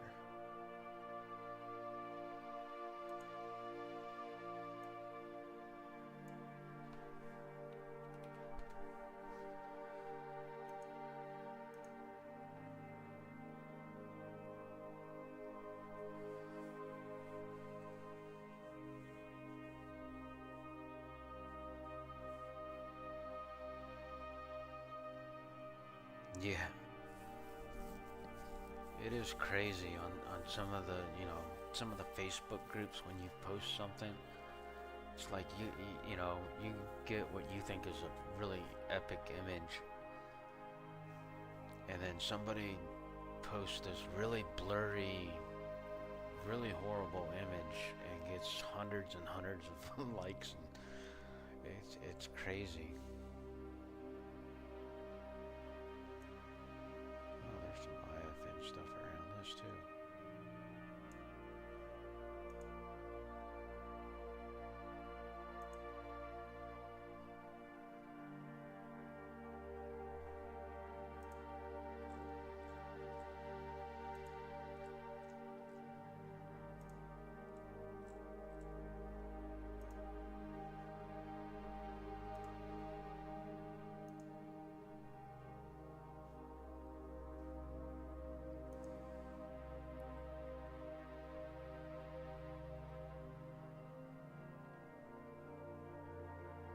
Something was blocking it. It had to have been the building, the mountain, maybe a tree.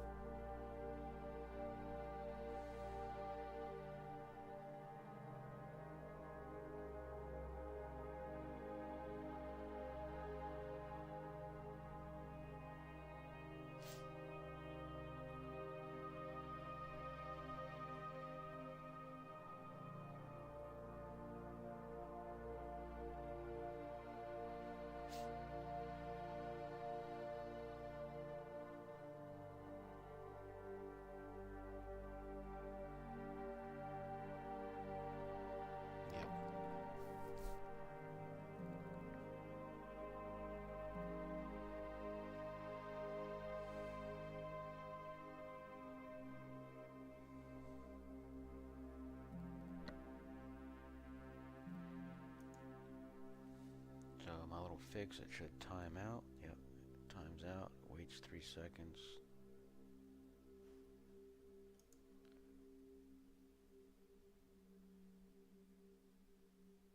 What the heck, it didn't even start.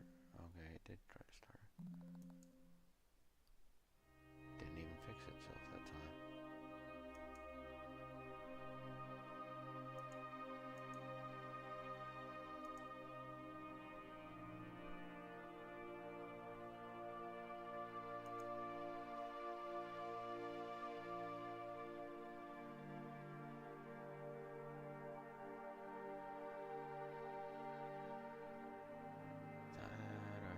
Supposed to be a stop guiding there.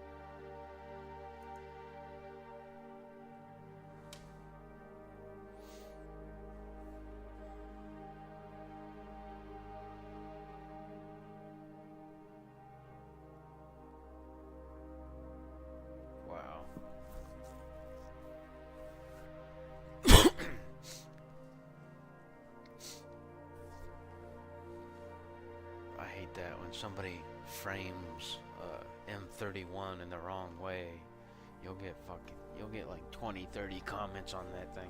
Oh, it's upside down. Dude, it's space. There is no upside down, right side up. Frame it however you want.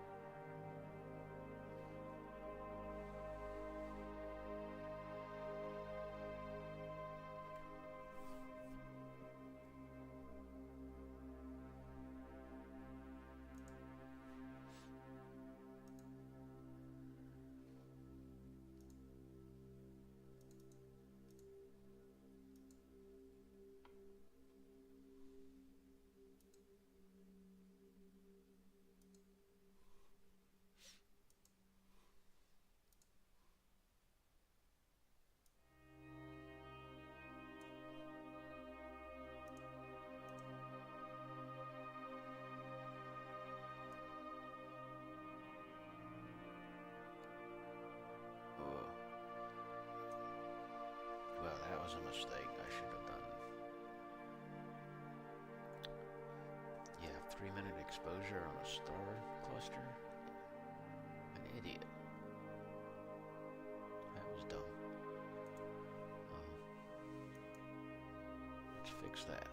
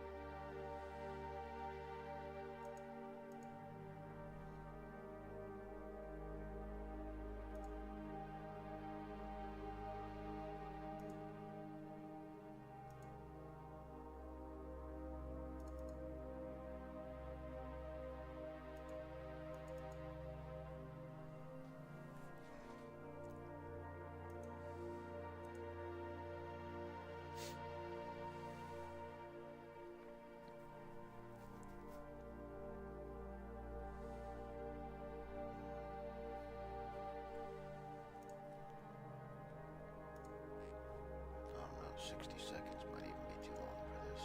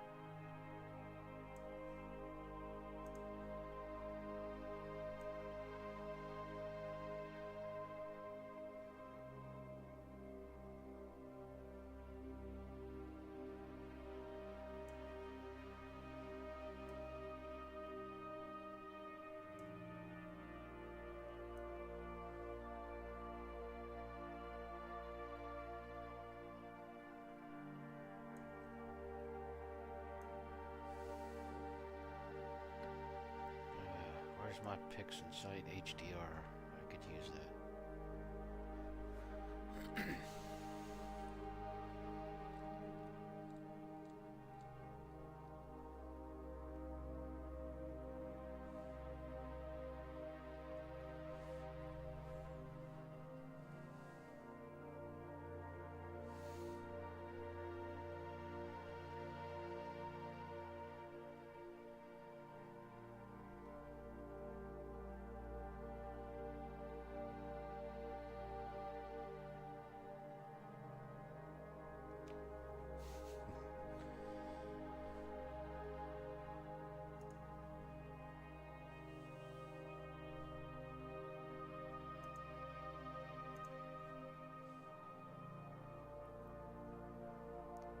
Oh, wow.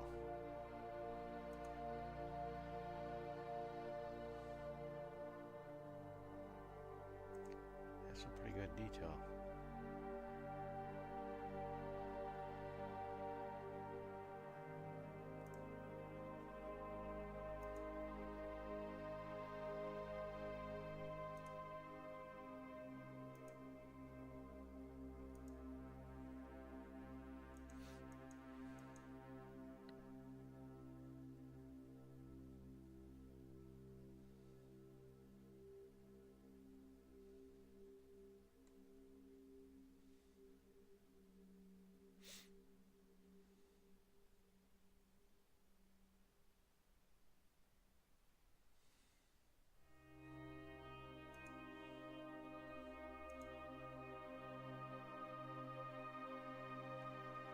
So you got a cat in the background. Kind of looks like my cat.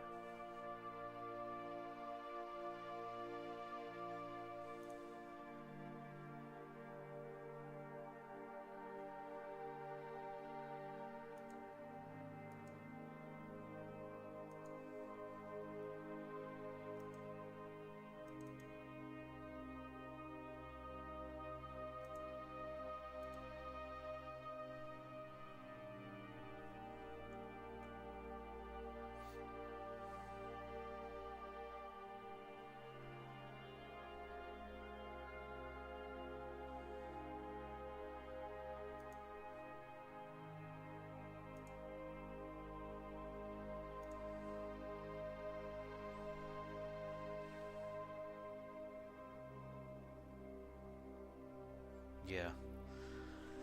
Pulling out that detail on the edges of it is pretty difficult. Holy cow, that core is blown out.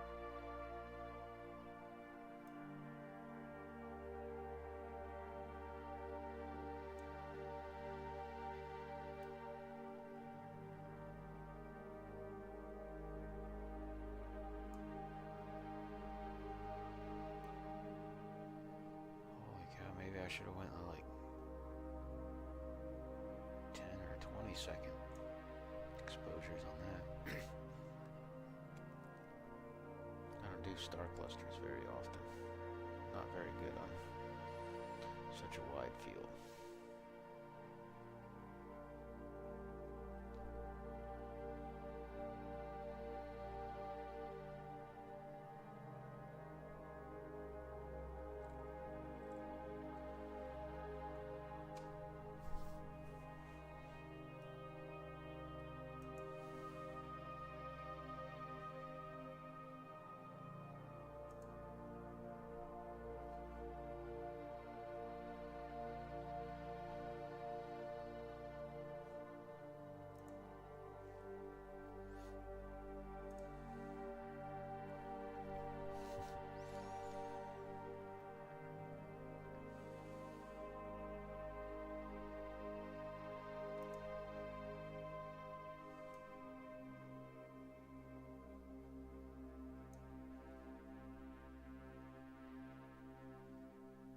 Saturn's in the sky.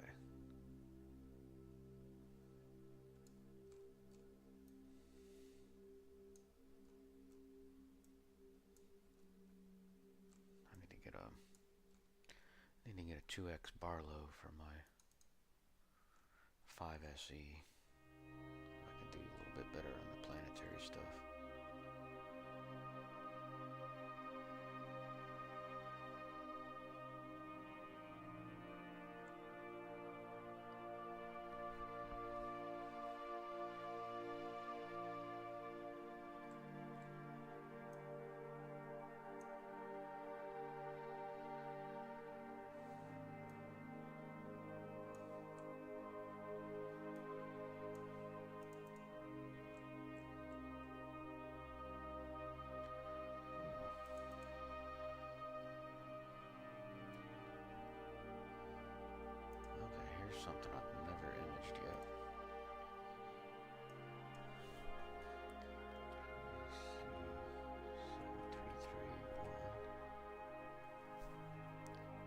It's called the Deerlick Group.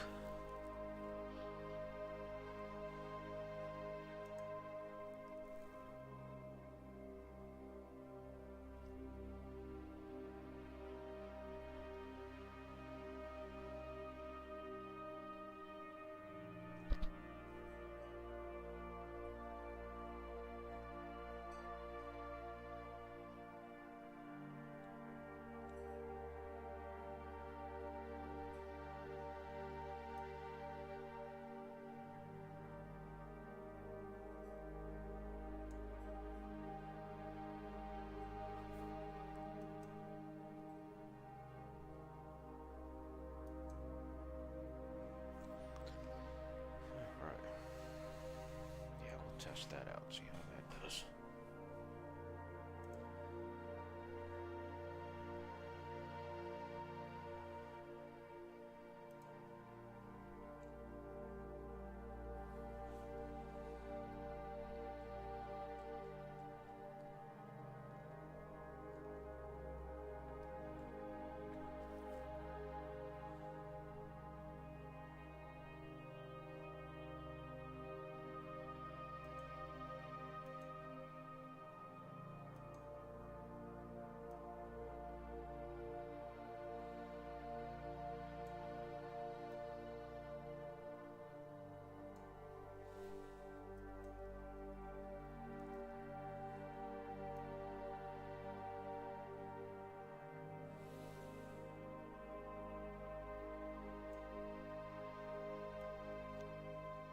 I don't even think I can get to a point where the core's not blown out on that.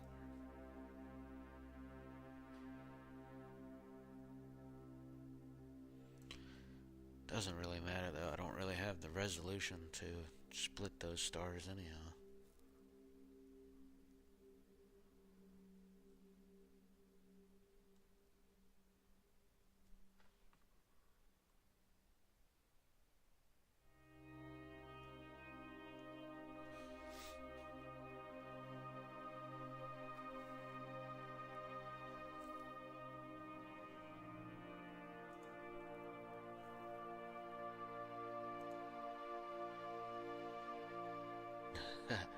That's a beautiful cat. Just chilling out.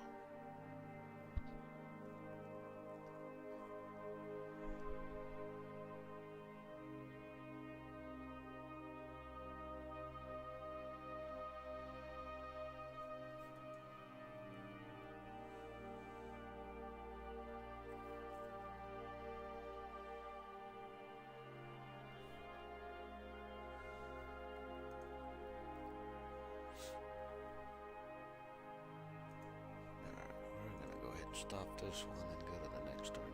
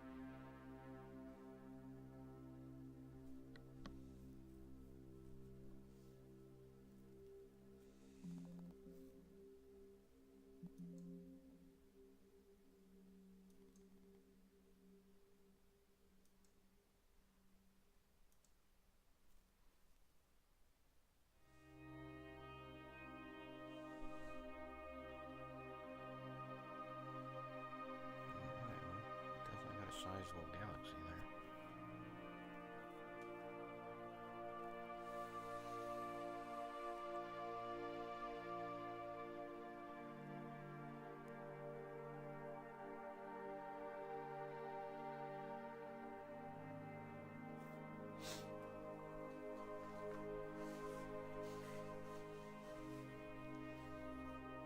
Yeah, I'm kind of still in a toss-up between a C11 with a fast star capability or the SCA. They're pretty close in price comparison, so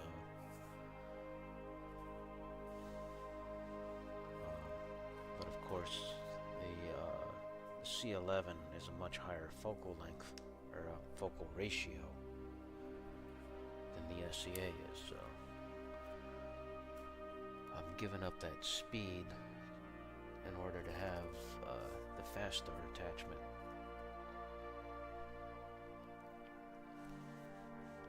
But then again, having that fast star attachment would give me the F2.0.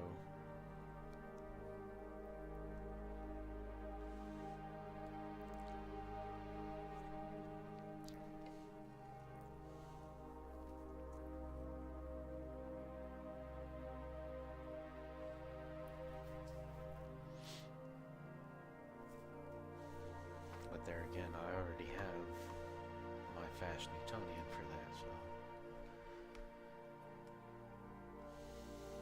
But then again, it's 11 inches instead of 5,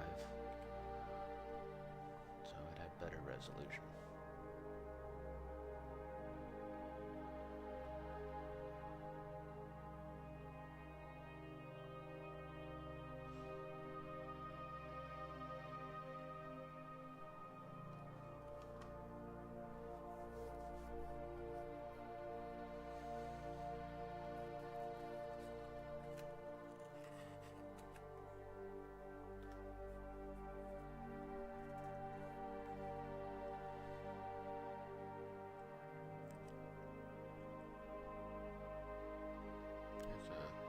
Interesting little galaxy cluster.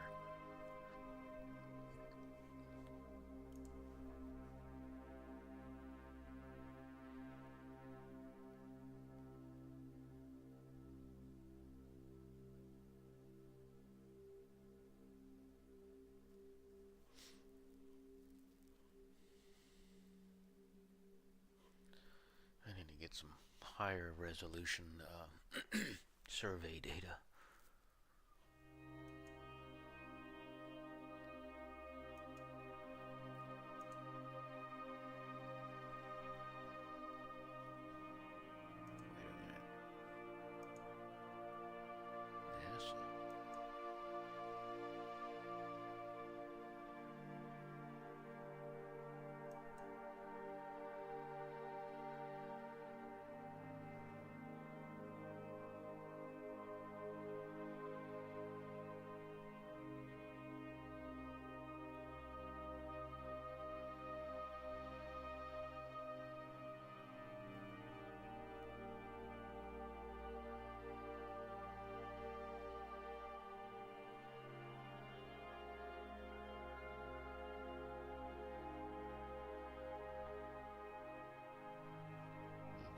It's taking a while to load.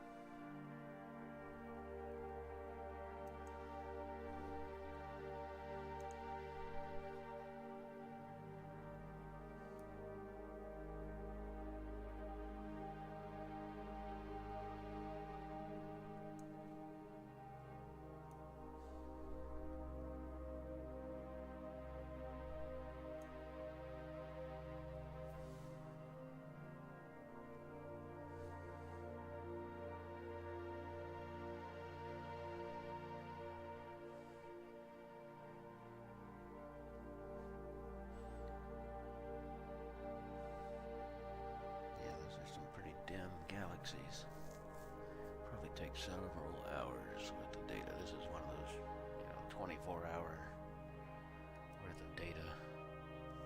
Ooh.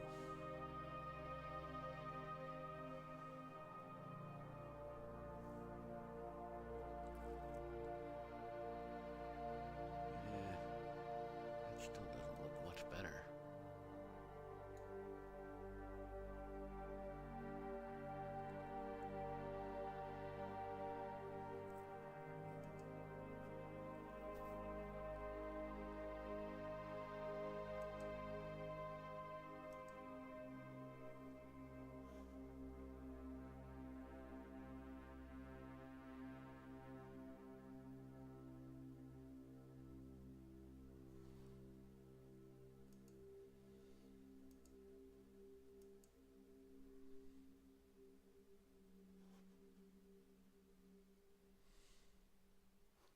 Degrees, really?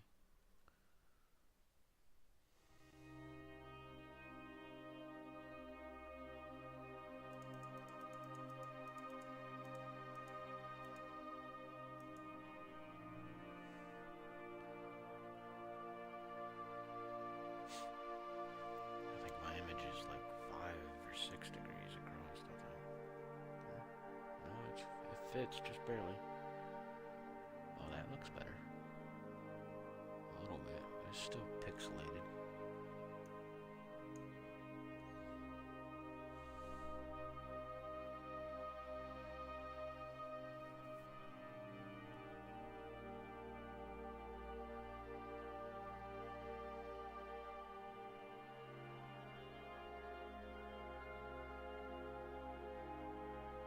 You should be able to put it on before the Barlow. It shouldn't harm it. Not really sure. I'd have to try that.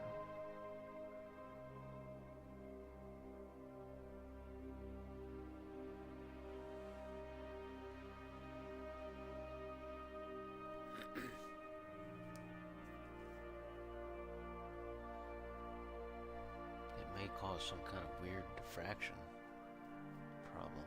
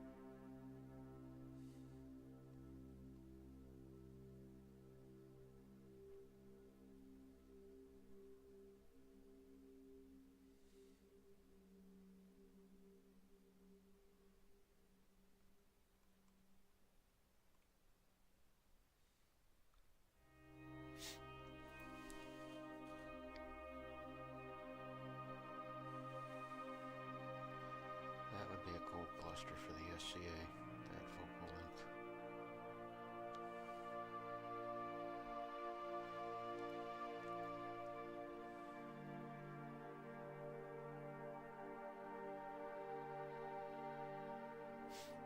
Yeah.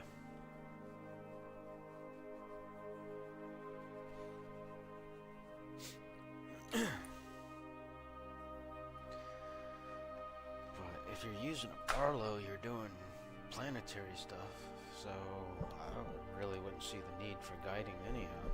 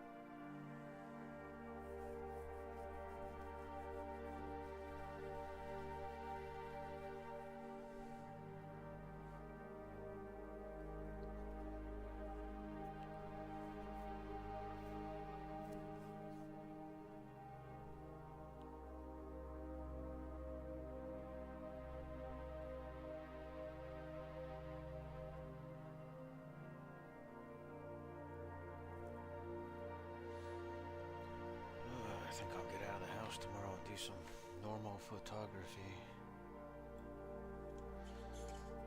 Get out and do some more practice of my macro photography.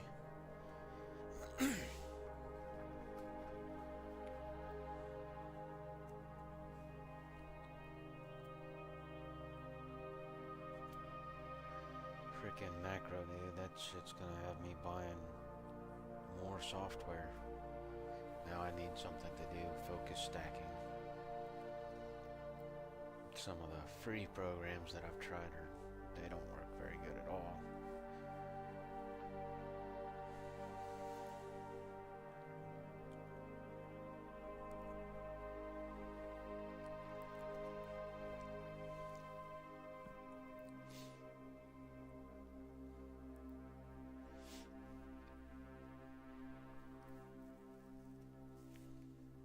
Yeah, I tried some planetary at one time with my 5SE. Didn't turn out very well because the Barlow I had was a piece of junk plastic one, that's garbage. Have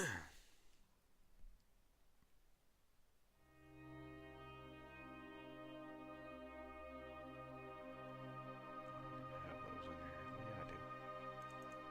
There's my Saturn that I had no clue what I was doing back then.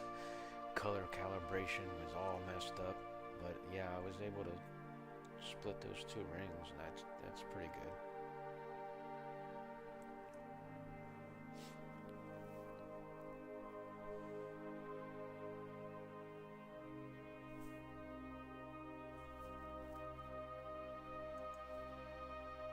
Let's see, I got a Jupiter here too. Not too bad, but not nearly as sharp as I wanted it to be.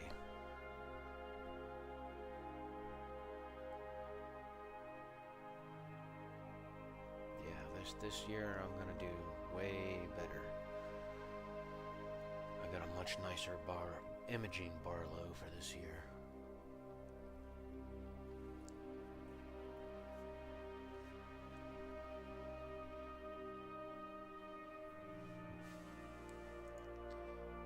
Thing with a planetary, I got a guy in our astronomy club who does really good planetary stuff. You need a pixel scale that is really oversampled. It's like 0.1 arc seconds per pixel. So small pixels. Of course, you gotta whatever guide camera you're using is probably going to be best for it.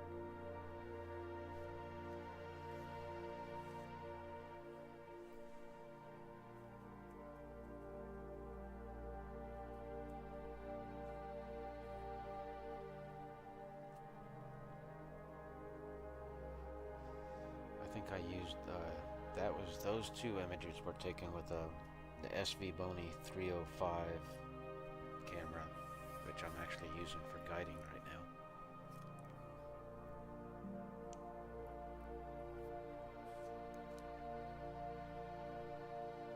Come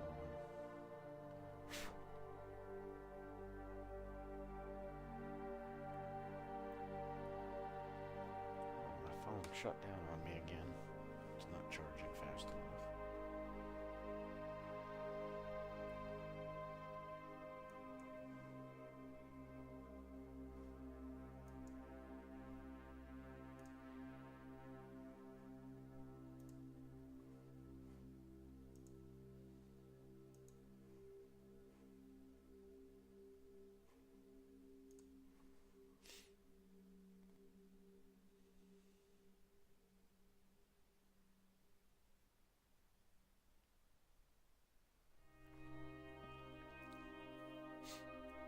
Yeah, 4 targets.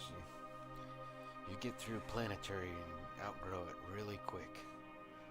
You know, unless you're trying. I'd like to capture, you know, some of the moon transits going in front of Jupiter. Do some of those animations.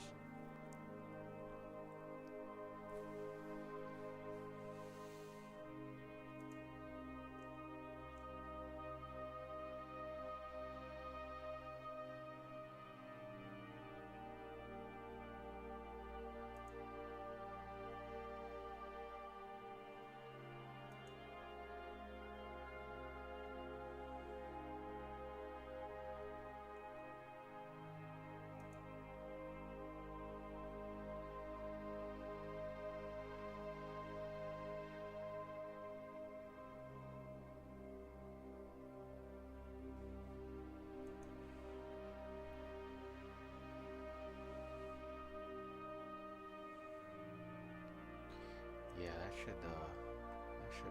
Let's see what size pixel is that.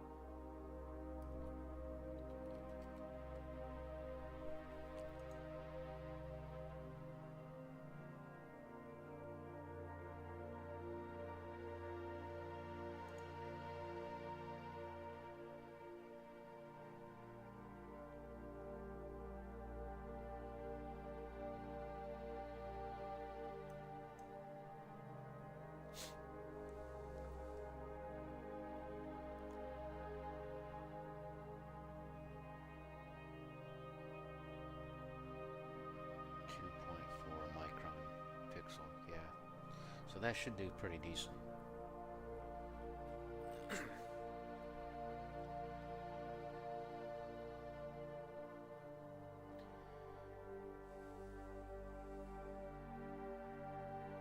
Let's see, 60 frames a second. What if you bend? That should be faster.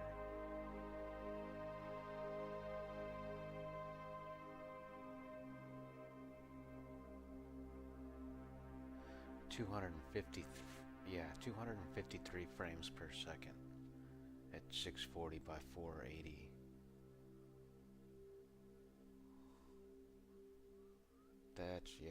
That's plenty fast.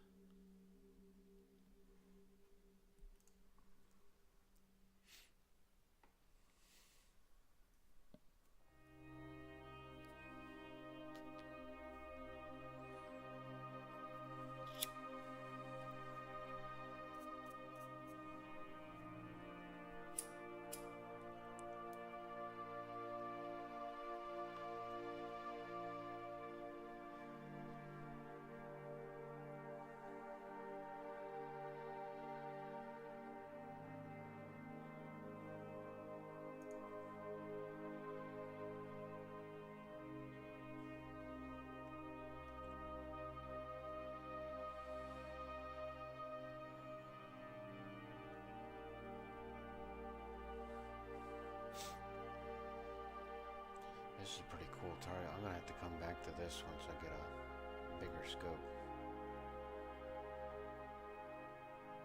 Because that looks like it'd be a pretty cool galaxy edge view.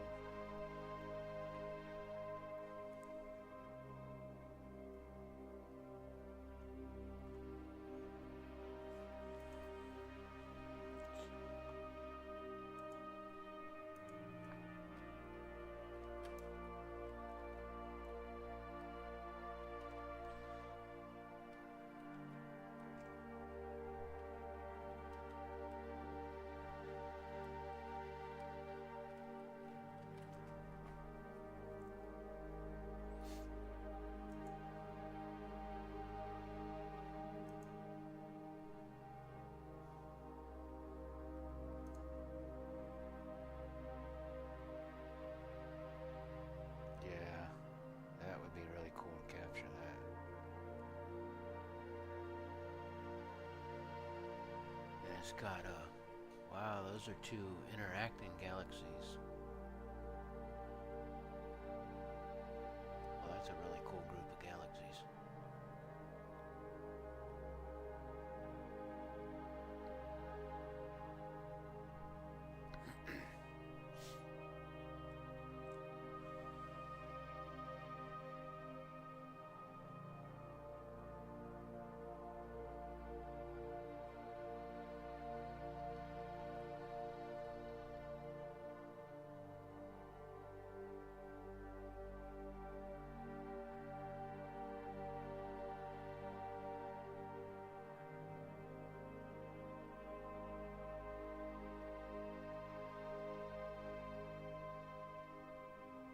Pretty big refractor. At F7, holy cow. You can tell it's a refractor because you got purple halos.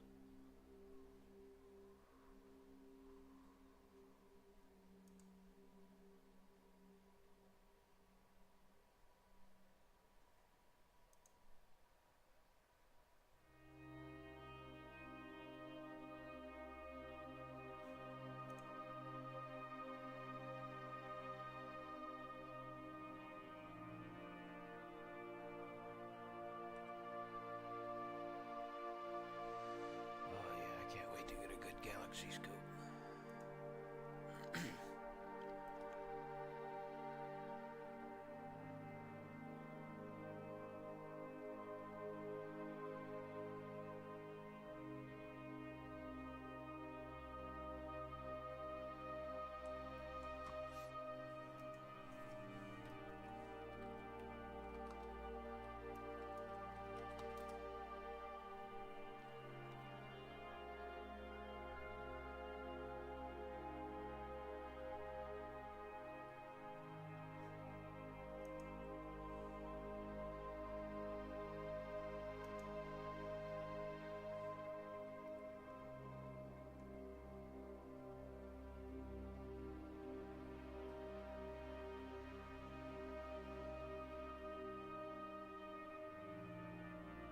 There's a Hubble image of it. Holy cow. That is freaking awesome.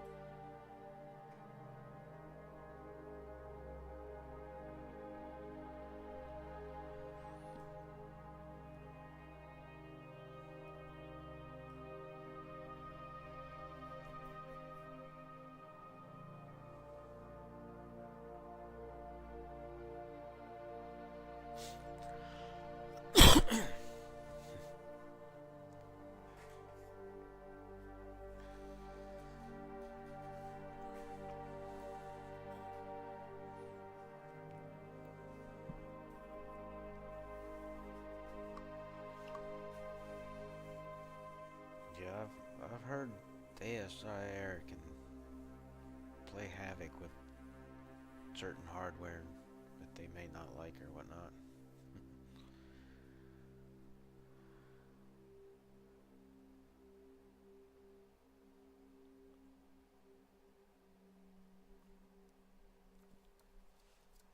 Although if it was working and it quit working, then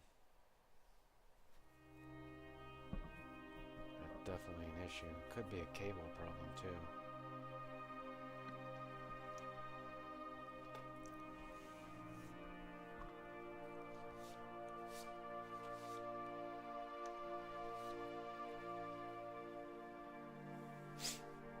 Yeah. You'd need at least 3,000 millimeters to get a decent image of that.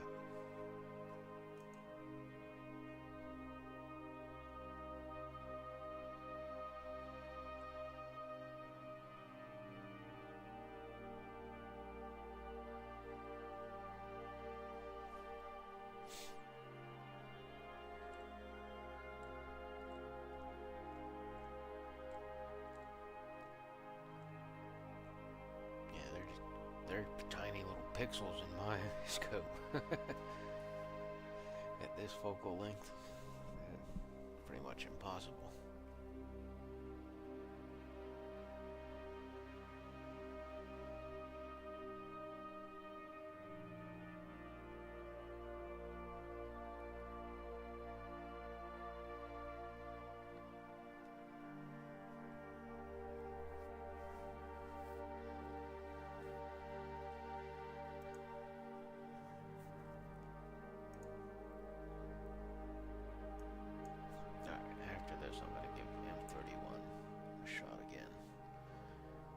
Probably be my last target for the night.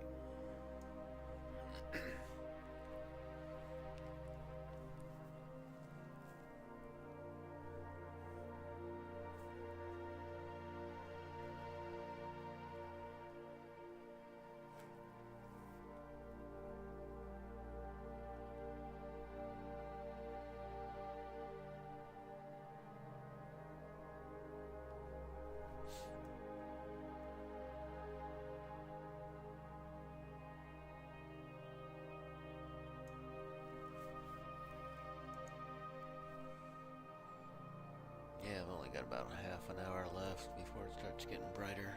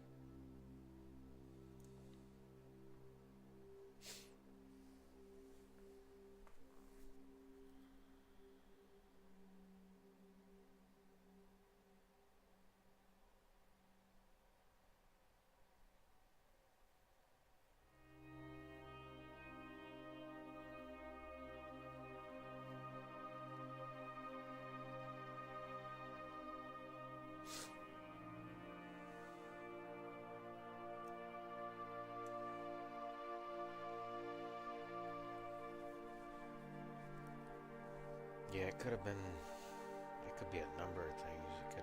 The firmware could have gotten corrupted somehow. Or the connection where the cable connects to could have came loose from the board itself.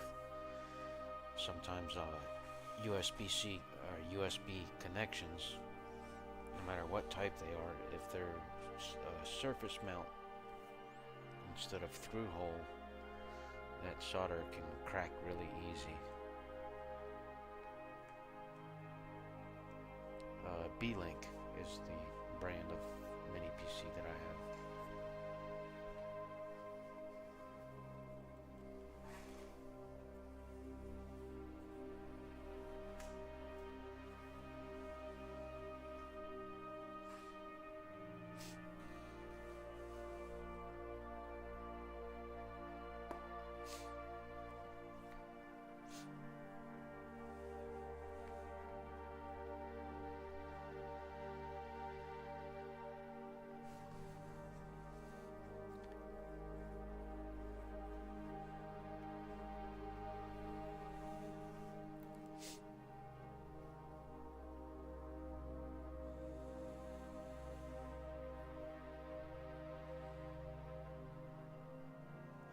Yeah, that's I got a lot of electronic assembly experience, so that's something I would definitely take apart and start redoing some solder joints on it, see if something came loose.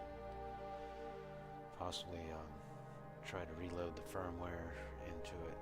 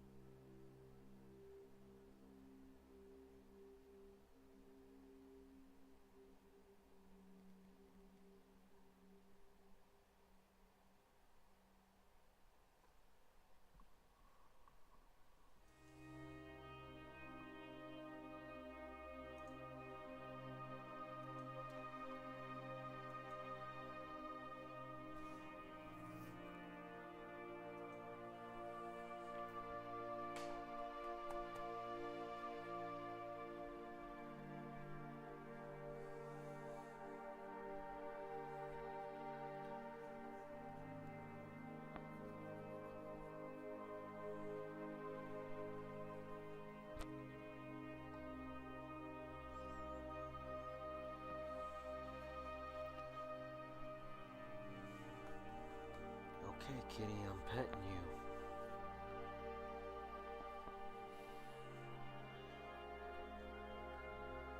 My cat is such an attention whore.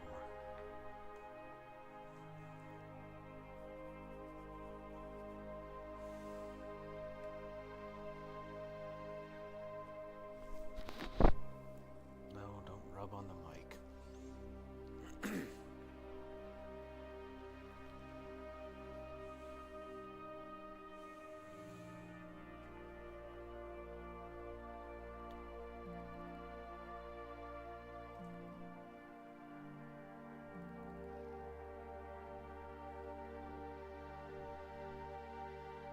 Looks like we might have some fog or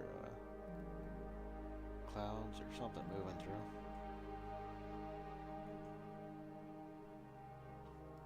Oh yeah, that's definitely some clouds.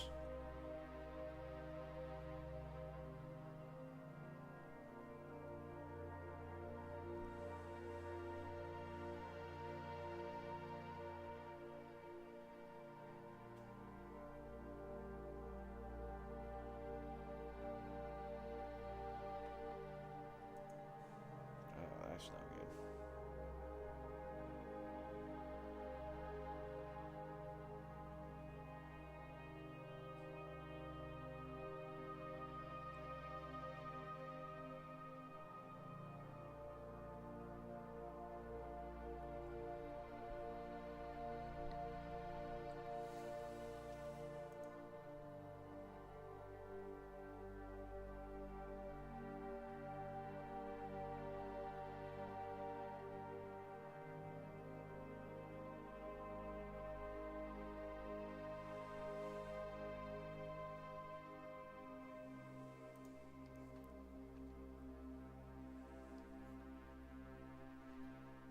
No, quit playing with everything on the desk. It's not playtime. Oh my god, my cat is trying to play. Never fails. 3, 4 o'clock in the morning, she'll be up in my bed on my face trying to play around.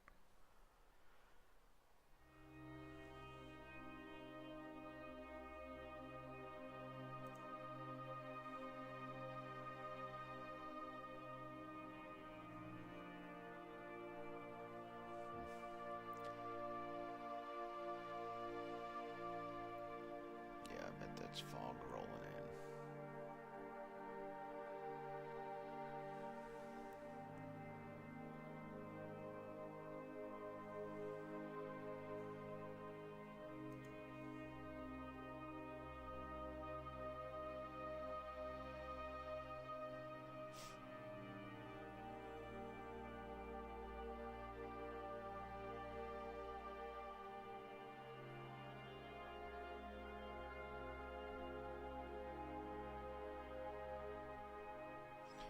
Yeah, all of the V-Link mini PCs have built-in Wi-Fi.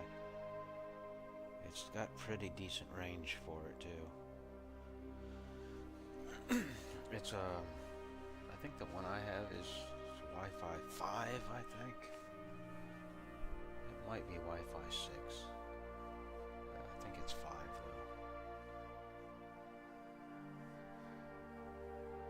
But their newer ones are even better. Like, you know, the one I got was kind of the middle of the road, but they make one that is a full-blown, you know, it's a full-blown gaming PC pretty much.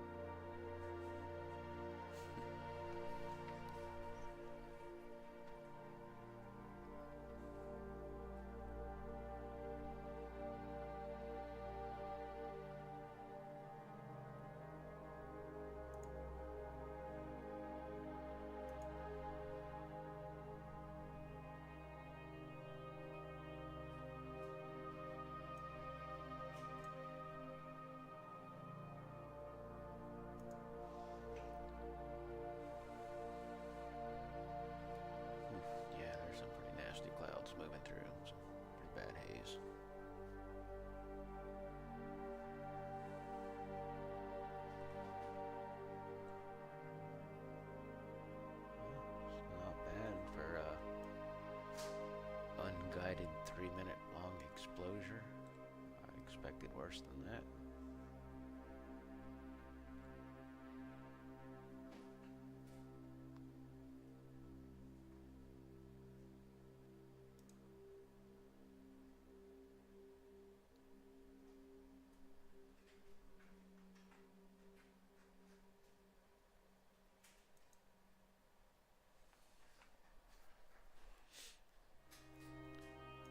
Let's see if there's anything else I can shoot real quick.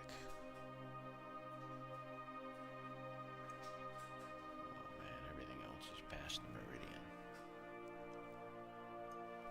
You know what I want to do? I'm going to test something anyhow.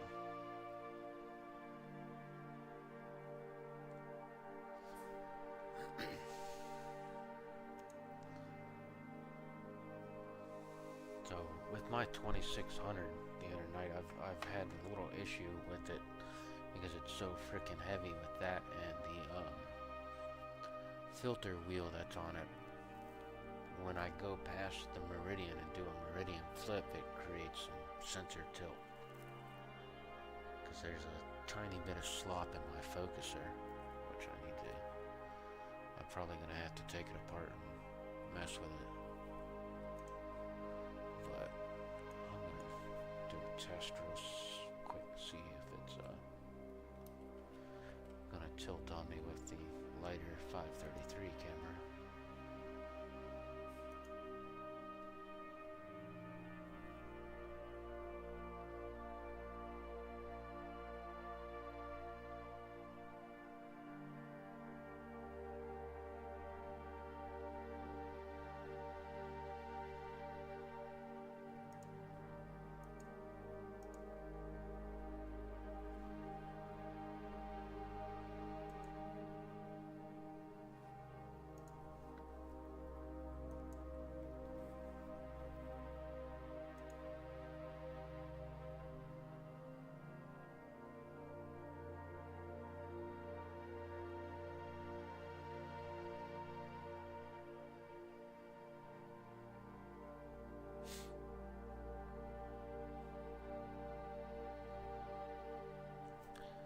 That's nice. Now that I decided to switch targets, it starts clearing up over there.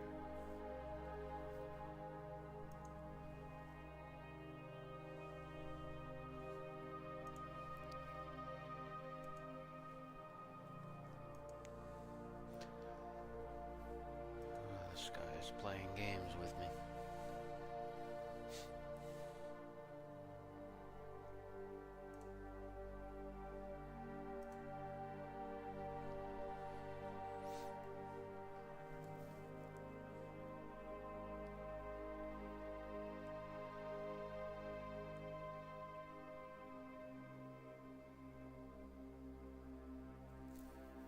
Yeah, I have noticed that, and I looked on one of their sites somewhere. They mentioned that the focuser is supposed to be grindy, like it is. Like I've seen a lot of comments on it where people have mentioned that it's really feels like it's granular, grindy, like there's sand in it almost. They're like, yeah, that's how it's supposed to be.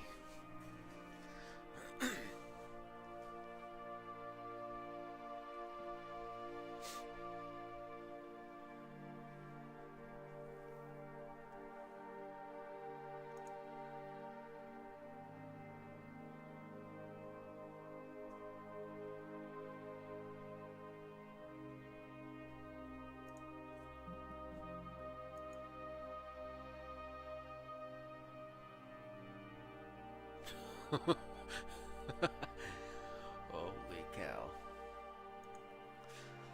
We're back at pointing at the moon.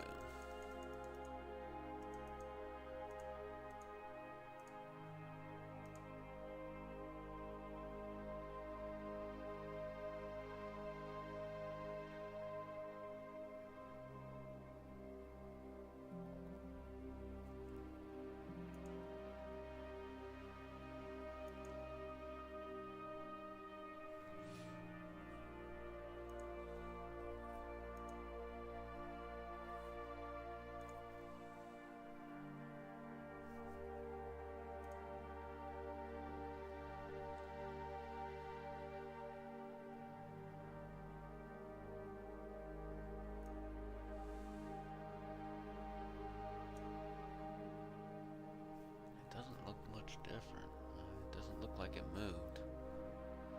I think it's just, I didn't really come across that problem until I put the heavy camera and filter wheel on it.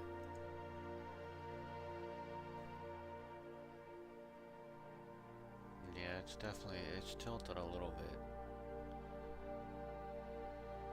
It's tilted in this direction. I can see this, there's a little coma there, and this star is nice and sharp.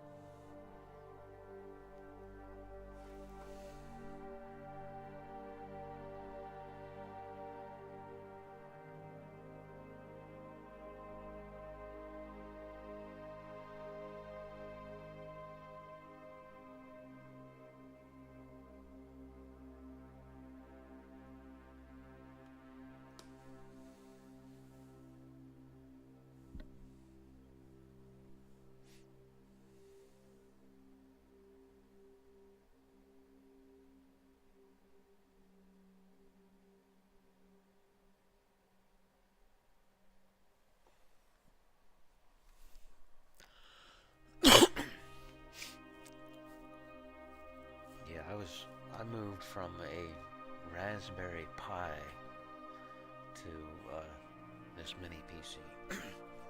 The Raspberry Pi was horrible. Even it was a Pi 4 too, so it didn't do very good.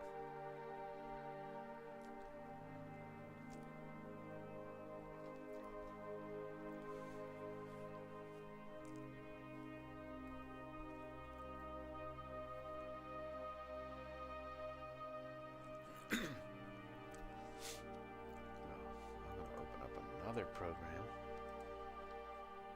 on top of all this.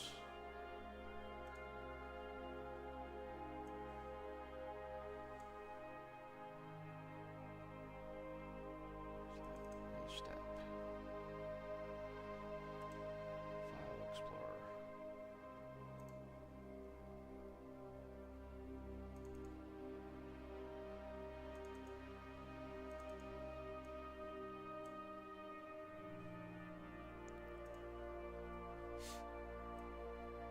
See what the sensor tilt looks like here. Image inspection. Tilt.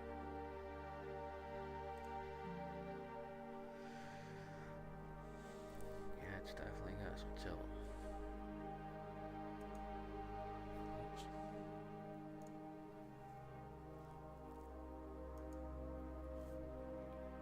Why is it minimizing the whole damn thing?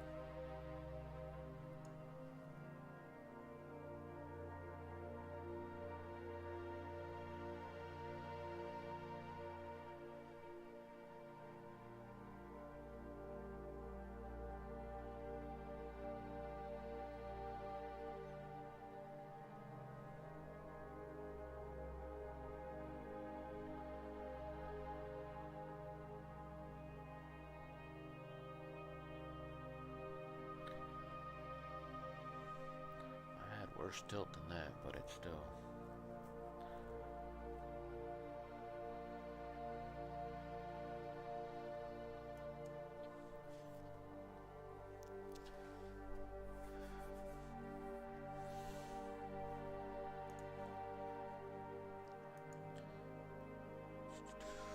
Let's see what it looked like before the meridian.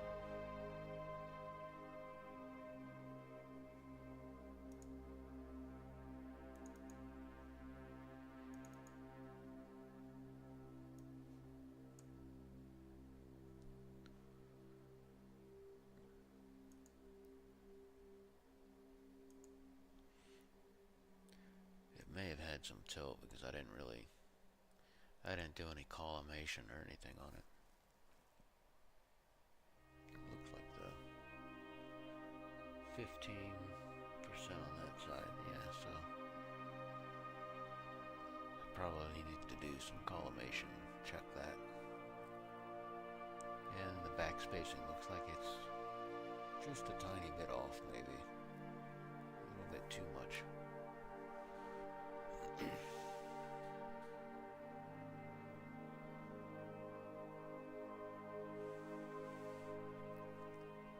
A-stap's a good tool for checking your backspacing and everything. You get it right on. If these outside or these center points here are further out, then your sensor's too far away. If they're in, it's too close.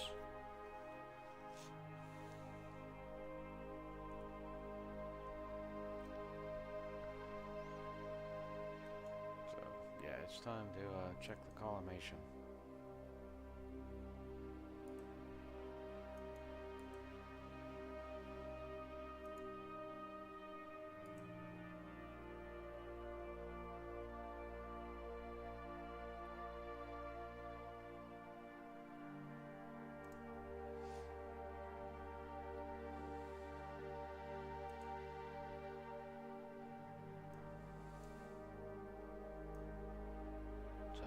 Even with all that stuff going, this thing's, it's barely bothered by it.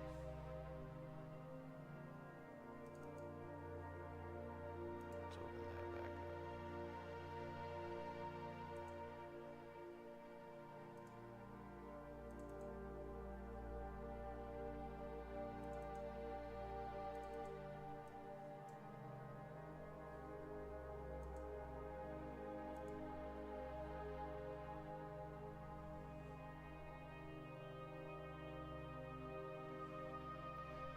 Still only running 12 gigs of memory, so yeah, if this were a 16 gig of memory, I would be starting to get slowed down.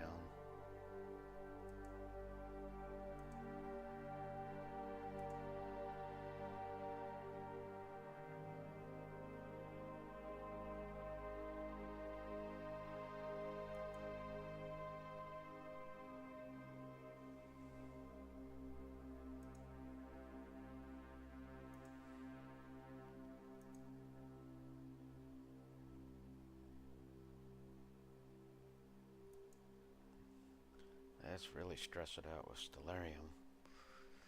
Yeah,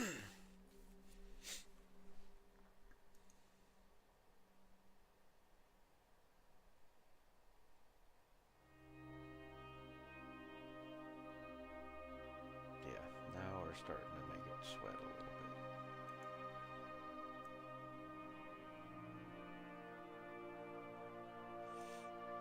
Yeah, it's dropping down to 6 frames per second there.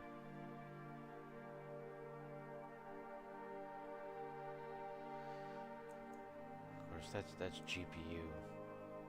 That's pretty heavy on the GPU. As we see when we open that up, we're peaked at 60% there.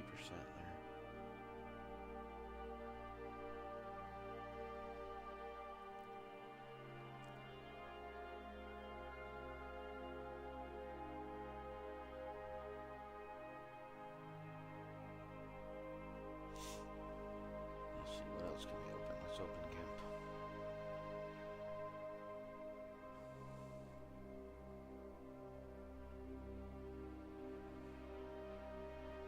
Stress it out until it quits.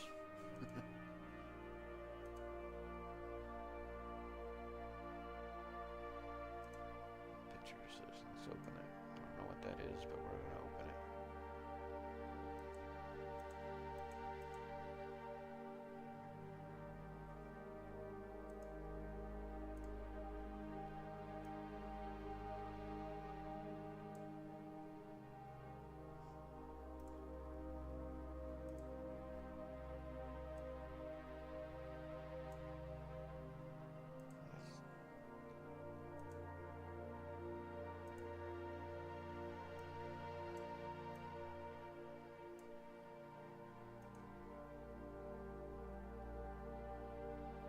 Still not stressing it out. We're still only at 14 gigs.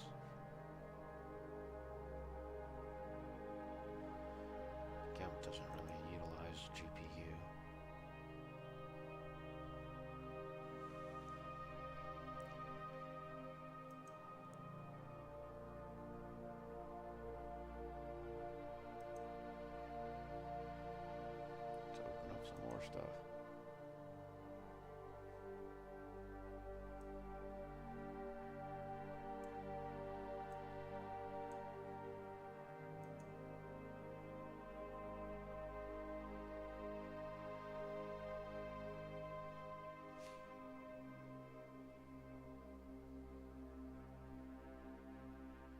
That really didn't do anything to it.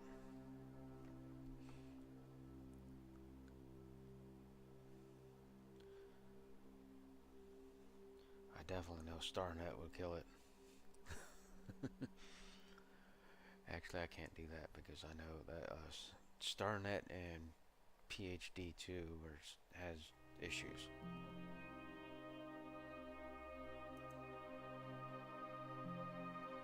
Oh, look, more clouds.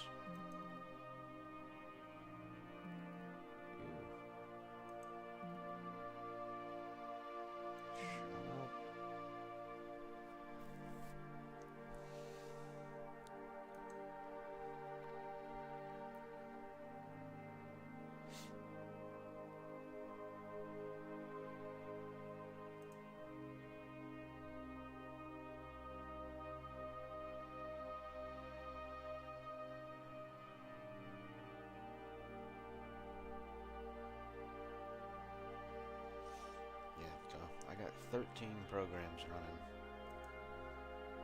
And we're still not really stressing it too much.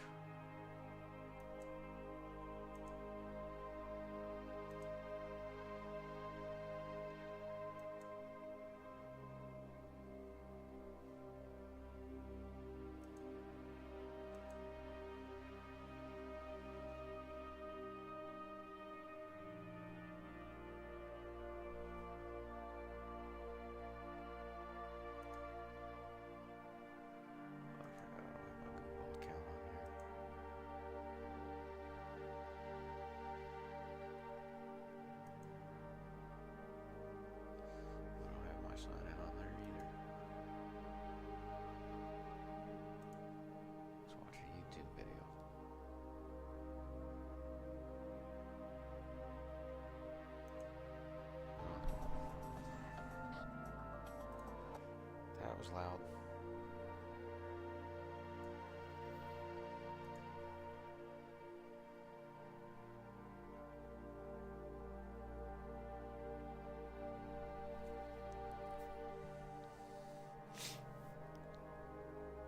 Yeah, we're definitely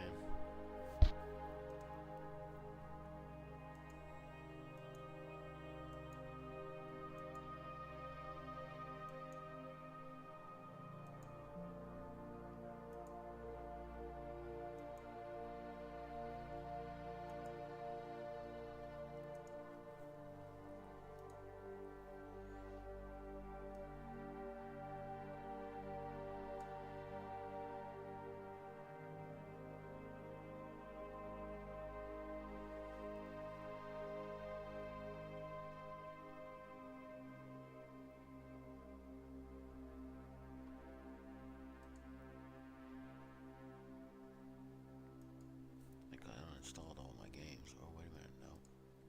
No, I didn't.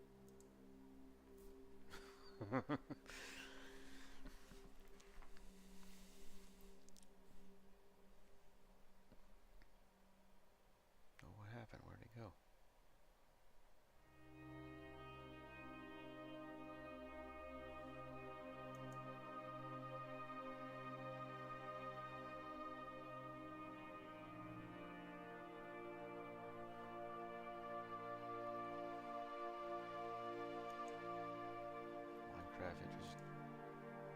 It died. It does not want to load that. Yeah, it is 12 volt. So, yeah, you can definitely run it with a car battery. I still plug the, I still have an inverter and everything and a power box that I made out of some super lightweight lithium phosphate batteries.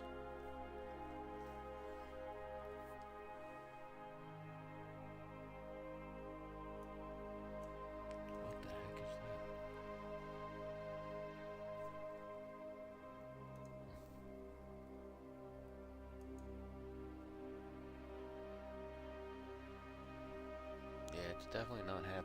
trying to run Minecraft.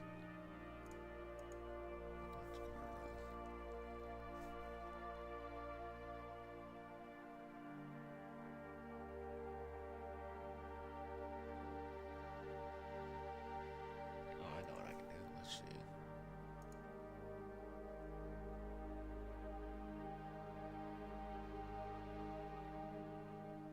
Yeah, so it's starting to slow it down. It's struggling to load previews and stuff.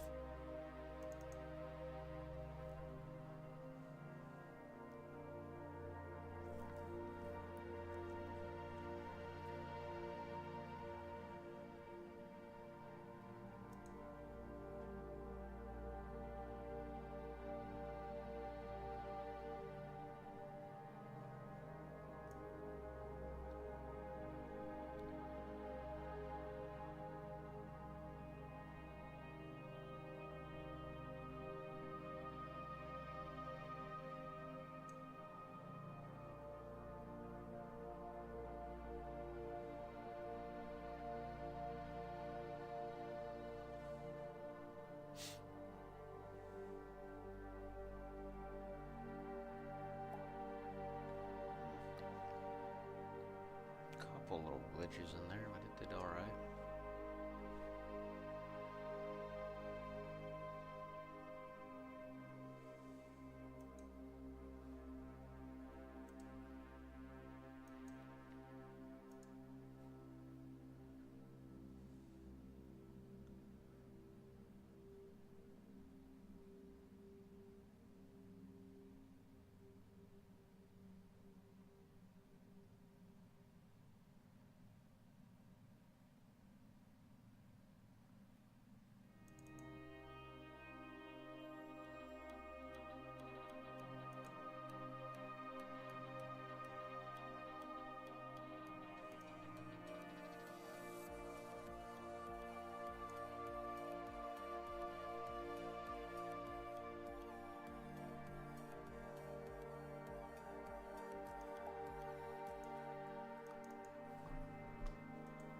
Yeah, having an APU makes a huge difference with it being able to have that GPU to offload, stuff like that video. That was all done with the with the GPU side of it, so it didn't even stress the CPU.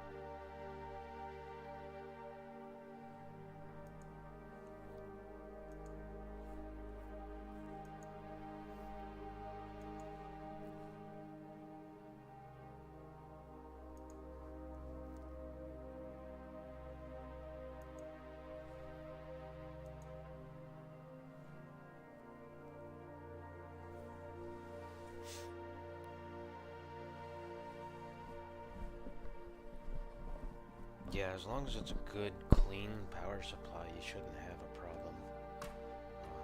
Of course, a linear power supply is going to be good.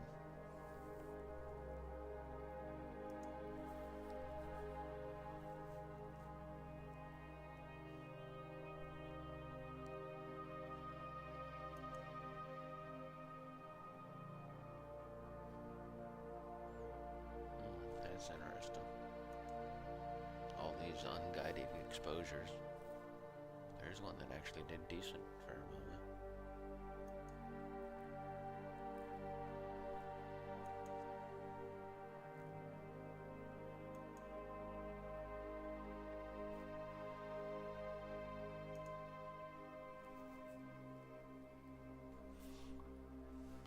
Alright, well, it looks like my imaging session is over for the night, because it's about to be daytime. Well, another 2 hours before the sunrise. But we are definitely out of Astro Dark.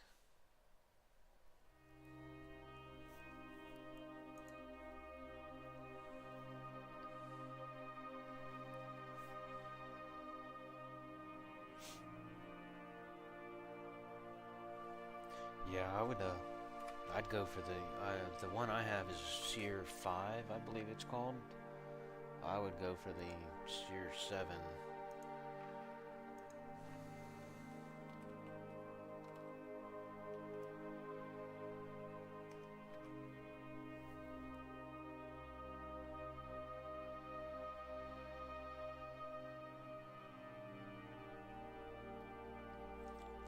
Yeah, the Sear 7 has a Ryzen 7 instead of the Ryzen 5.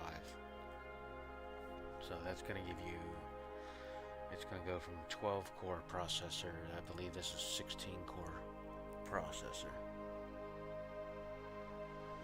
For, it's about $200 more, I think.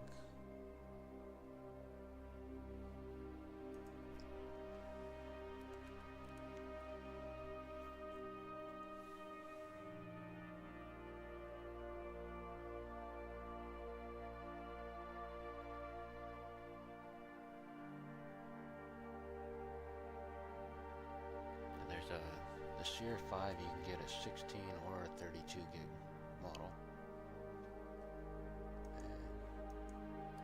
And this is a 32 gig, yeah.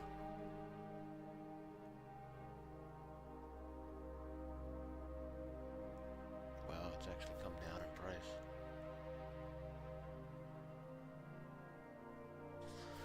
I bought mine in the middle of COVID, so I think I paid almost full.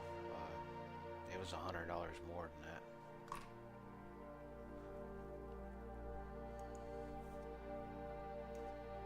Yeah, this Sear 7 is really good too.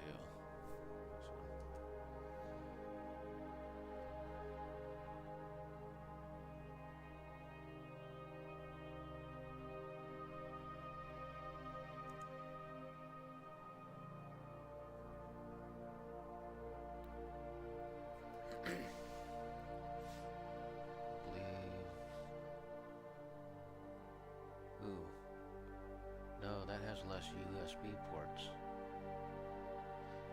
Mine has 4 USB ports on the back of it.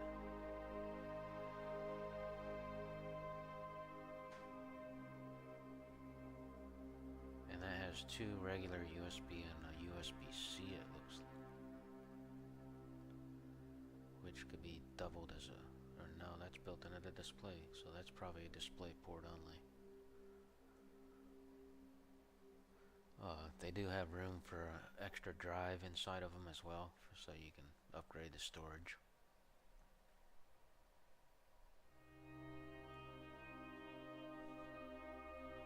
If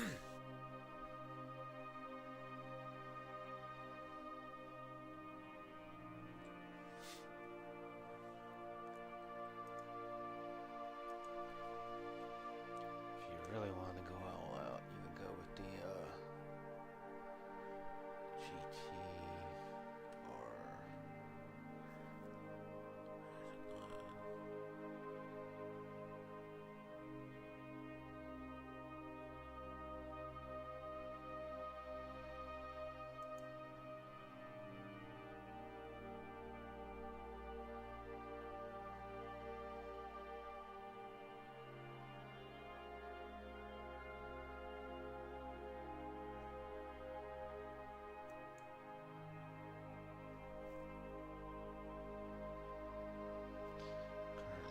available. They must have sold, they've probably got a new version of this.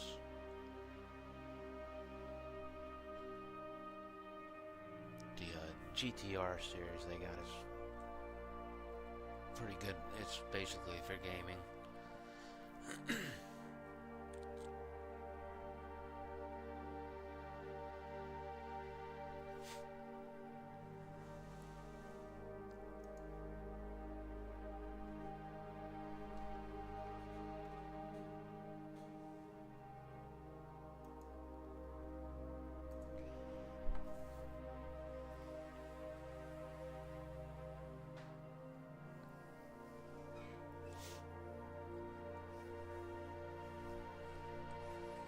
the mini PC probably, if I had to guess, it's gonna pull only about 2 amps at most.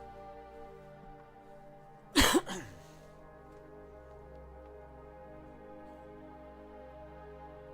think the CPU is only a 90-watt CPU.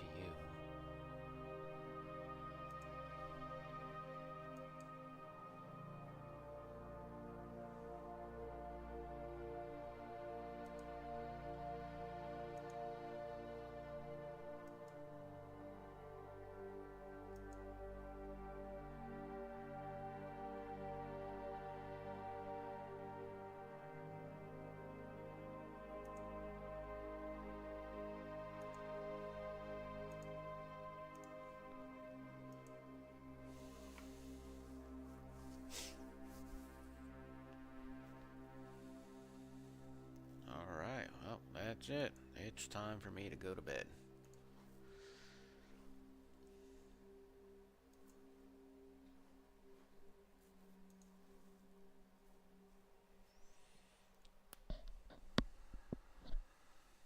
Yeah, I mean, they already fit in our pocket.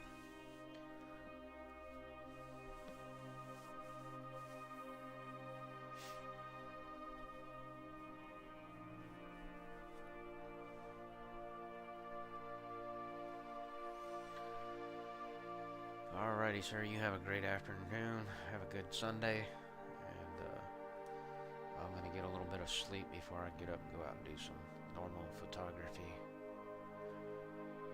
And I appreciate you stopping by and watching the stream. And clear skies.